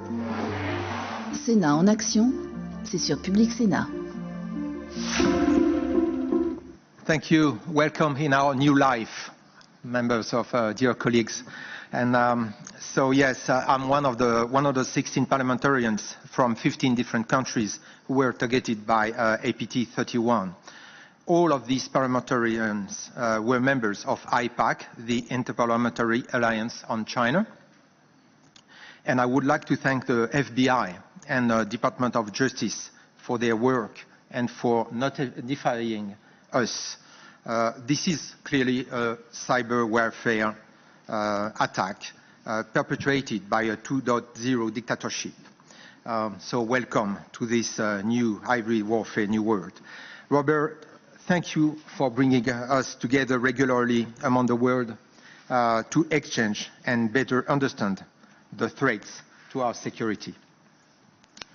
I had the slide, so I don't know how to... So now, Lucas, where the slide? Okay, thank you. So I chair the Senate Special Committee on the Bill on the Resilience of Critical Entities and Strengthening Cybersecurity. This bill was adopted by the Senate. I thank ANSSI, our French Cybersecurity Agency, for the great job they are doing. The bill provides for the transposition of 3 different European directives. The Directive on the Resilience of Critical Entities, known as REC, the Directive concerning measures to ensure a high common level of cybersecurity across the Union, known as NIS2, and the Directive concerning the digital operational resilience of the financial sector, known as DORA. We must strongly raise user awareness of digital risk and conclude that chance favors the best prepared minds. The issue here is not to stop cyber attacks, but to raise the level of resilience to limit their effects. At the start of the COVID crisis in March 2020, the Chinese embassy in Paris issued a statement claiming that France was letting its elderly die in nursing homes. I published a report and called for the creation of a cyber rapid reaction force, the only kind of force capable of responding and fighting offensively against the enemies of our republican values. Can you change the... 15 months later, France created the national agency, Viginum, to monitor information attacks. Viginum has exposed several influence operations aimed at manipulating information and destabilizing European democracies, particularly France. Here's an overview of the main Russian campaigns identified. Portal Combat, a pro-Russian disinformation network, identified in February 24. Portal Combat is a network of over 200 websites mass publishing pro-Russian content, relaying messages from Telegram channels and Russian news agencies. This network, run by the Russian company Tiger Web, based in Crimea, has expanded its activities from Ukraine to the whole of Europe, specifically targeting France and its leadership. Operation Red Hands, exploiting an anti-Semitic act. In May 24, red handprints were painted on the Holocaust Memorial in Paris. The act was exploited by a network of fake X accounts controlled by the Kremlin. A fake media outlet called Artichoke was also used to amplify the disinformation campaign. Manipulation on TikTok during the Romanian presidential election. During the 24 Romanian presidential election, Viginum observed attempts to manipulate information on TikTok, including artificial promotion of content and the use of influencers to sway public opinion. Same attack was unsuccessful during Taiwanese presidential elections some months before. Miria, a pro-Russian Ukrainian separatist outlet, a Telegram-based media, was identified as the communications arm of a Russian-backed Ukrainian separatist political project. It spread anti-government content and promoted referendums and autonomy in Ukrainian regions. Influencers linked to Miria also took part in anti-Ukraine demonstrations across Europe. Influence operation in Africa, the LATCA project, also known as the Internet Research Agency, is a Russian structure tasked with conducting foreign influence operations. Active in Africa, it has run disinformation campaigns targeting France and promoting the deployment of the Wagner Group. These campaigns use networks of fake accounts to spread anti-French and anti-Ukrainian messages and social media. Next slide. Storm 1516, a sophisticated Russian influence operation, uncovered in May 25, last week. So Storm 1516 is a Russian information warfare operation active since at least August 23. It has linked to 77 disinformation attacks aimed at discrediting the Ukrainian government and sowing doubt about the integrity of European elections. I will share the report to your attention after the meeting. You can see here all the diagram of the process to create a disinformation campaign. Next. The most recurring narrative, next slide please.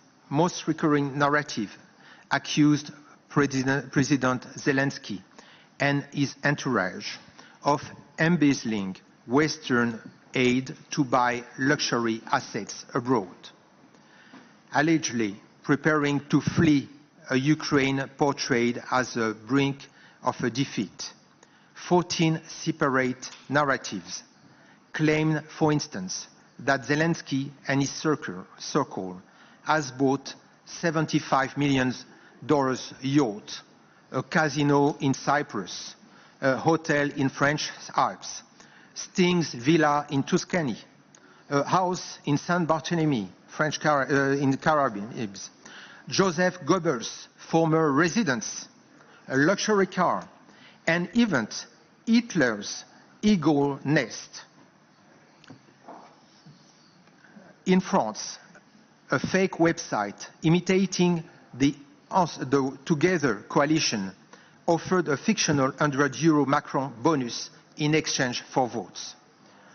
The tactics used include deepfakes, video editings. China is not far behind.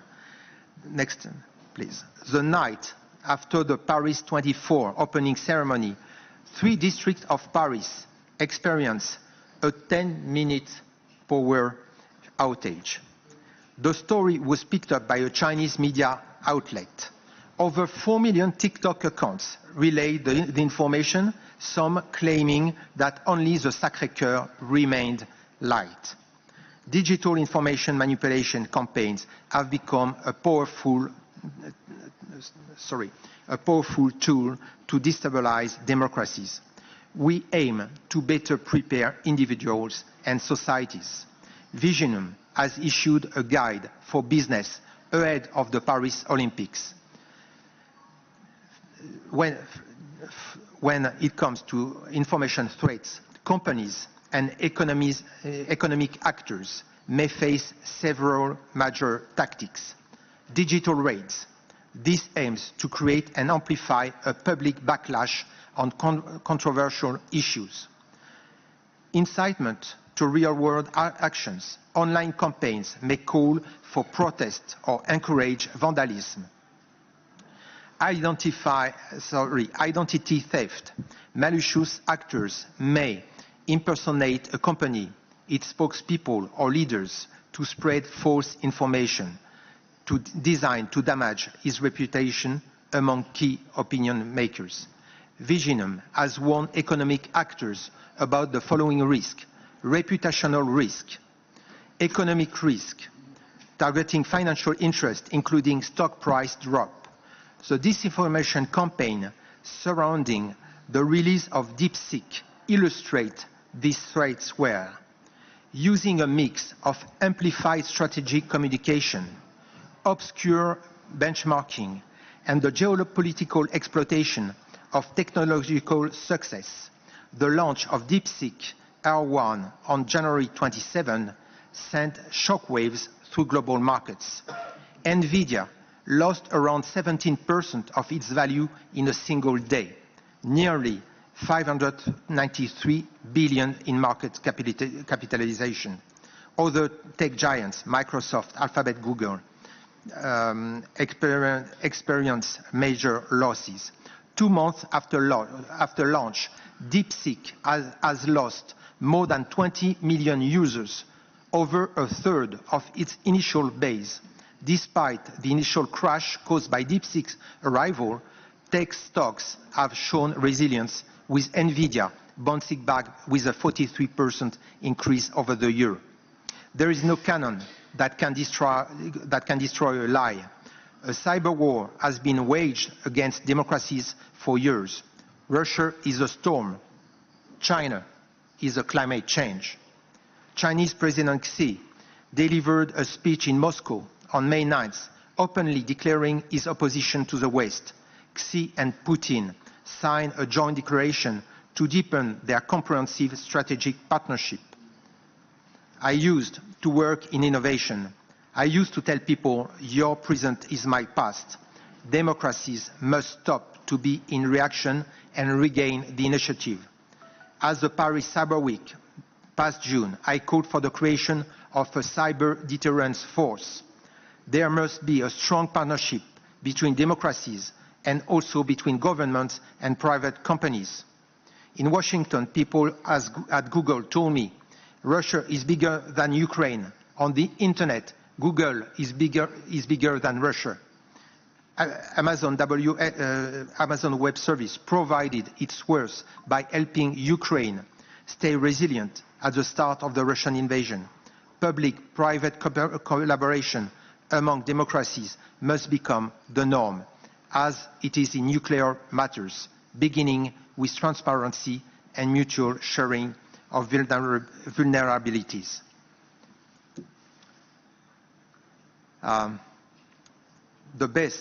No system is without vulnerability. The best defense is surprise. The simultaneous detonation of Hezbollah beepers and walkie-talkies in Lebanon is a perfect example. Authoritarian regimes aren't as solid as they seem. Look at how quickly the Syrian Assad regime eventually collapsed. Thank you.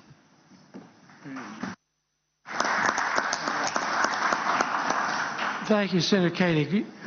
Very much appreciate your coming and your remarks. And Mr. Strand has returned, and perhaps y'all can have a conversation. Thank you. I will ask now Dr. Paul Maurer, President of Montreal College, to have the floor.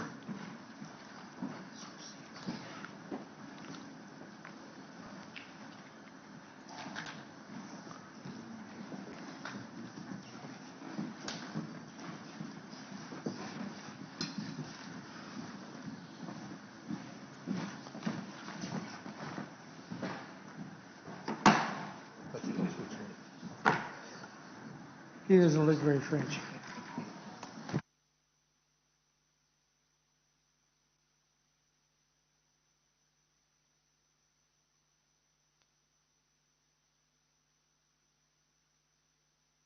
Good afternoon. I know it's been a long day and you've heard a lot of information, but it's not nap time. I'm not going to spend my time talking about the problem of cybersecurity.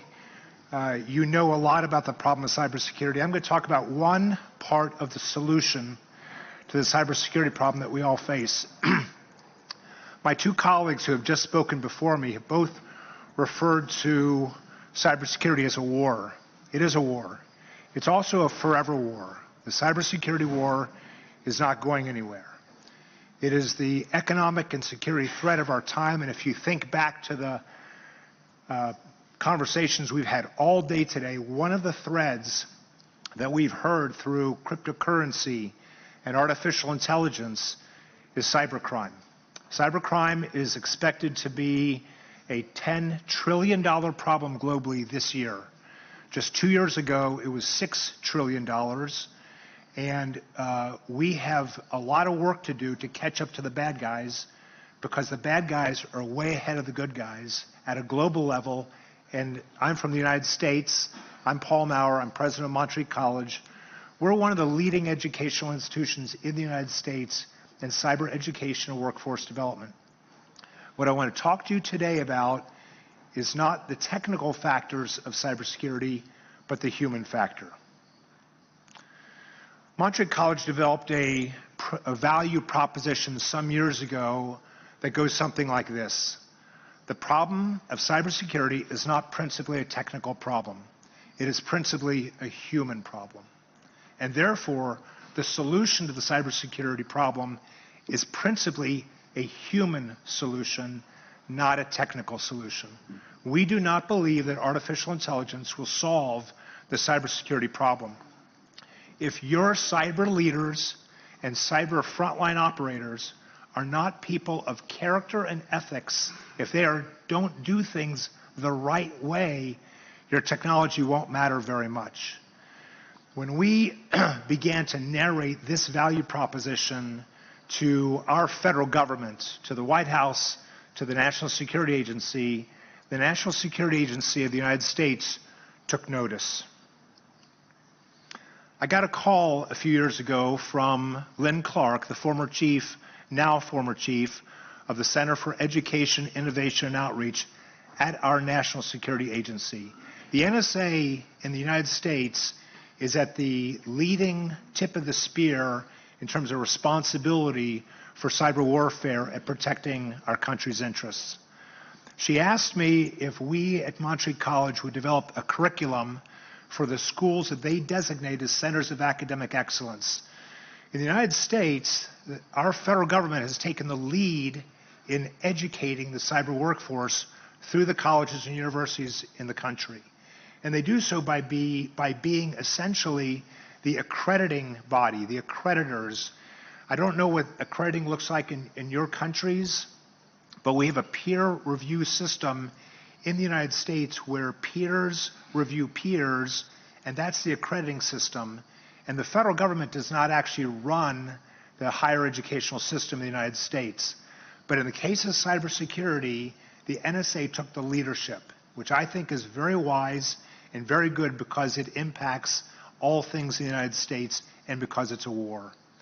As Lynn and I talked, we agreed that we would deliver both a curriculum for the now nearly 500 schools that the NSA designates as the National Center of Academic Excellence, but that we would also create a book for the current workforce in cybersecurity that's already working. They're already working for the government, they're already working for companies, they're already the frontline operators. And so she agreed that we would deliver both a curriculum and a book.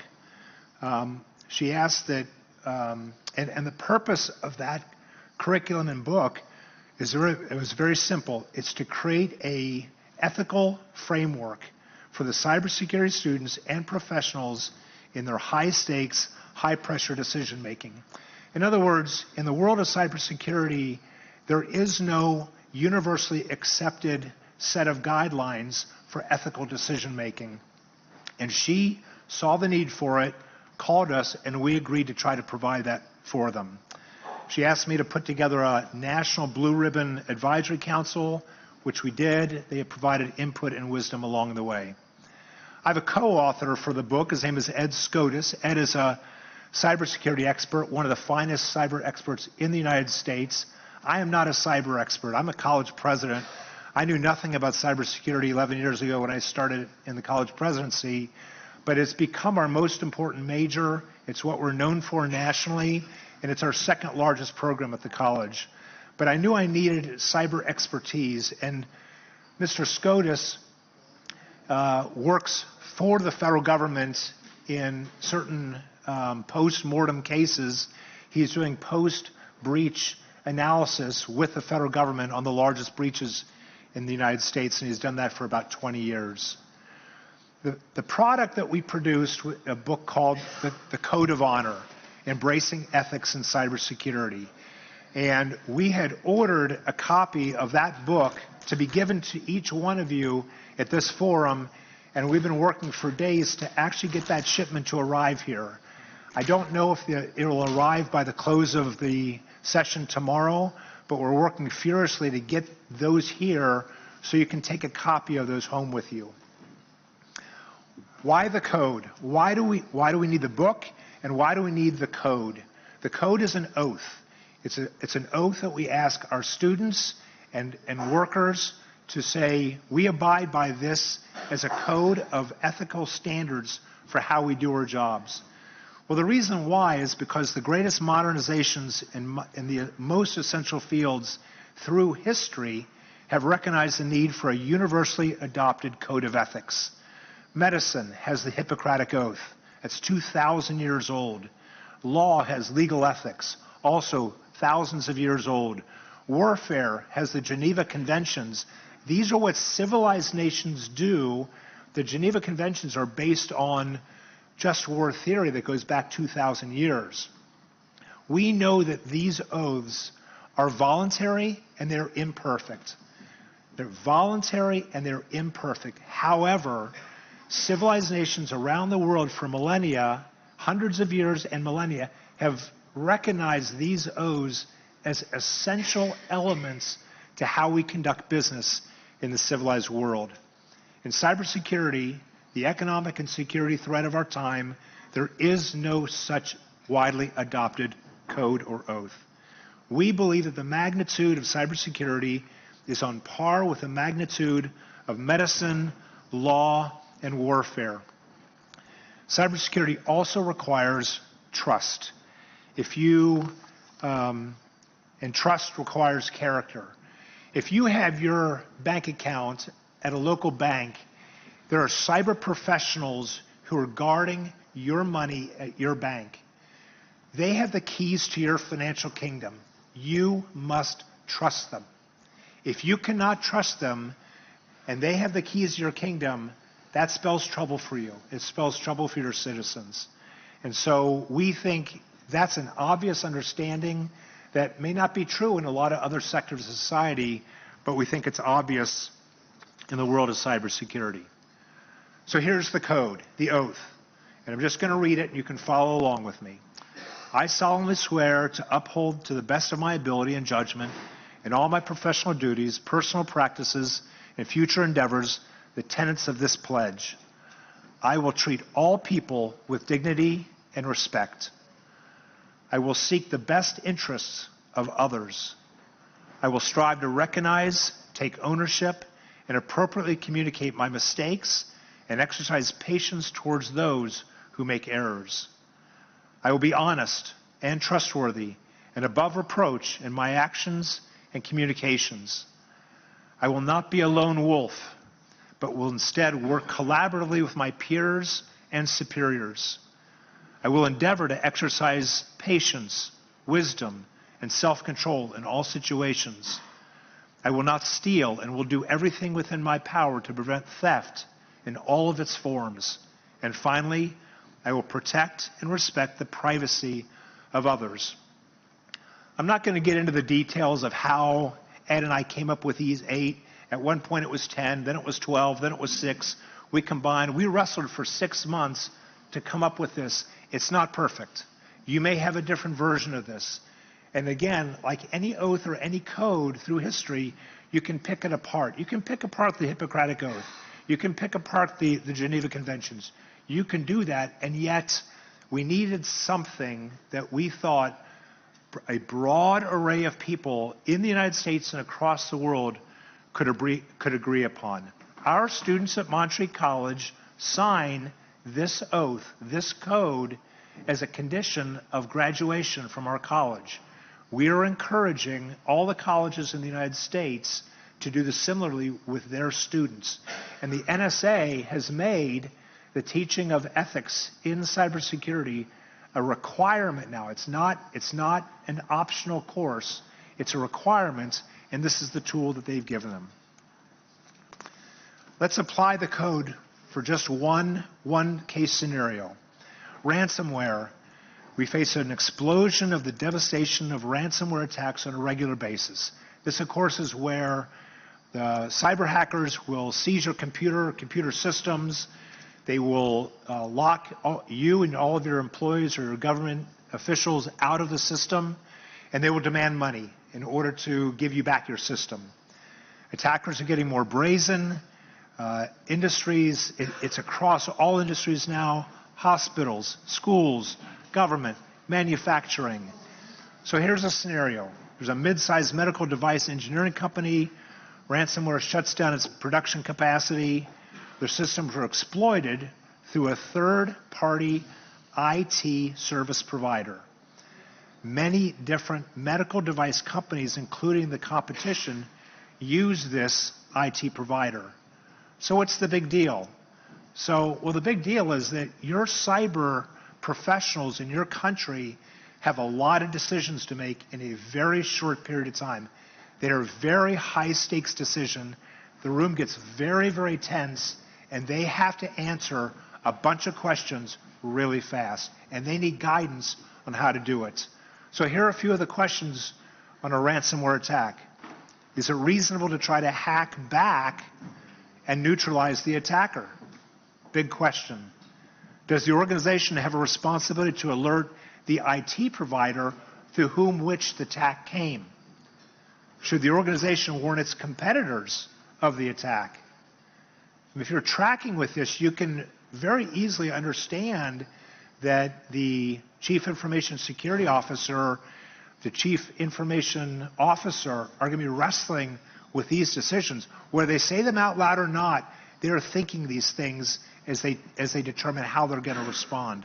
Should the organization notify law enforcement?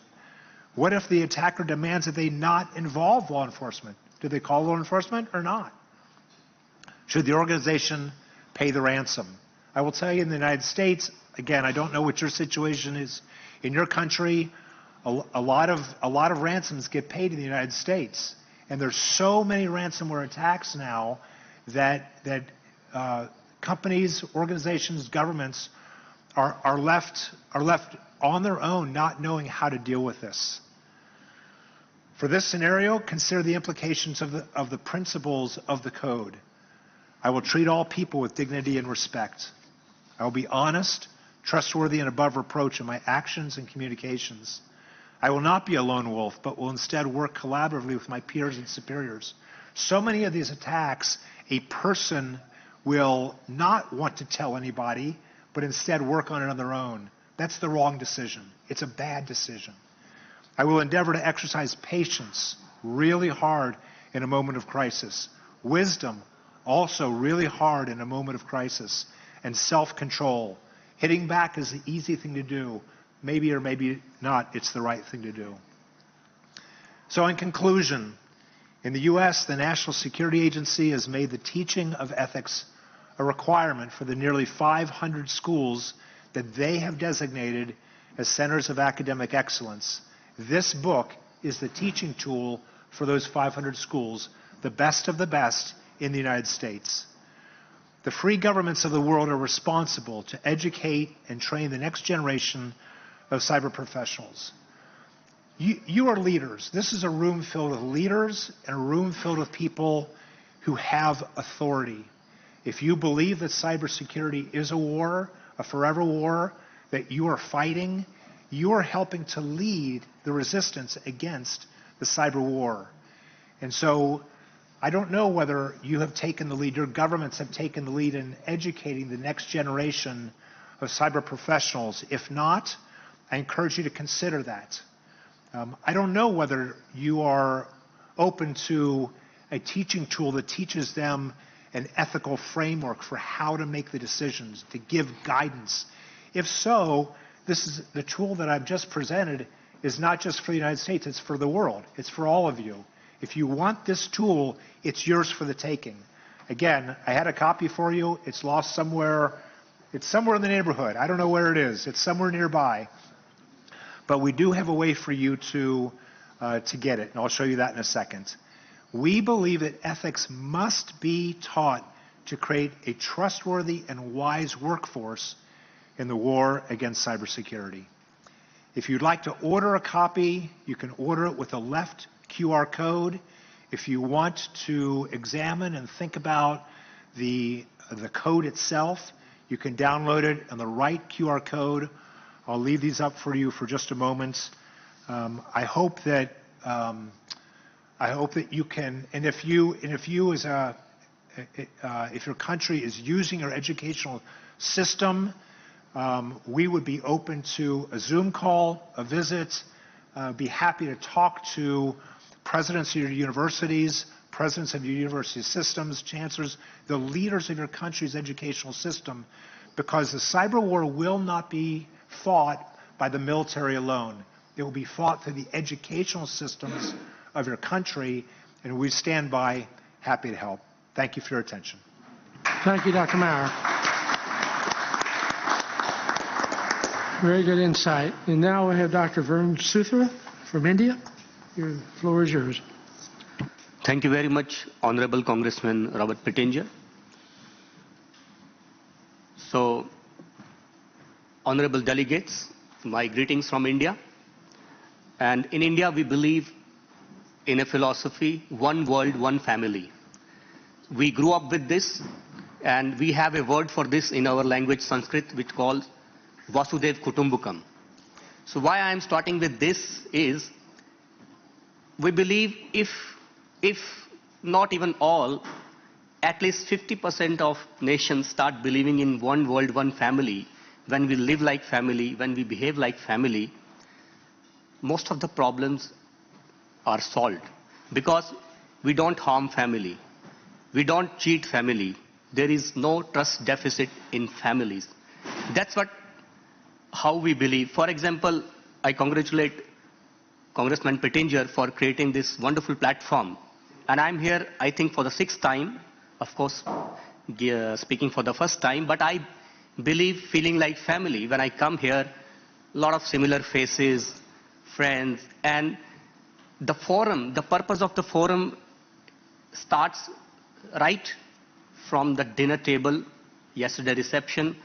So they start already discussing about the issues, and I was so glad that delegates from different nations on my table, they asked me about the recent conflict, and I appreciate their views. They wanted to know more about from me, even though if there is not a consensus, but that still there was not fighting. I felt like family.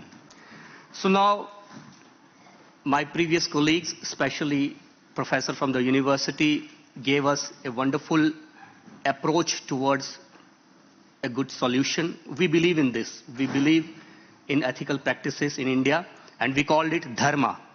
So today I will also be focusing my presentation, my speech, basically towards a solution. In this past 4 days conflict with our neighbor, we saw what is hybrid warfare. We personally experienced. For example, myself, I was stuck in a region in the northern part of India, very close to border, and suddenly the shelling, the missiles, drones, everything started. Parallelly, our cyber police reported 1.5 million cyber attacks. So there we realized that war was not only fought on the border, but it also starts with misinformation, with cyber attacks, and because those days we all stuck to the news, different sources, televisions, then mainstream media. Now we have another challenge. We have social media and their channels, and they also have huge following. And that's where I perceive a big threat, because you cannot control this flow of information. You don't know where it is coming from. You don't know who blogger, what they are showing. And I personally watched that because I was in that region, and somewhere in the world on a leading news channel, they were showing wrong location even of the city which they are talking about. The anchor in the news claimed this city is like 200 kilometers away from the border, but actually the city was just 20 kilometers away.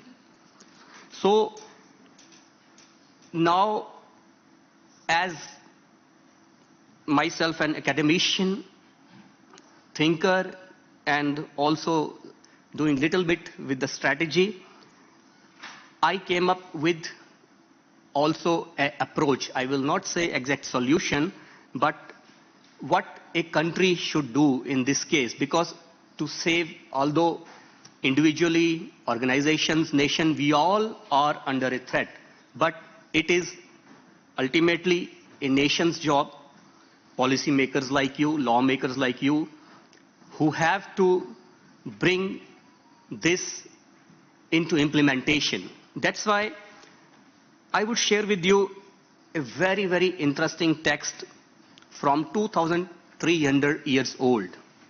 It is called Kautilya Arthashastra.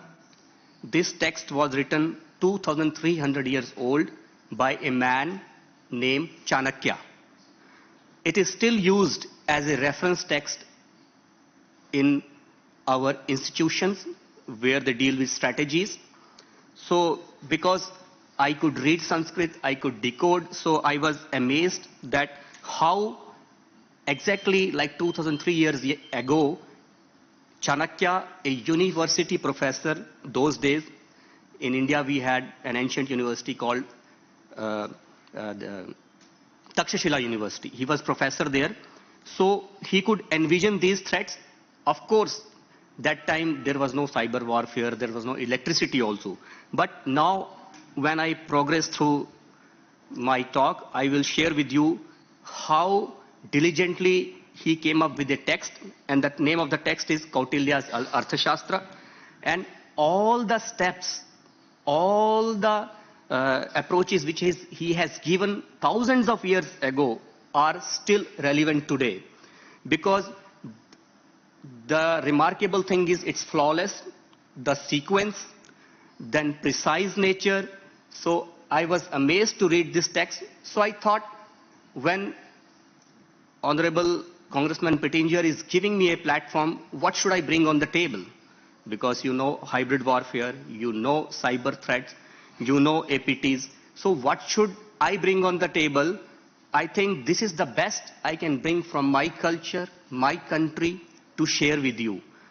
So Chanakya had given a doctrine.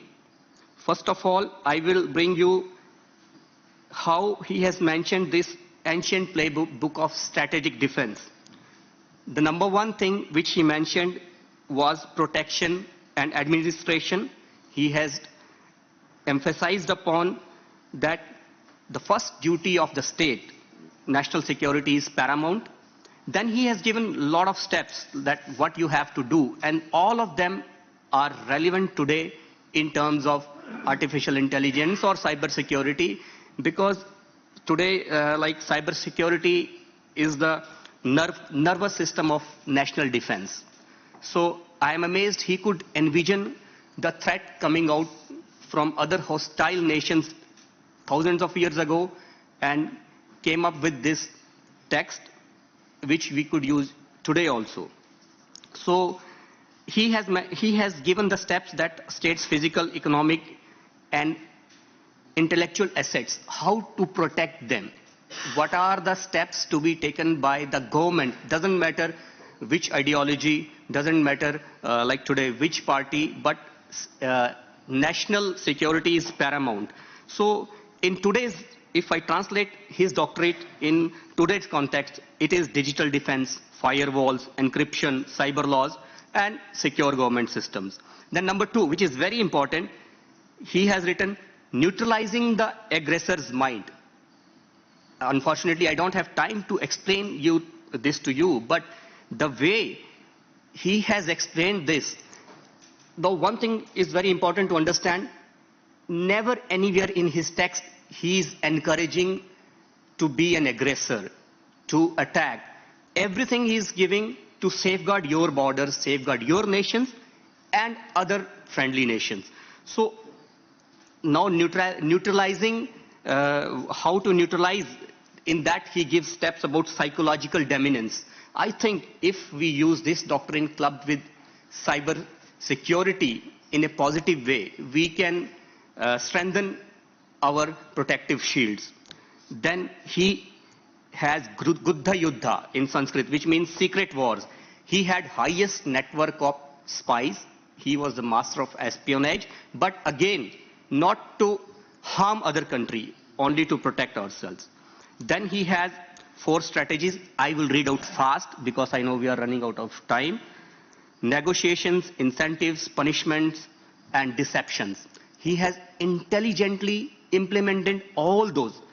He was not a king, but yes, advisor to the king. So with his advice, his strategies for a long duration in that period, which we called Gupta period, which was the name of the king, many generations could peacefully rule without conflicts. Now, modern challenges and ancient remedies. For example, now the threats are fake news, deep fakes, and manipulated narratives. And his response was control of narrative and counter propaganda. I'm amazed this counter propaganda and this narrative is still relevant. If we try to execute this in today's world, it is equally relevant, and it has impact. As my colleague from speaking previous to me said, so the same doctrines he has given in his books. Then modern threat, for example, insider threats. He said threat is not always coming from outside. Threat is also from inside. For there also nations have to be alert. Agencies have to be alert. So for example, employees leaking data or sabotage, then he has given solutions how to do background checks, how to have internal espionage also to save your nation from any warlike situation or any other threats. Then he had, for example, to counter state-sponsored heckling. Then he has very good ideas about counter-espionage, deceptions, which is described in the chapters later. Then most important thing which we all deal with is lack of public awareness. You as parliamentarians representing your constituencies, you always have this challenge. No matter what you do, you always face this challenge to make people aware of what is true, what is right for them. So there, like he has these modules of education and how to do this moral conditioning.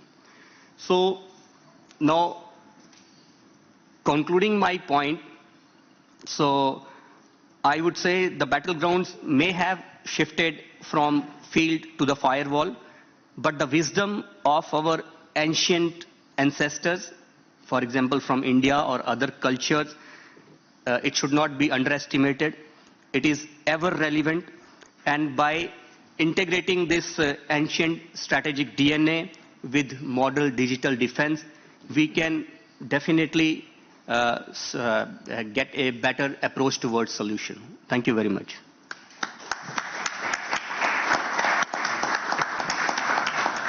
Thank you, Dr. Sutra. We're a good bit behind. There is coffee out there, but there's an individual coming right now, Mariana Federici. probably one of the brightest people I've known and worked with the last dozen years. He was president of the Financial Intelligence Unit in Argentina under President Macri, as well as chairman of the Egmont Group, which is all 154 financial intelligence units worldwide. He was asked by President Milei to come and be in his administration and be the Minister of Security. He chose to do other things. Would you come down now?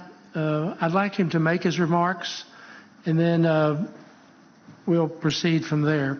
I'm trying to catch up, but if you want coffee, feel free to go get some, come back, whatever you like. But I really want you to be able to hear Mariano. He is absolutely brilliant. Thank you.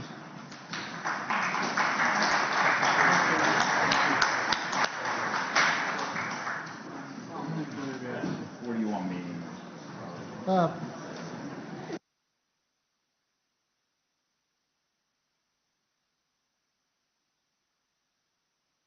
We're going to proceed ahead, okay?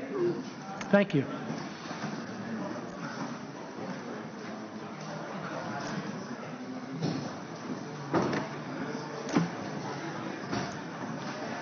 As well, I would say that there's some 3,000 participants joining us globally.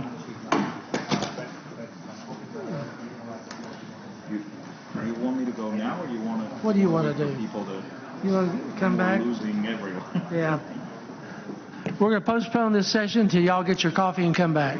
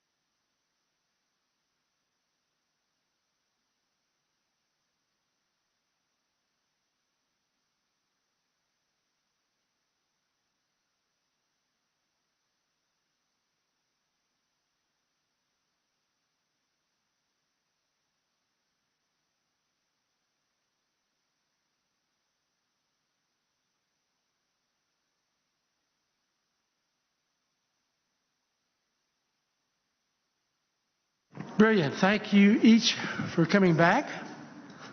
Muchas gracias por Ready to go for another 5 hours? You ready? Well, you will be very delighted with this next presentation. Mariano is an extremely bright individual, a great friend, and a real servant of the freedom-loving people throughout the world. He's given his life to that, and thank you, sir, for being with us today. Robert, thank you very much for those kind words and for raising the expectations too high. I hope I don't disappoint all of you, but it's an honor for me to be here supporting my friend, freedom fighter, Congressman Pittenger. I'm going to address you today on the matter of the authoritarian expansion in the Americas of China. It's a very important topic for our hemisphere and for the world. Stakes for global security and democratic resilience are converging across regions. We're living through a strategic inflection point, one in which the tools of influence are no longer warships and treaties alone, but data flows, infrastructure contracts, digital ecosystems, and illicit finance. This is especially true in the Americas, where authoritarian capital, particularly from the People's Republic of China, is reshaping the geo-economic landscape, sometimes subtly, sometimes brazenly, but always strategically. What I want to share with you today is not a call to isolate, not to alarm, but to clarify that the expansion of Chinese influence in Latin America and the Caribbean is neither benign nor limited to commerce. It's systemic, multi-domain, and already yielding long-term strategic consequences.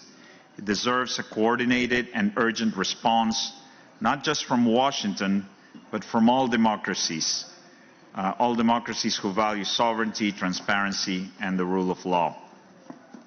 Let us start with the architecture. China's engagement in the Americas is now firmly entrenched. In just 2 decades, it has become the top trading partner for most of South America and a dominant lender, investor, and technology provider throughout the hemisphere.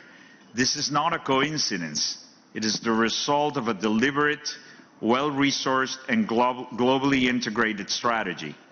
China's approach involves multiple levers: infrastructure control, including over 40 port projects across the region, with the key footholds in Panama, Peru, Ecuador, Brazil, and the Caribbean, as our friend Joseph Humeyer has been highlighting for many years. Satellite and space infrastructure, including the PLA-run Espacio Lejano station in Neuquén, Argentina, and additional stations in Chile and Bolivia.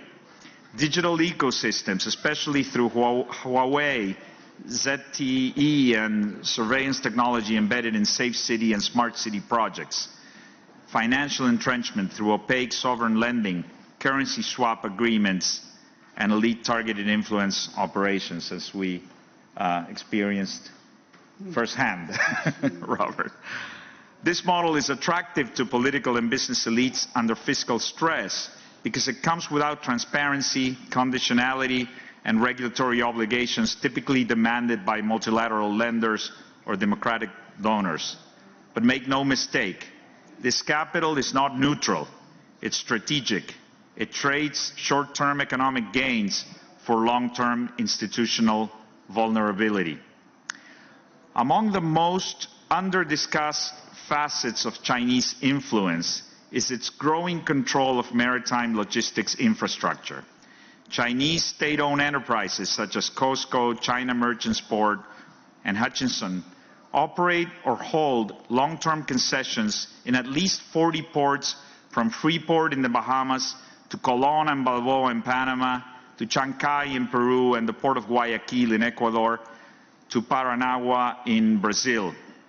These ports often sit at or near critical choke points such as the Panama Canal, or are nodes along supply chains for critical minerals, energy, and food. These are not merely commercial assets. They are dual-use footholds. They provide surveillance potential over commercial and naval traffic, critical infrastructure pre-positioning for use in potential future conflicts, reduced oversight, especially in free trade zones where transshipment of illicit goods and precursor chemicals is harder to trace. China's access to these ports complements its satellite and space tracking infrastructure, allowing it to monitor activity across sea, air, and orbit, a form of civil-military fusion deployed far beyond East Asia. Perhaps more dangerously, China has positioned itself as the default digital infrastructure provider for Latin America's telecommunications, smart cities, and surveillance systems. Through Huawei and ZTE, China supplies core infrastructure for 4G and 5G networks, facial recognition, license plate tracking, and behavioral analytics for urban surveillance systems, cloud services, data storage, and biometric ID tools for government applications. This digital architecture, under the guise of modernization, exports Chinese internal security practices into countries that lack robust legal safeguards or democratic checks. Data can be, and often is, exfiltrated, repurposed, and analyzed by Chinese authorities. User data can be and is collected by Chinese companies, which can then be transferred in whole or part to Chinese government authorities. The implications for personal privacy, civil liberties, and national security are profound. Let us now address a dimension that rarely receives the geopolitical attention it deserves, and it's an area of my expertise, which is the Chinese role in enabling transnational organized crime. The synthetic drug crisis, particularly the fentanyl epidemic, has made headlines in North America and beyond.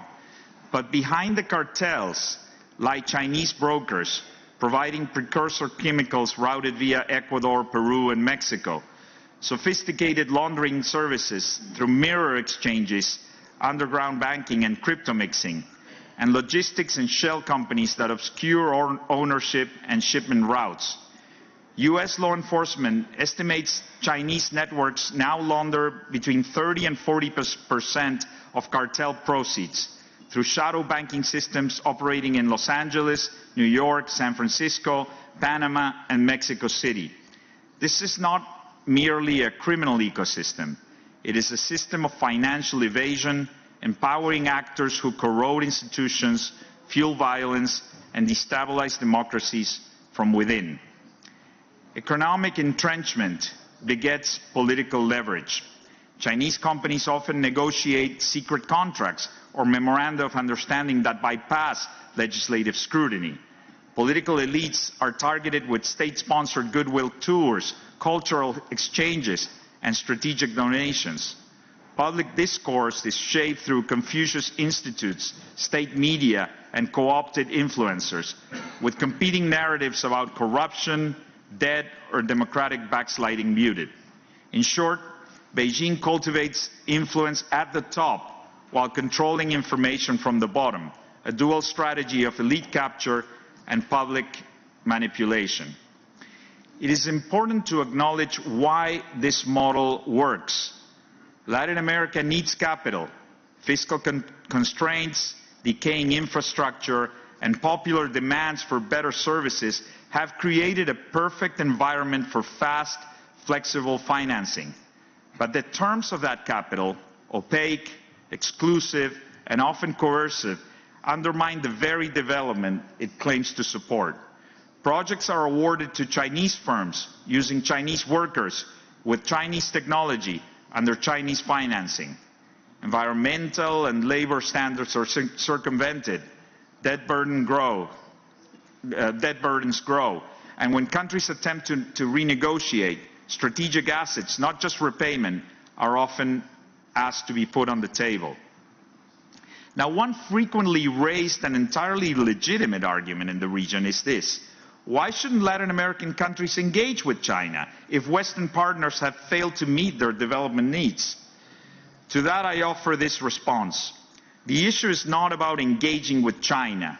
The issue is doing so without safeguards, without transparency, without reciprocity. What many countries discover too late is that the initial capital comes with strings that tighten over time. Debt renegotiation pressures, political interference, strategic silence on human rights, or votes aligned with Beijing in international forums. There is no contradiction between pursuing sovereign economic interest and demanding clean, accountable, rules-based partnerships.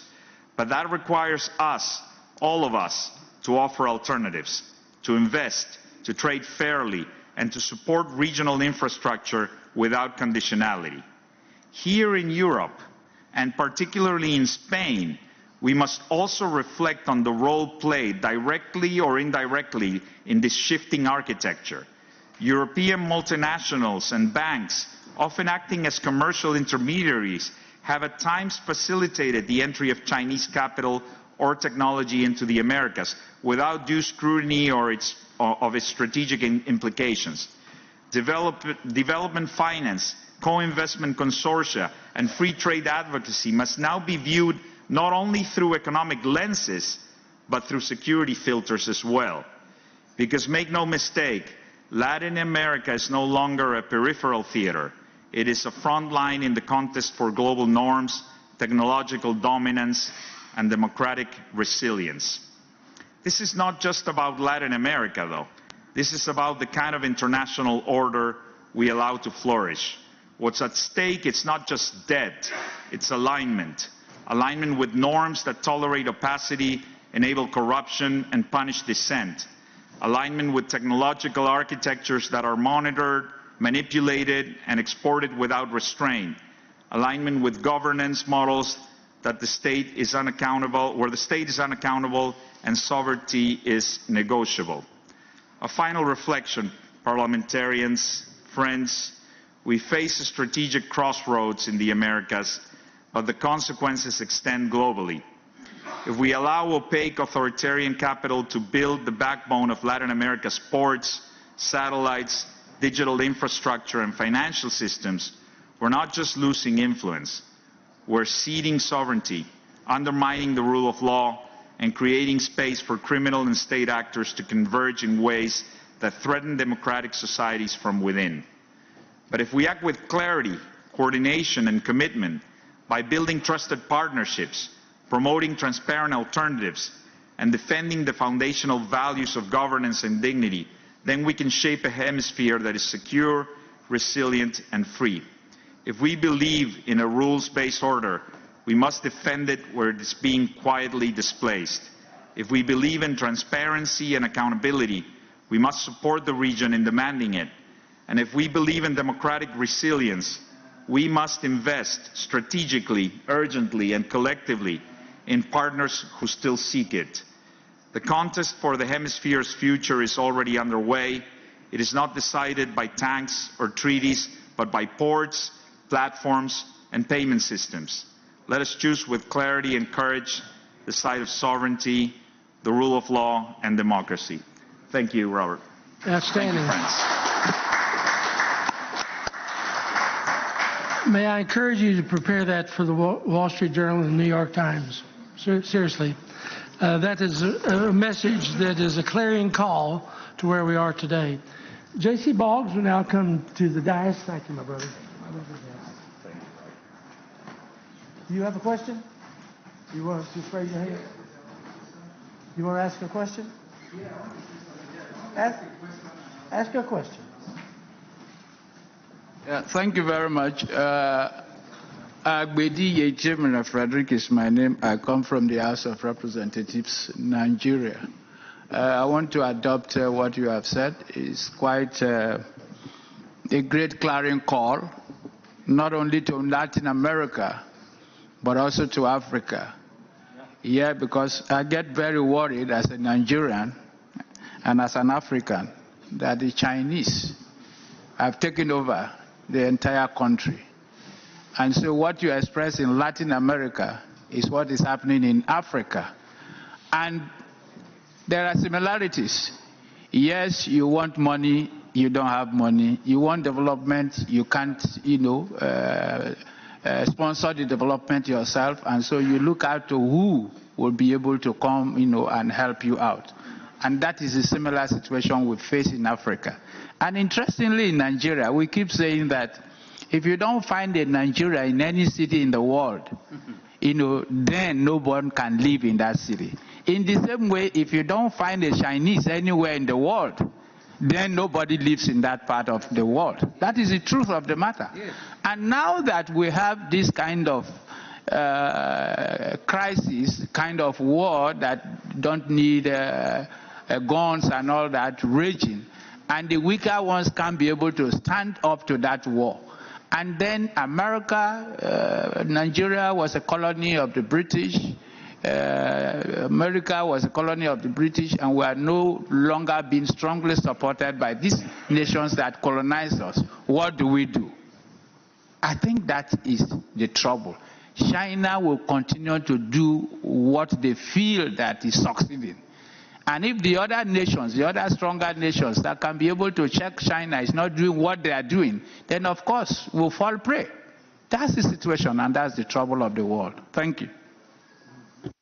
I couldn't agree more, 100%, and it's fully replicable reality, Latin America and Africa.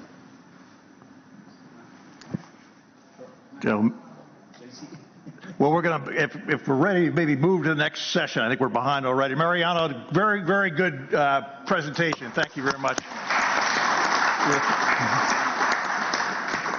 So a lot coming at us today. This is a marathon, and the congressman is doing a great job, but I'll step in. I'm plan B, I guess, but I'm up here to introduce this next great panel on a very different topic, but important topic. We've heard from Ann a number of forums in the past over the number of years. Ann Basham is also on the board of or steering committee of the Parliamentary and Intelligence Security Forum, and just a great partner for us, and really, at least in Washington, I say globally, a lead in the human trafficking issue. So the topic today is stopping trafficking in business and supply chains. We have speakers from around the world, and we're going to start down under in Australia with Senator Linda Reynolds from CSC Australia. You can tell me what CSC is, but Australia, one of my favorite countries. I lived there for about a year in 1990. Said they're just fantastic. The other place I lived, by the way, was in Spain, as a student in Salamanca, and that was just a great summer visit. Great to be back. So, Senator, kick us off. Thank you very much, and it's wonderful to be back here speaking at this very important forum again. And one of the things that I'm going to be talking about today is the nexus between trafficking and national security, and specifically China. I was also Australia's Defence Minister when we started seeing in Australia, we took off our rose-coloured glasses and really saw China for who they are and what they were doing and how they were interfering in our lives and the lives of so many of our friends and allies globally. But I've also been an anti-trafficking advocate for many years as well. And I certainly see there is a very strong nexus between both of those issues. And in Australia, when people ask me, do you think war is inevitable? I always say that you're asking the wrong question. The question is not, are we already at war? Clearly we are at war. And we've heard today from many speakers from many different countries about the various ways that all of our nations are subject of many forms of hybrid warfare. So we already are, and we've focused today quite rightly on China, who is the main protagonist and the leader of the pack, if you like. But it's not just China. All of our nations face an axis, some call it an axis of evil, an axis of convenience, but it is an axis of authoritarianism. And those four nations, China, Russia, Iran and North Korea, have a common enemy, and that is democracy, and that is all of us. And again, we've heard from many amazing speakers today, and it's wonderful to hear now at this conference the honesty and the clarity with which people are now calling out this behaviour. Those 4 nations are working in ways that even 12 months ago, many in this room would never have thought possible. It is now an alliance of no limits. It is an alliance not just of convenience, but they have realised the enemy of my enemy is my friend. And they are working, supporting the 4 nations are supporting each other in 2 kinetic wars in the Ukraine and also in Israel and across the Levant. But they are working together, as we've heard today, in so many ways. So what these 4 nations have in common, apart from their common enemy, which is us and which is democracy, they're all nuclear nations. They are all sharing and testing new military materiel on the 2 battlefronts and again in hybrid war. But what they have also got in common, which is so different from all of us, is that they have no respect for human life. They don't respect individual freedoms, they do not respect human rights, and people are simply commodities to exploit. And this is not hidden. It's not even hidden in plain sight. It is in plain sight. Yet in most of our nations, we know this, and we introduce some modern slavery legislation, we talk about human rights, we implement Magnitsky-style sanctions occasionally, but really we look through this behaviour. And I think it is to our enduring shame that we do this, and it is one of the many ways that China and their authoritarian friends are currently dominating us, and in ways that we haven't yet seen, but we are starting to see. So while we allow this exploitation of human beings, the latest reports say at least 50 million people are currently enslaved in work-like practices. So not only is this commodification of human beings very profitable, and it is largely done for profit, countries like China also realise that by using free human labour and exploiting human beings in the supply chains, it is also not only of economic benefit, they use that for market dominance and also now as a strategic weapon against us, both overt and covert. Now again, this is very, very clear. They understand supply chains. They understand the profit through the supply chains. From extraction in a number of the countries who are represented here today of critical minerals, of rare earths, through to production. And I've got just a quick list here just to give you an idea. Now all of us would have heard of the children in the Congo, in the DRC, who have been used for many years for blue cobalt, which is an essential commodity for modern day life and also in new energy technologies. There are hundreds of thousands of Uyghur and other ethnic minorities who are in essentially concentration/work camps where they're as free labour. And they're used to produce almost all of the globe's polysilicon for solar panels, lithium for batteries, and aluminium used, all of those in electric vehicles.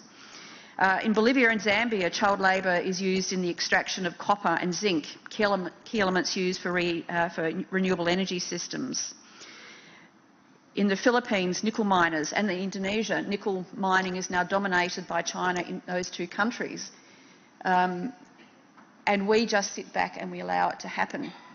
And I've had, as a campaigner on this, I have had people in Australia and in a number of other countries say to me, well, actually, yes, we know that every solar panel, every wind turbine, every electric vehicle, every Tesla battery, not only do they have systems to spy on us, but throughout the supply chain, there are many, many human beings who have been enslaved in that supply chain.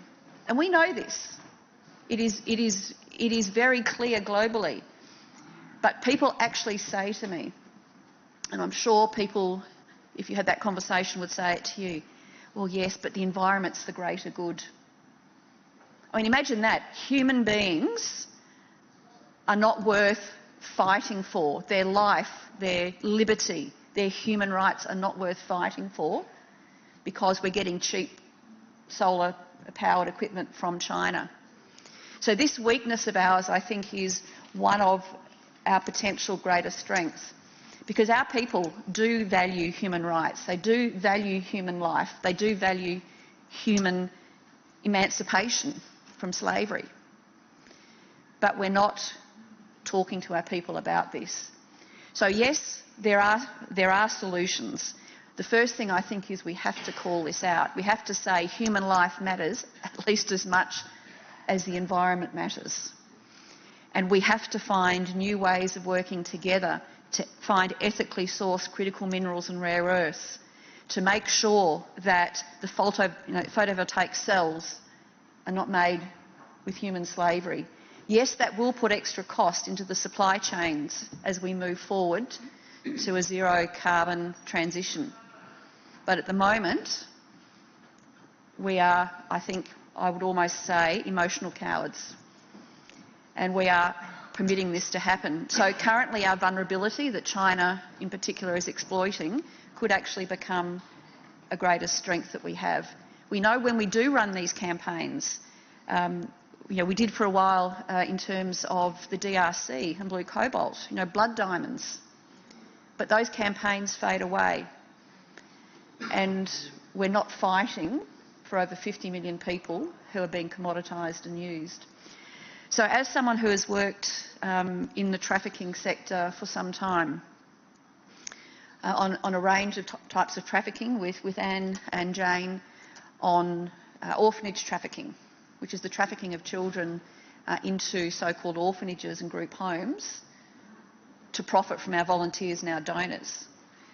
From raising awareness of that to raising awareness now of slavery throughout our new energy supply chains, I think we do have to have the courage to have these discussions and call it out and mobilise our own citizens, because if we don't do that, then not only will China keep profiting financially, but they're dominating these markets. And it is a national security issue for all of us, because they can turn it off tomorrow. As they've done in Japan and elsewhere, they've just turned off the supply of lithium. So all of a sudden, our supply chains run out of all the critical minerals we need, and chips, cells. So we do need alternative ways, but I think it's got to start as a conversation with us as parliamentarians. There is a lot of information out there today about modern slavery, about how to actually legislate and how to implement successful reforms. But one of the things we've found in Australia, I actually was the minister who introduced our modern slavery legislation off the back of the UK legislation. And we've implemented it. Companies didn't like it because it's extra paperwork. But it's now become very perfunctory. They're not really looking for slavery in their supply chains, but they're just sort of ticking a box for legislation. So how do we turn that into action? And I think the only way is we have to mobilise our citizens. And one of the most effective ways of doing that is listening to the voices of the women and children and men who have been enslaved and starting to make people aware. So I'll finish with that, but you'll hear the voice, a very powerful voice, shortly in Jane's voice. So I guess my final message is don't turn away anymore. Call it out. And we need partnerships to turn this around. There are many other things we need to do, as we've heard today, but a great way to mobilise our people against what is actually confronting us is to tackle slavery and trafficking. And that is something in the hands we can all do. So thank you very much.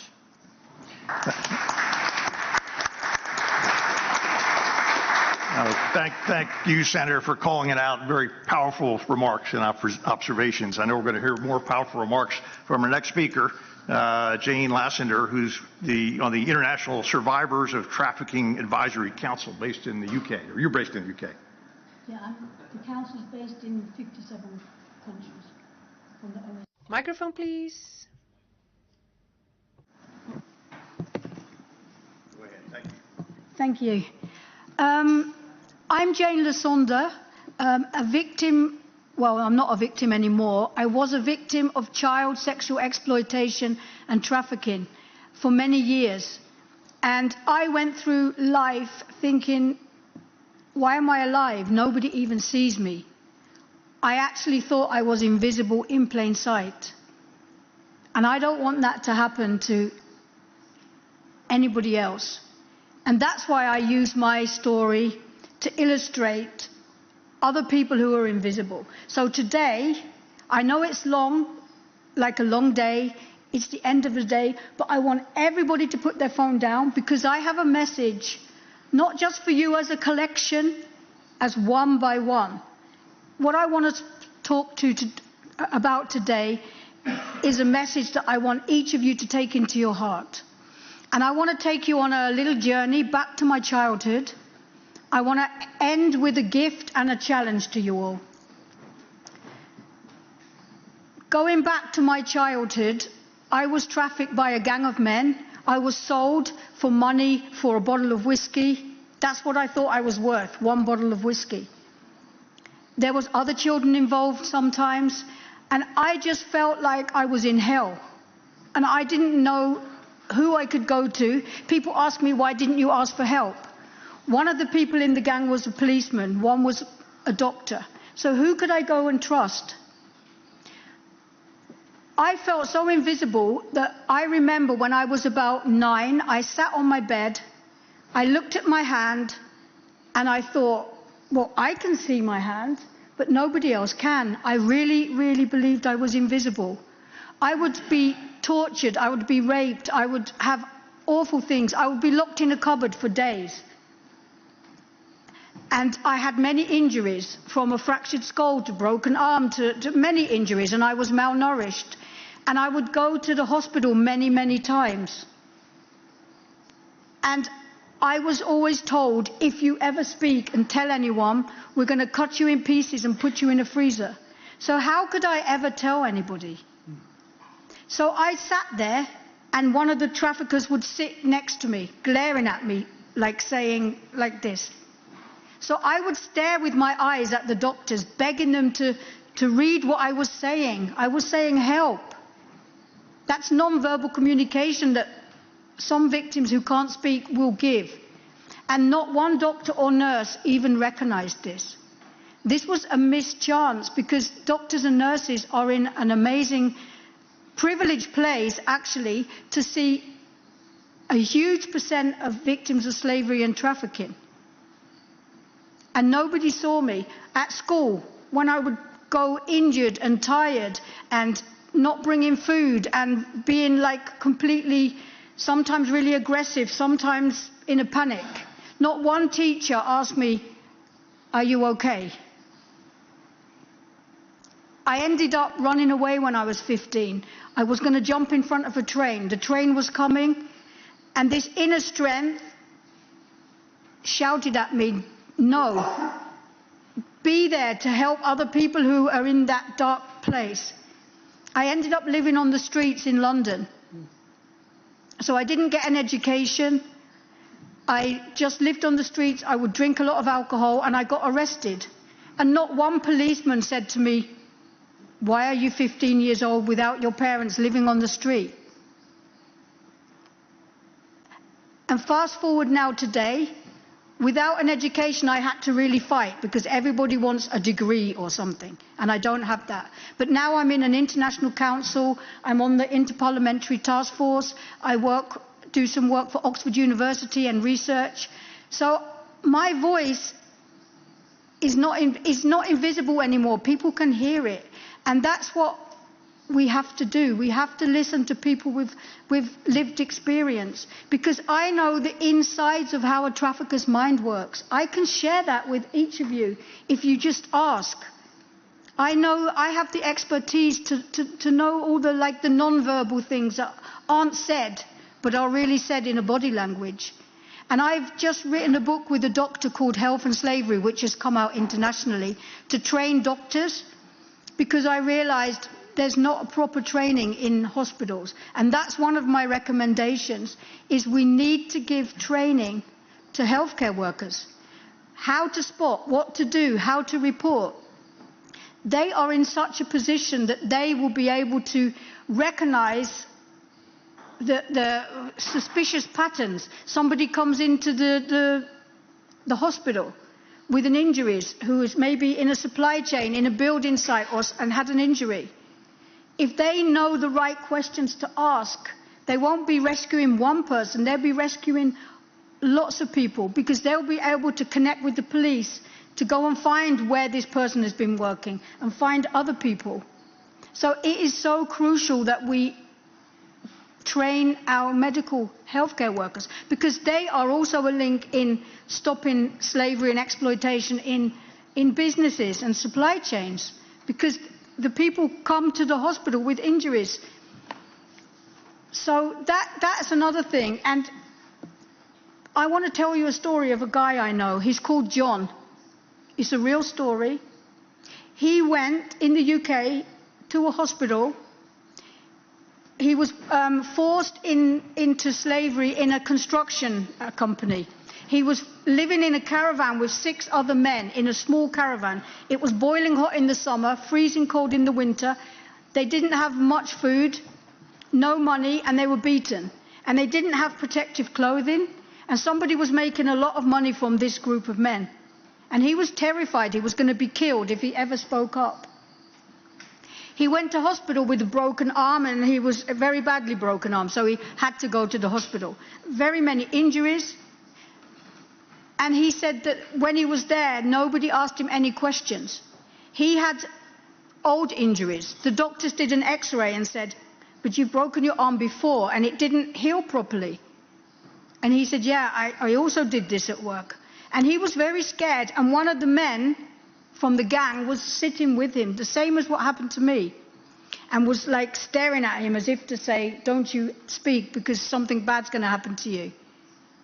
And not one doctor or nurse looked and thought, well, this man is not dressed properly. He's looking very, very skinny, very underweight. He doesn't look healthy. All these injuries. And this guy said, I was also staring at the doctors like, help, get me out of this situation. They put a plaster on his arm, they mended him. He went back another year before he finally got rescued. And he said, it would have saved me and the other men a whole year of hell, just because somebody would have known how to spot. So that's why we need to do that. And the gift I want to give you is a superpower. You have the superpower to make what is invisible visible. Every one of you has that power. You can change legislations. You can make transparency in supply chains. And you can work with survivors like me. Because many times it's tokenistic. Like, oh, we tick the box, we work with somebody with lived experience. But they don't ask us to co-design, co-create, go through the whole stages. And many times when I work with organizations, they say, oh, we never thought of that. And I'm going, yeah, that's because we're on the inside. Set up a survivor council in this country, in every country. I've just helped write a guide called the National Survivor of Trafficking Advisory Council Guide, to help every country, every government set up a council of survivors, which is a bridge between you and NGOs, and it works because I've seen it work. Start a national referral mechanism, a way to report, train your doctors, and then we can do this together, working in a multidisciplinary way. And I'm going to end with a really stupid story. I'm sorry, but I really have to tell you it. Yesterday, I was walking through Madrid, through the square, and I suddenly heard all these sirens. There was fire brigade coming really fast. There was 2 police cars. 5 policemen jumped out. There was about 4 firemen. And then they started lifting up this ladder very high. And all these people crowded round, and somebody shouted out, there's a rescue. So my heart was pounding. I thought, wow, they're going to rescue a child or rescue somebody. And it went up, everybody was there taking photos, big production. Guess what they were rescuing? On top of a statue, there was a pigeon stuck. So they rescued this pigeon with all the sirens and bells. And I just thought, are we doing even this for our children, for our people stuck in slavery? So I wanted to end with that, to remember people are worth more than pigeons. I'm not saying we shouldn't rescue pigeons before I get like animal rights people suing me. I love pigeons. But just remember that. If they can do that for one pigeon, how can we work together to go out and save people stuck in trafficking and slavery?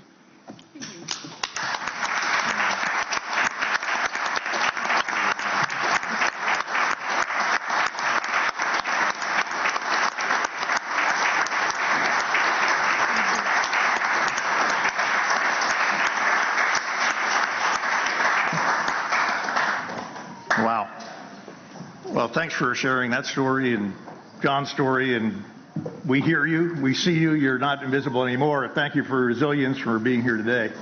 I'm going to turn it, I guess, our final speaker, Ann Basham, who's the CEO of the Interparliamentary Task Force on Human Trafficking, and as I mentioned, a board member of the Parliamentary Intelligence Security Forum. So thank you, Ann. Thank you so much for having me. And before I continue, I just want to mention I'm going to put a QR code up here in a minute, which is a way to connect with us. But Jane is available, and she advises nations, she advises leaders on anti-trafficking policy, and I am happy to connect you with her as well. As she said, she works extensively. I want to, before I start, my remarks will be brief. I know it's the end of the day. I have very targeted policy recommendations for you, but I want to thank Congressman Pittenger for bringing us together.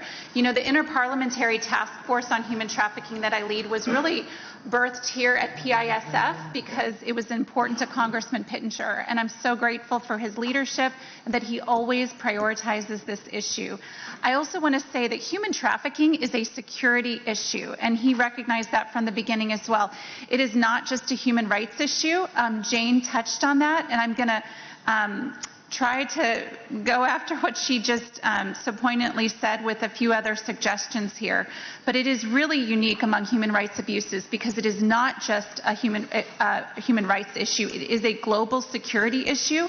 As Senator Reynolds mentioned, it actually ties into every single nation in the world, especially free nations. They are every single nation in the entire world that threatens the security of free nations uses human trafficking in some capacity as a form of financial gain. So it's true, every single one. We're going to dive into a couple things. First of all, quick story. Several years ago, a friend of mine, she's an accomplished business leader. She is not an expert in human trafficking. She travels frequently for work. She called me from an airport in distress. She had noticed something that didn't look right.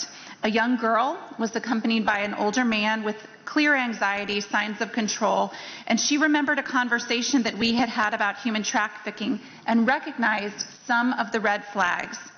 She wasn't a frontline responder. She wasn't part of law enforcement, but she was an informed citizen. And that's exactly what Jane mentioned to you. She was informed. She knew the very, very basics about what the signs of human trafficking are. Human trafficking is not just the responsibility of law enforcement. It's the responsibility of every single person. And I am here to say today that you as lawmakers, you have the biggest capacity of anyone in the entire world to change this. William Wilberforce in the 1800s is the one who ushered in the end of the transatlantic slave crisis. He was a lawmaker. He was an MP. And that goes today. So I only have a few minutes, but as I mentioned, there will be a QR code. Please contact me. We have advisement. We would be happy to have you further engage on this issue. Well, she called me. I told her what to do. I said, report it to law enforcement. It was indeed a trafficking situation. And because of that, the police intervened. The girl was spared from further exploitation. She was actually recovered out of that situation. But what struck me most was what my friend did next. She actually went on social media. Again, she just owns a business. And she talked about the story and said, hey, here are the signs. I think all of you should know too, because this happens frequently in airports.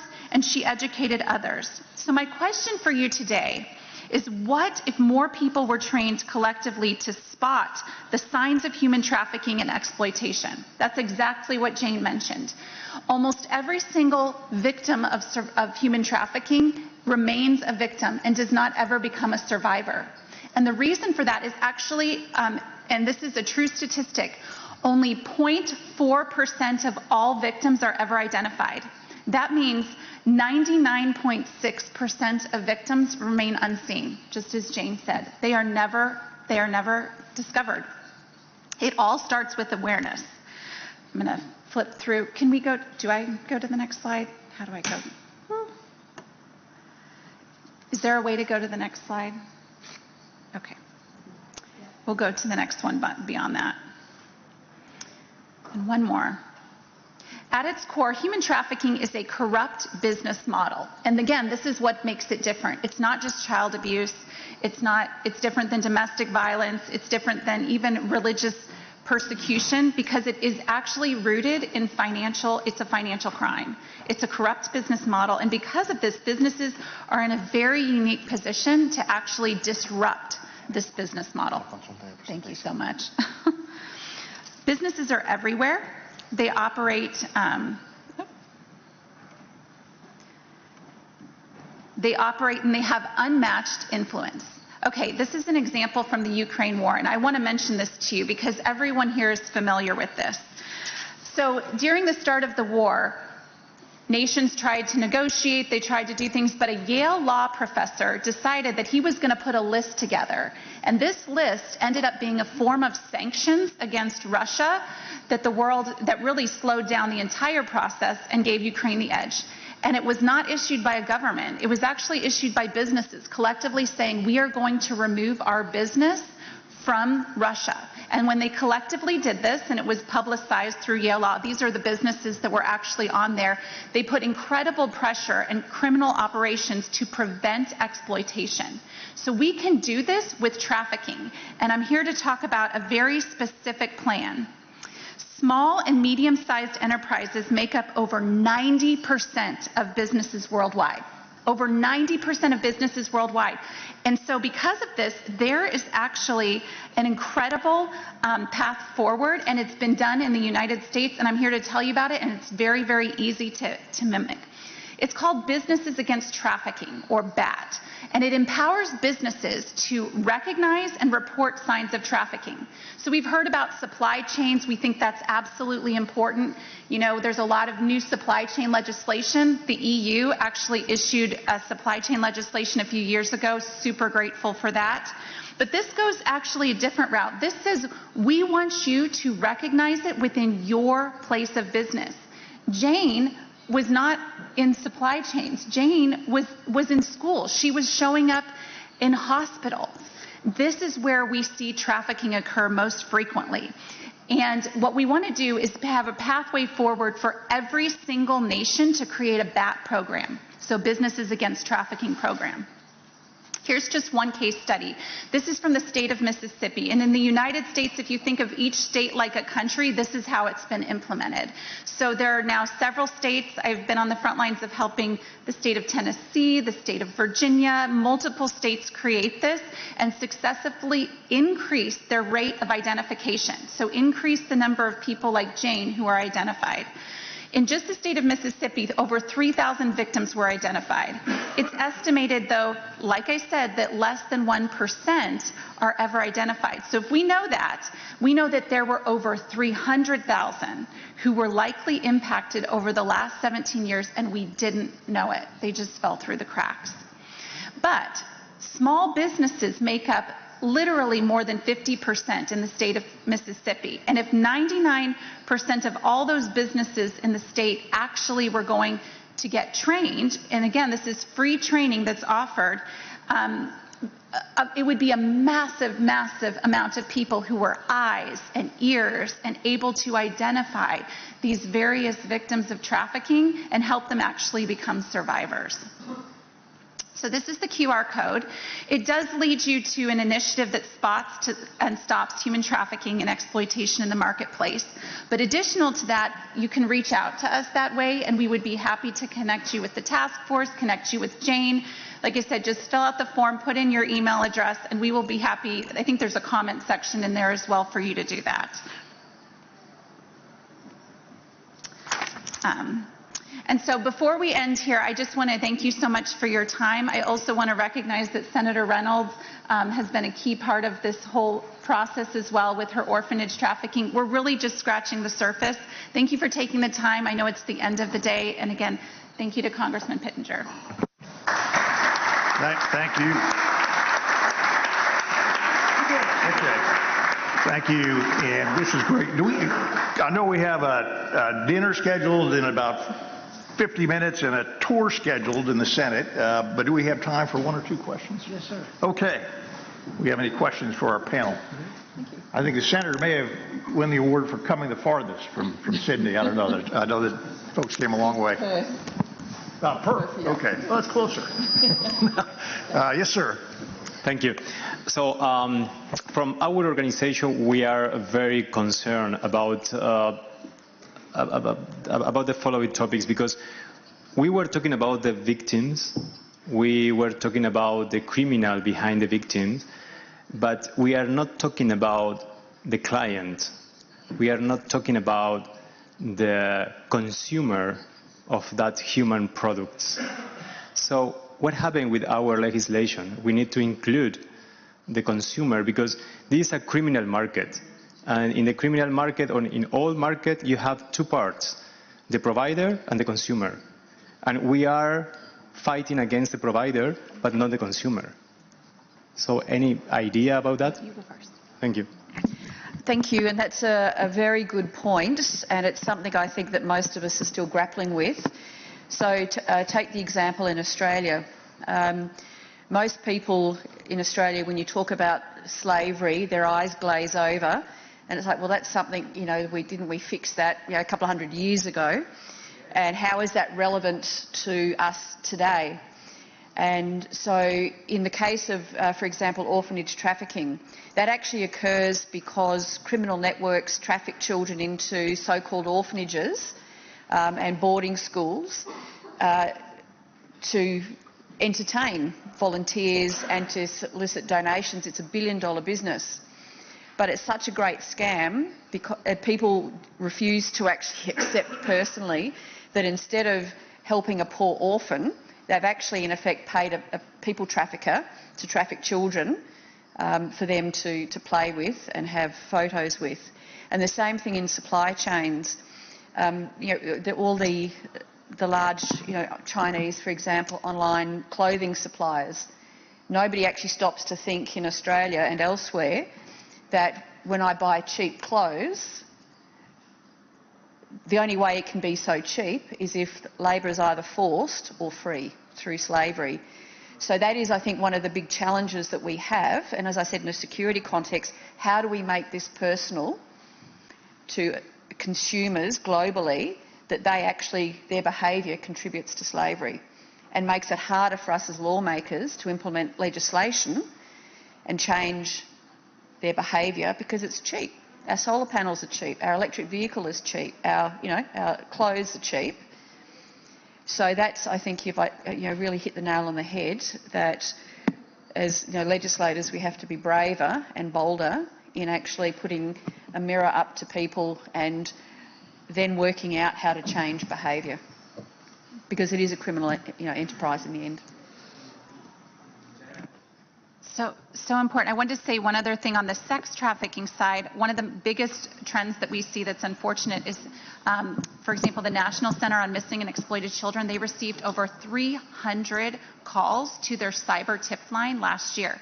And that is through exploitation. We're talking online, children being victimized online. And one of the biggest ways that we can deal with the buyers, the people who are literally buying what we call child exploitation, like it's online, digital child exploitation, and they're consuming it, is actually through age verification. So this is one of the most effective laws. In fact, in the state my home state of Virginia, they passed a law that requires that every person cannot get on a pornographic website until the age of 18. And I know we don't like to talk about pornography, but there is a huge link there.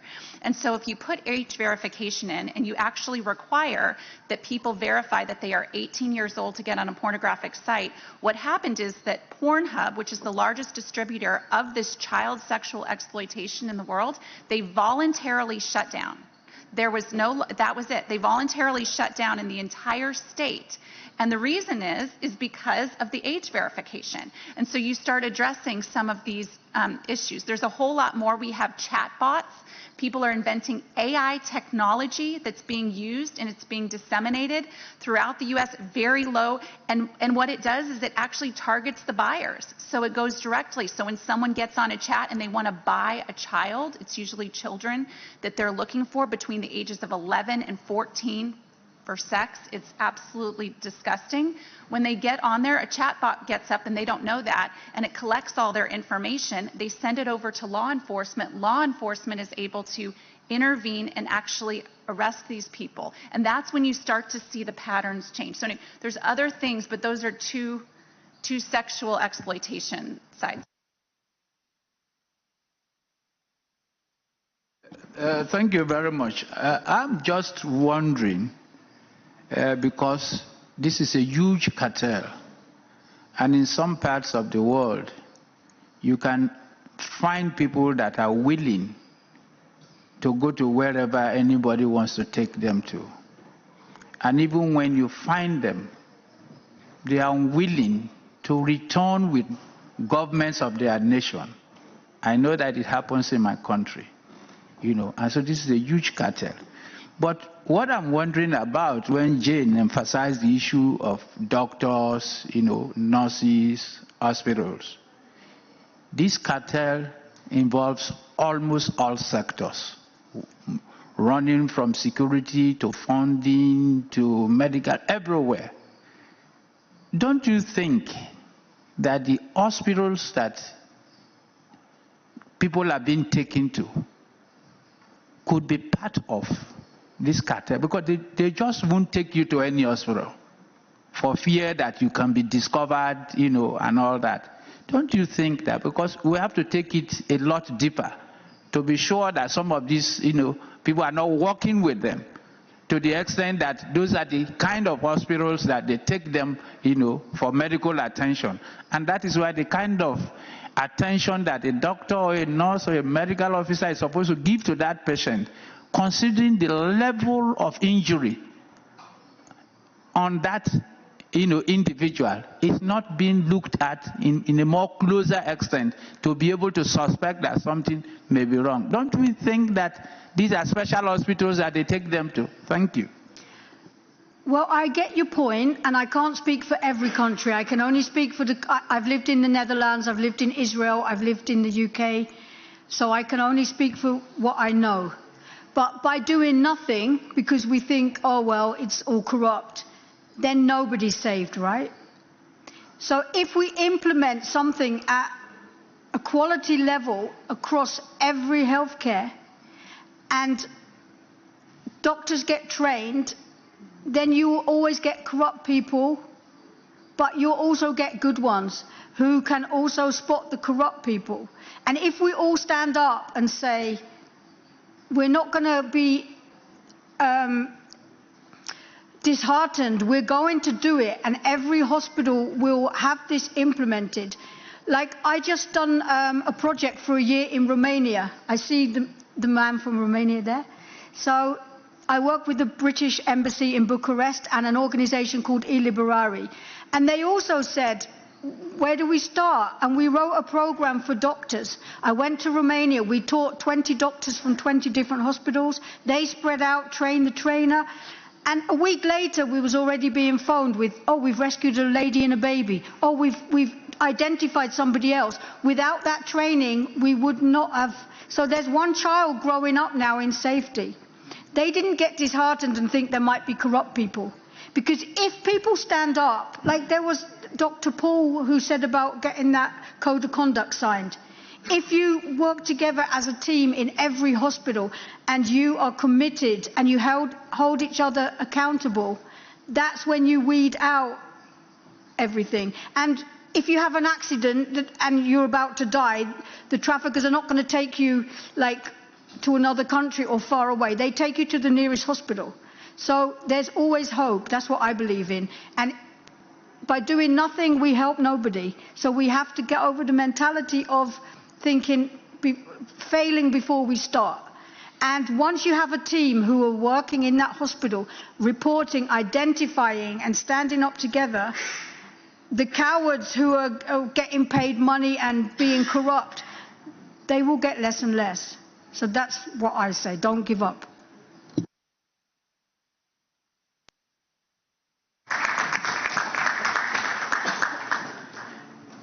Thank you very much for this. My name is Charalambos Thebentou. I'm a member of parliament from Cyprus. And with regards to the question of the gentleman over there, I just wanted to let you know that there are many European countries where it's a criminal offense to buy the services of a trafficked person. So that really makes it difficult for them. You see a lot of advertisements, but you realize that if anyone responds to an advertisement to buy the sexual services of a person, they might run into the danger of ending up in jail. Thank you.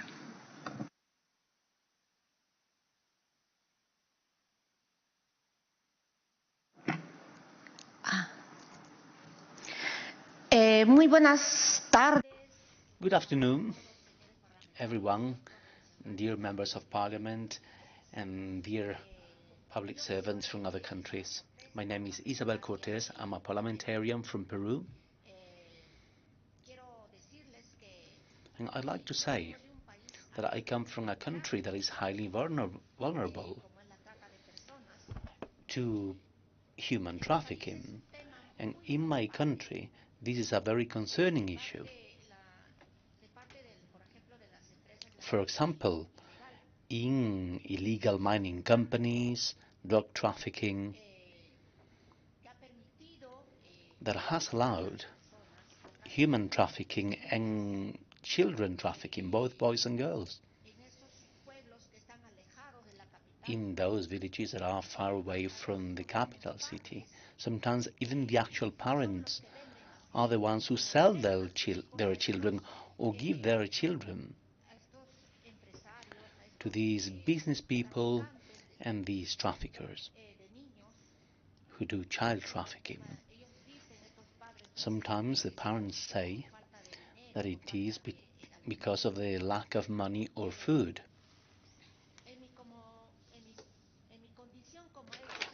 And as a former public cleaning worker, because before I was a member of parliament, I worked for nearly 20 years in the public cleaning service that we have in all countries. Even here in Madrid, I have seen some colleagues from the municipalities cleaning out the streets, and I was one of them. That's where I come from such an important job. And that's where I really saw modern slavery. And in Peru, in many companies and working centers, they have modern slavery. That is due to the misbehavior of companies who are supposed to be formal and legal.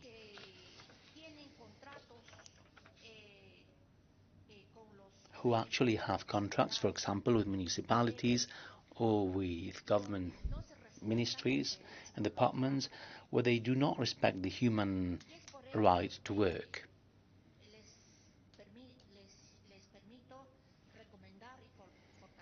That's why I asked to strengthen the labor investigation institutions to have the budget so that the prosecutor's office and the police may identify this problem, because this is what happens in Peru. We have many institutions such as the police, the prosecutor's office and the judiciary power, but they are all weakened. And that is why We cannot combat and eradicate human trafficking and children trafficking.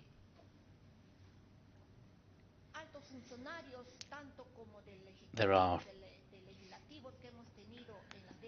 top civil servants in the legislative powers and in the executive powers that have allowed this, as well as business people and companies going to Peru to supposedly invest.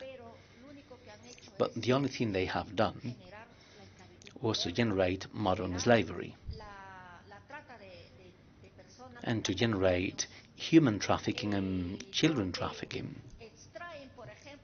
For example, Peru is a rich mining country in gold, in petroleum, in oil. These companies, for example, Chinese companies, wherever they go, there is children trafficking and deaths of laborers, of workers. And the authorities do not even bother or take the time to investigate what happened, what really happened and why these workers died. 2 weeks ago, for example, 13 workers passed away in a Chinese company. And up to now, no public officer has taken the bother to investigate what happened or why these workers passed away. And likewise, the same thing has happened in years before. That's why I do not remember the lady's name, but when she said that lawmakers need to be brave to eradicate these children trafficking and all this abuse. And for example, the fact that the human right to work is not being respected, and to eradicate modern slavery, we need to be extremely brave and pass laws that really help and defend victims. And we need to be brave lawmakers. We need to be brave to pass laws and to sanction and punish all the consumers. And I think I'm taking the example from the lady who just spoke, and that is what we need to take as lawmakers. We need to be brave to eradicate all this. And after many decades, with children trafficking is not from this century, it comes from former centuries. And the 21st century is nearly over, and we're still talking about modern slavery and the slavery of workers and children trafficking. Why do we still have this concern, this issue?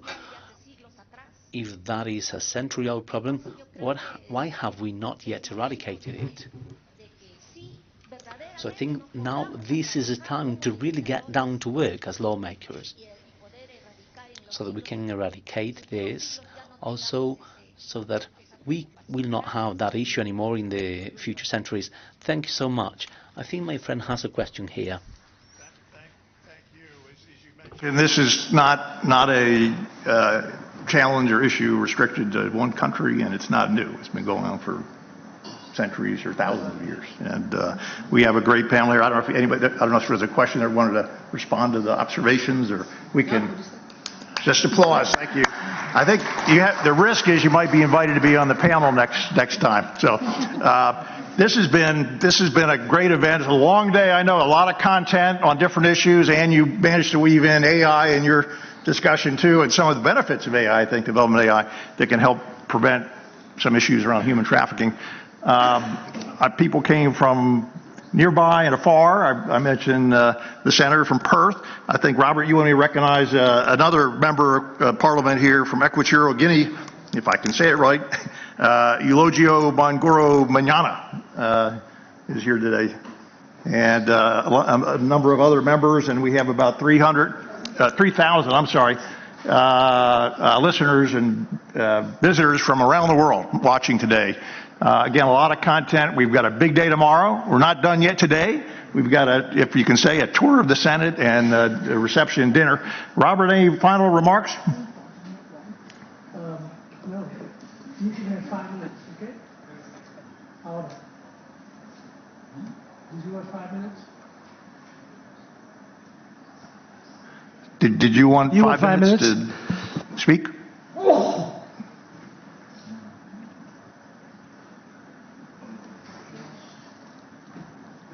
¿Hablas inglés? No. Hablo español. Mañana sí.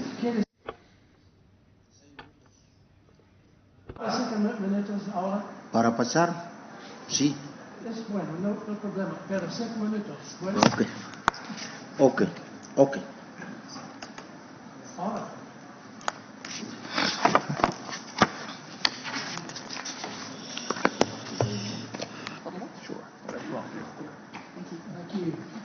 Wonderful. Thank you so much.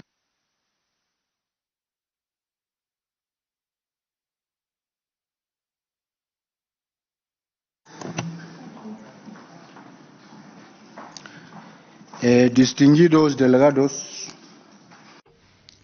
Dear delegates, ladies and gentlemen, due to present edition of the current Interparliamentary Forum on Intelligence and Security, in the name and representation of the Members of Parliament of the House of Deputies of the Republic of Equatorial Guinea, I have the honor of being here, and I'm grateful to share with all of you the topic which is the object of this meeting, because the current world is facing big security challenges that are complex and multifaceted,